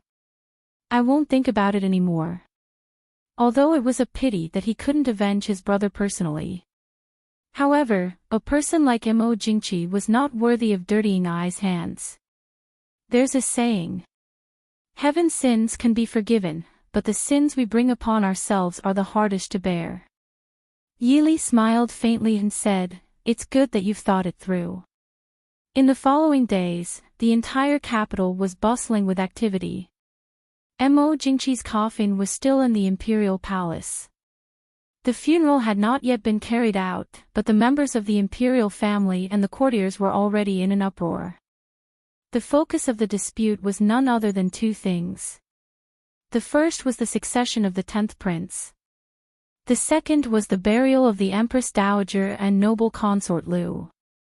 The Empress Dowager was the birth mother of the Prince Li, and noble consort Lu was the birth mother of the Crown Prince. Mo Jingqi's last-minute attack hit the Li Palace and the Lu family's most critical areas. However, compared to the Lu family, the Li Palace's situation was much better.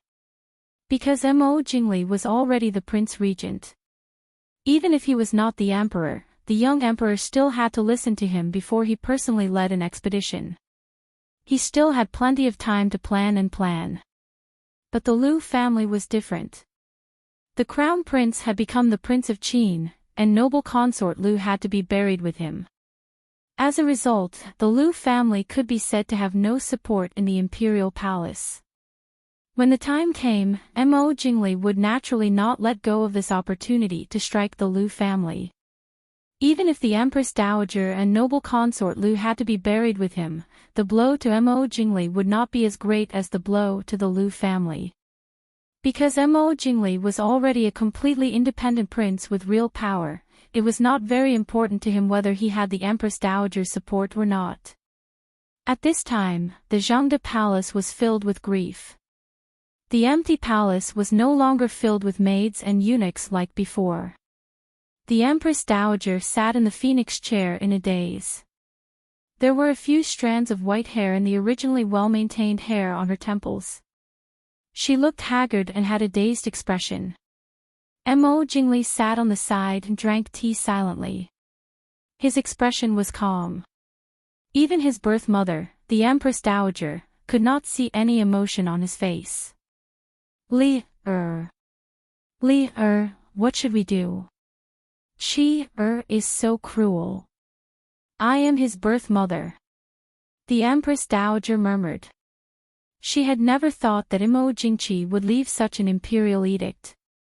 She could not use her youngest son's ascension to the throne to become the Empress Dowager. The imperial edict did not even mention that her grandson would become the Empress Dowager after ascending to the throne. She became the first and perhaps the only Empress Dowager in history to be buried with her own son. The glory and wealth of the past seemed to have become a thing of the past. She could not even keep her life. Since she had become the Empress Dowager, she had never been so panicked. Even when Mo Jingli had started a rebellion in the south, she had not been so panicked. Why was everything different from what she had imagined? Mo Jingli put down the teacup and looked calmly at the Empress Dowager. He said, "Muhu, this is Imperial Brother's posthumous edict." The Empress Dowager stilled. It took her a while to realize what Mo Jingli meant. In some ways, a posthumous edict was more effective than an imperial edict. Even though it was said that a monarch did not speak lightly, as long as Mo Jingqi was alive, she would have a chance to make him take back his edict. But now, Mo Jingqi was dead. The last imperial edict he had left behind was a posthumous edict. In order to show respect to the previous emperor, the posthumous edict of the previous emperor could not be easily overturned even if a new emperor ascended to the throne. Mo Jingli was telling her that he had no way. No way. I don't believe it. The Empress Dowager stumbled over and grabbed Mo Jingli's hand. She said, "I am your mother. Li, save Muhu. Muhu doesn't want to die. I know you have a way." Mo Jingli shook his head lightly. He said, "Muhu, please forgive me. I have no way." The Empress Dowager stumbled back 2 steps and almost tripped over the chair behind her. She fell into the chair powerlessly and looked at Imo Jingli with eyes full of disbelief. You really don't want to care about Muhu.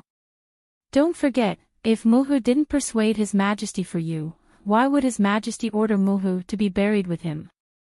The Empress Dowager also understood that this was her son's revenge on her. Revenge on her for siding with Imo Jingli when he was poisoned and persuading him to pass the throne to Imo Jingli when he was dying. All of this was because of him. Did Muhu do it? Imo Jingli said coldly. What? The Empress Dowager was shocked. The throne. Muhu, you heard brother's edict. Pass the throne to the 10th prince. A kid that I haven't even seen and doesn't know anything. Is this the result of you persuading brother behind the scenes? Imo Jingli stood up and said in a low voice. The more he spoke, the angrier he became. Imo Jingli's voice gradually became louder. Not only the matter of the throne, but also the matter of my son. You did nothing. Now Imo Jingchi is dead. Muhu, tell Muhu where can I find my son? The Empress Dowager frowned and said, even if Chi lied to you, how many concubines do you want to have in the future? Imo Jingli's face was livid. Of course, he knew that the Empress Dowager couldn't say that he couldn't have children anymore. In the past few months, he had secretly seen many famous doctors. Imo Jingchi didn't lie to him about this matter. He had been poisoned with a sterilization drug secretly passed down in the palace many years ago. There was no cure. So, no one knew how important that child was to him. In short, I can't do anything about this matter. Muhu, take care of yourself. Imo Jingli said. He brushed his slightly wrinkled clothes and was about to turn and leave. No. The Empress Dowager rushed over and grabbed Imo Jingli's clothes. She cried and begged, leave her, save Muhu. Muhu doesn't want to die. I'm your mother, Imo Jingli looked down at the Empress Dowager who was in a mess in front of him. He indifferently raised his hand and pulled away her hand that grabbed his clothes. He said in a low voice, Muhu, in the imperial family, even you don't believe in the kinship, right? Otherwise, what did you do to imperial brother in the past? The Empress Dowager knelt on the ground and watched Imo Jingli leave without any hesitation. Finally, she couldn't help but cry out loud. She also loudly cursed, unfilial son. Imo Jingli, you unfilial son. Aijia is your mother. Aijia won't let you go even if Aijia goes to the Yellow Springs. No. I don't want to die. I am the Empress Dowager of Dechu State. The Empress Dowager cried and cursed. Finally, she cursed until she cried on the ground. She finally remembered what her eldest son's gaze meant when she went to see him a few days ago. When she persuaded him to give the throne to Imo Jingli, she finally remembered the meaning behind his gaze. Unfortunately, it was too late. Aijia is the Empress Dowager. Aijia won't die. Outside Jiangda Palace, the Empress Dowager's cries were already shut behind the palace doors. Imo Jingli turned his head to look at the tightly shut palace doors. His face was dark and the expression in his eyes kept changing. In the end, it returned to nothingness. Prince, Empress Dowager. The strategist beside him suggested in a low voice. Actually, with Prince Li and the Empress Dowager's status, it wasn't impossible for them to protect the Empress Dowager. Imo Jingli said indifferently, no need. Have people pay attention to the Lu family. Don't let the Lu family and noble consort Lu do anything. The crown prince, the Prince of Qin's birth mother must die. The strategist's heart trembled. So it was because of this. If they wanted to protect the Empress Dowager, then the Lu family would definitely use this to request that noble consort Lu not be buried with the Empress Dowager. And Prince Li clearly didn't want noble consort Lu to continue living. In order to attack the Lu family, princely actually, this humble subject understands.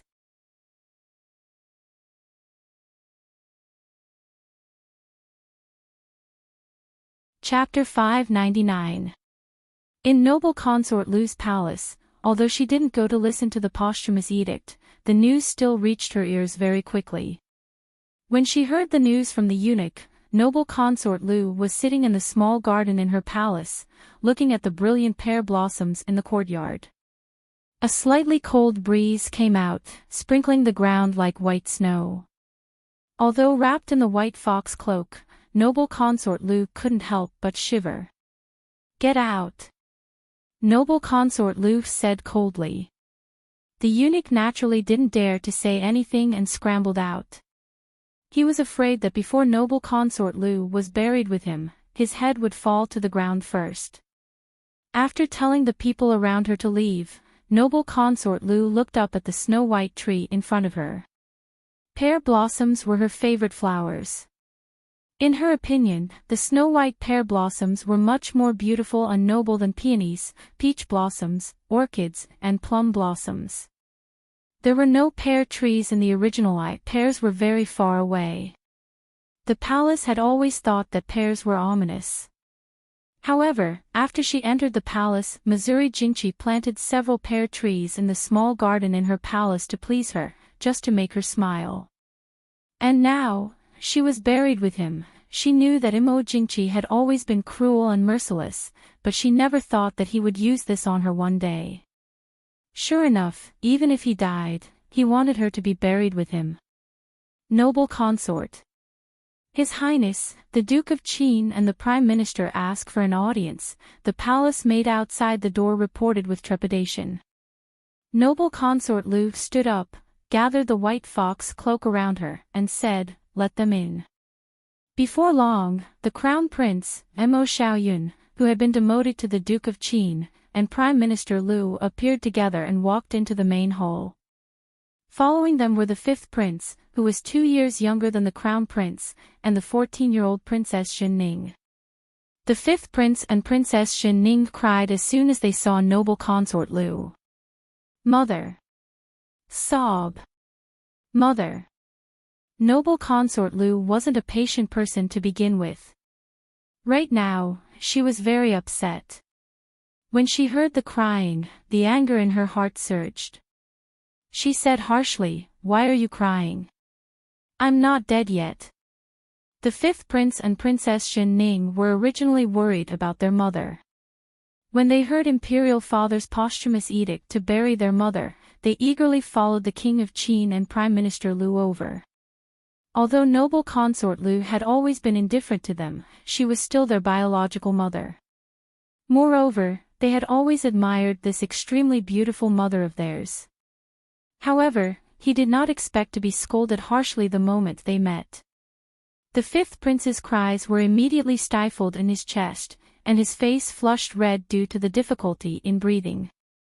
Princess Xin Ning also bit the corner of her lips, stubbornly not making a sound. Mo Xiaoyun was only 12 years old, but because he was the eldest son of noble concubine Lu, Prime Minister Lu had paid special attention to him.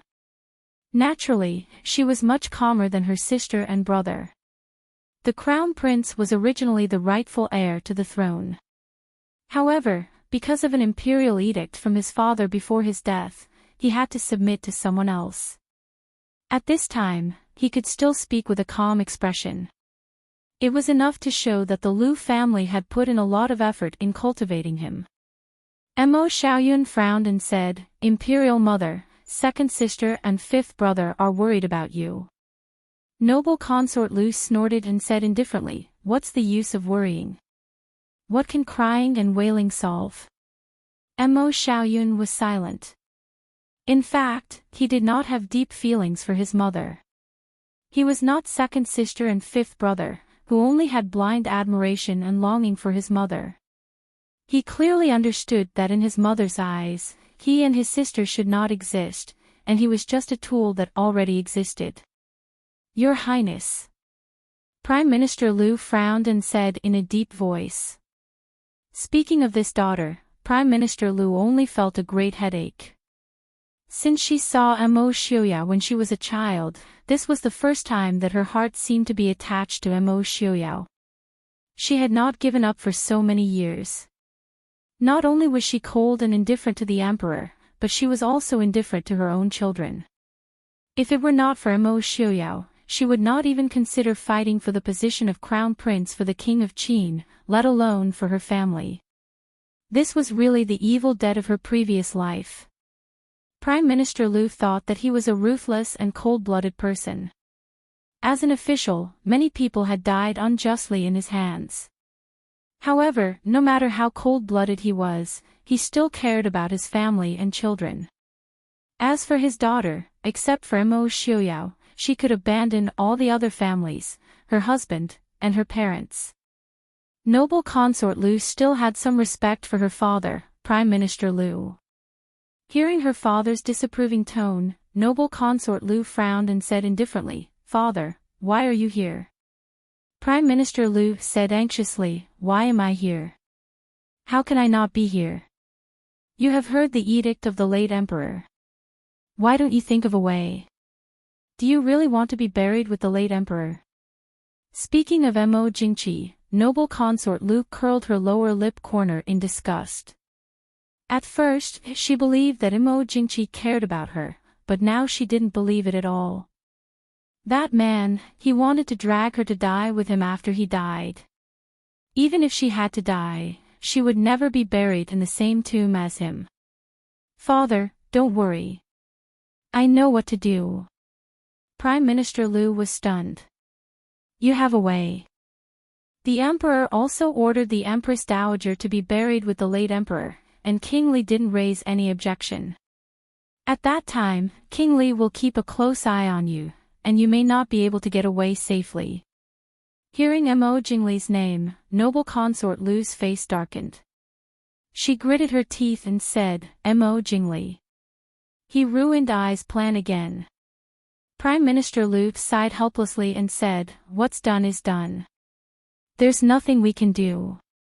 The 10th prince will ascend the throne in a few days." "No." Noble consort Liu said coldly. "What's done is done. What else can we do?" Prime Minister Liu frowned and said. Noble consort Liu raised her chin and said coldly, "Since the 6th prince can be abolished, the 10th prince can be eliminated as well. The crown prince must be the one to ascend the throne. As long as the crown prince ascends the throne, the edict can be abolished, and I don't have to be buried with him." Prime Minister Liu was shocked and angry. He stared at noble consort Liu and said, "You must be dreaming." At this time, not only King Li, but also Great Elder Princess, the Empress, Duke Hua, and even Prince Ding are keeping an eye on the 10th prince. It's very difficult for us to kill him. Once it's discovered, do you think King Qin still has a chance to ascend the throne? At that time, the Liu family will be buried with him, and we will only work for others. Noble consort Liu smiled and said, "Father, do you think we're the only ones who want the 10th prince to die? King Li is no less scheming than us. I heard some interesting news. It said that King Li asked the emperor where his son was before he died." Prime Minister Liu was stunned. He certainly heard what King Li said at that time, but he cared more about the edict in the empress's hand at that time. After the edict was issued, they were shocked by the news of the edict. Naturally, they didn't have time to care about this problem. Noble consort Liu smiled and said, "Father, do you still remember that Mo Jingli and his family kicked their son to death 2 months ago?" Of course, Prime Minister Liu remembered. Although the Li mansion covered it up tightly, the Liu family and the Li mansion were political enemies. How could they not know such a big thing? Stroking his beard, Prime Minister Liu narrowed his eyes and said, "You mean?" Noble consort Liu smiled and said, "When Ying was pregnant, she was imprisoned by the emperor. We only know that she gave birth to a son, but no one has seen the son. Of course, the emperor said it was not the son. I'm afraid that the child in the Li mansion is not King Li's son at all." The emperor has always been suspicious, and King Li was the one who rebelled. How could the emperor not guard against him?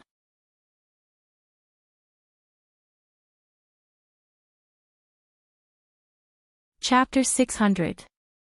Your Highness, do you know where the child is?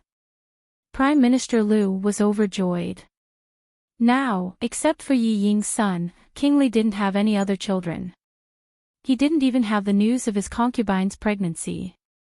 There had been some rumors in the capital. If that was true, then the value of this child was indeed beyond everyone's expectation. Noble concubine Luke shook her head and said, I don't know. The emperor didn't tell anyone where the child is. Prime Minister Liu was a little disappointed, but noble concubine Luke said with a smile, it doesn't matter. We haven't seen the child, and King Li hasn't seen the child either. As long as my father makes the right arrangements. Your Highness, you are right. I understand. Prime Minister Liu thought for a second and immediately understood what noble concubine Liu meant. He responded with a smile. No matter what was going on inside and outside the palace, the Prince Ding mansion was still peaceful and quiet. Until this evening, a handsome man in red knocked on the closed door of the Prince Ding mansion.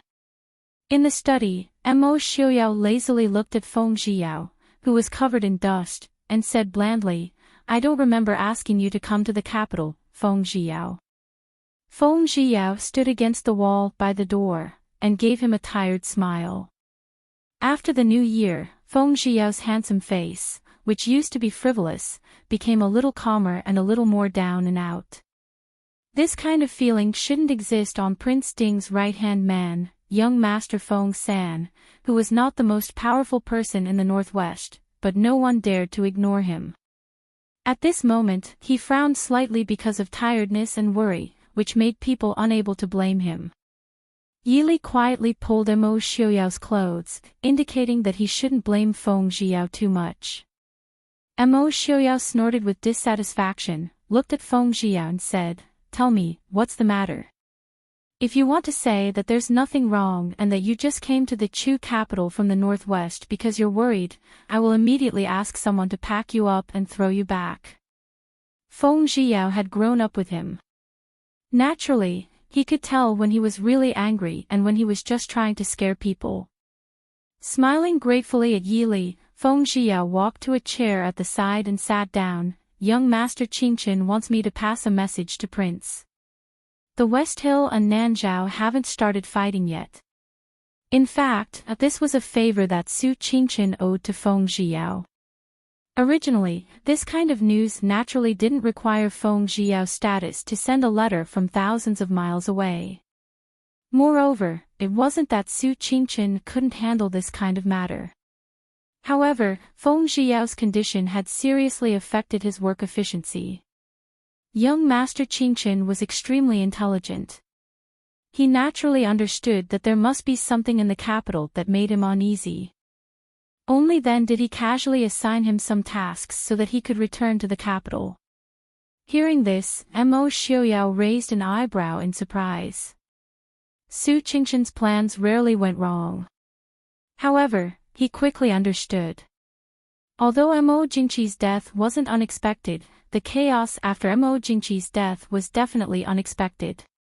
Especially Mo Jingqi's decree of self-guilt and the arrangements for the Prince Ding mansion before his death were even more unexpected. After receiving this news, Genom of Gojoseon could indeed give up on attacking Nanzhao. After all, Nanzhao was a small country that was content with a corner of the country. Whether or not they could take it was insignificant compared to the prosperous Chu state in the Central Plains. Have there been any changes in West Hill recently? Mo Xiaoyao asked. Feng Zhiyao said, Genom of Gojoseon has already secretly moved troops closer to the Chu state's border. Young Master Qingchen speculated, as long as the news of Mo Jingqi's death spreads, the Shilling army will once again attack the Chu state. In addition, the northern tribes also seem to have this plan. What did young Master Qingchen say? Young Master Qingshan said that if Prince finished dealing with the matters in the capital, please return as soon as possible. If finished. Mo Xiaoyao tilted his head and looked at Yili with a smile. It seems that Big Brother isn't in a hurry for us to return. Then let's stay for a while. If they finished dealing with the matters, they would return as soon as possible. If they didn't, they wouldn't return. Since Su Qingshan dared to say this, it meant that he didn't care about Lei Zhenting's actions. Since that was the case, and young Master Qingshan was guarding the northwest, why not take a look at the Dechu state and see what benefits they could get? Feng Zhiyao raised his eyebrows and didn't care that Mo Xiaoyao had misinterpreted Su Qingshan's words. In any case, he had conveyed the original words without missing a word.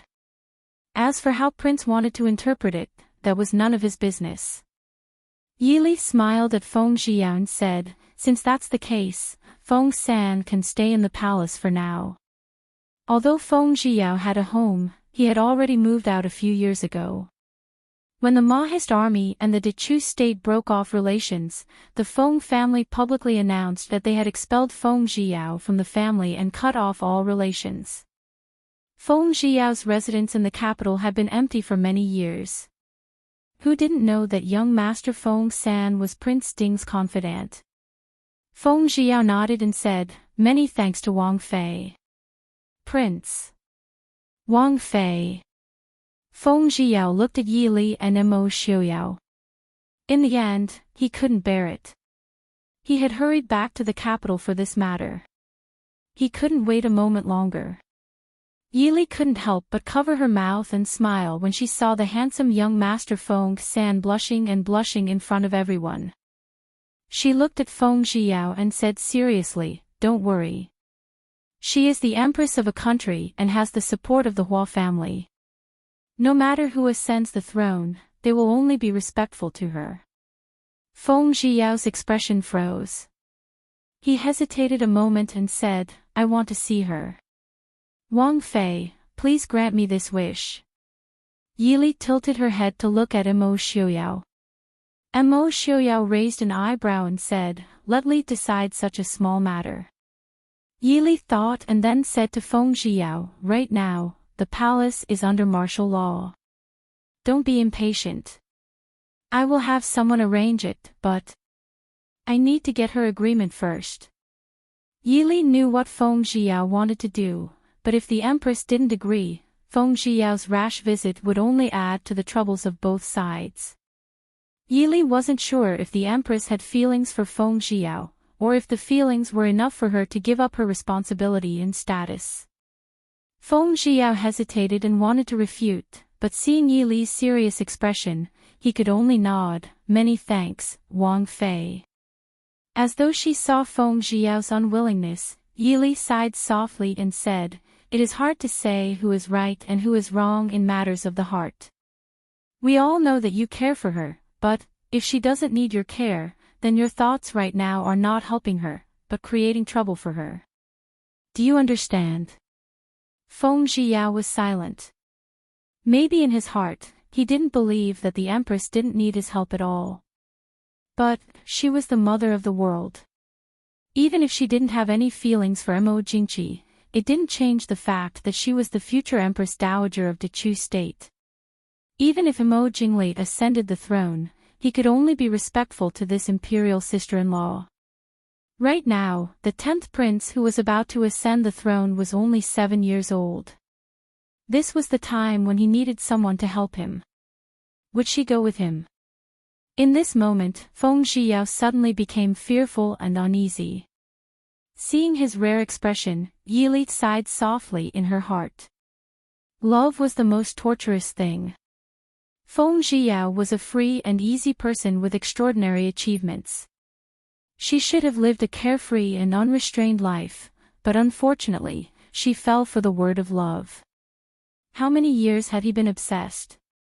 If Han Mingyue's obsession with Su Zuidi was hateful, then Feng Zhiyao's deep feelings for the empress could only make people feel pity and helpless. Don't think too much. Yili laughed softly. Feng Zhiyao forced a smile and said, Thank you, Princess, for your advice. Princess, second young Master Lang and Madam Lang are here. Xue Jing reported from outside the door. Mo Xiaoyao raised his eyebrows and said, "What are they doing here at this time?" Lang Haoyu's laughter came from outside the door. With the emperor's death, many businesses were forced to close. Isn't this subordinate idle? Lang Haoyu had many businesses under his name, including brothels, taverns, gambling houses and so on. With the emperor's death, the world mourned. Naturally, these businesses could no longer be done. So, Lang Haoyu brought his son and wife to the Prince Ding mansion to visit.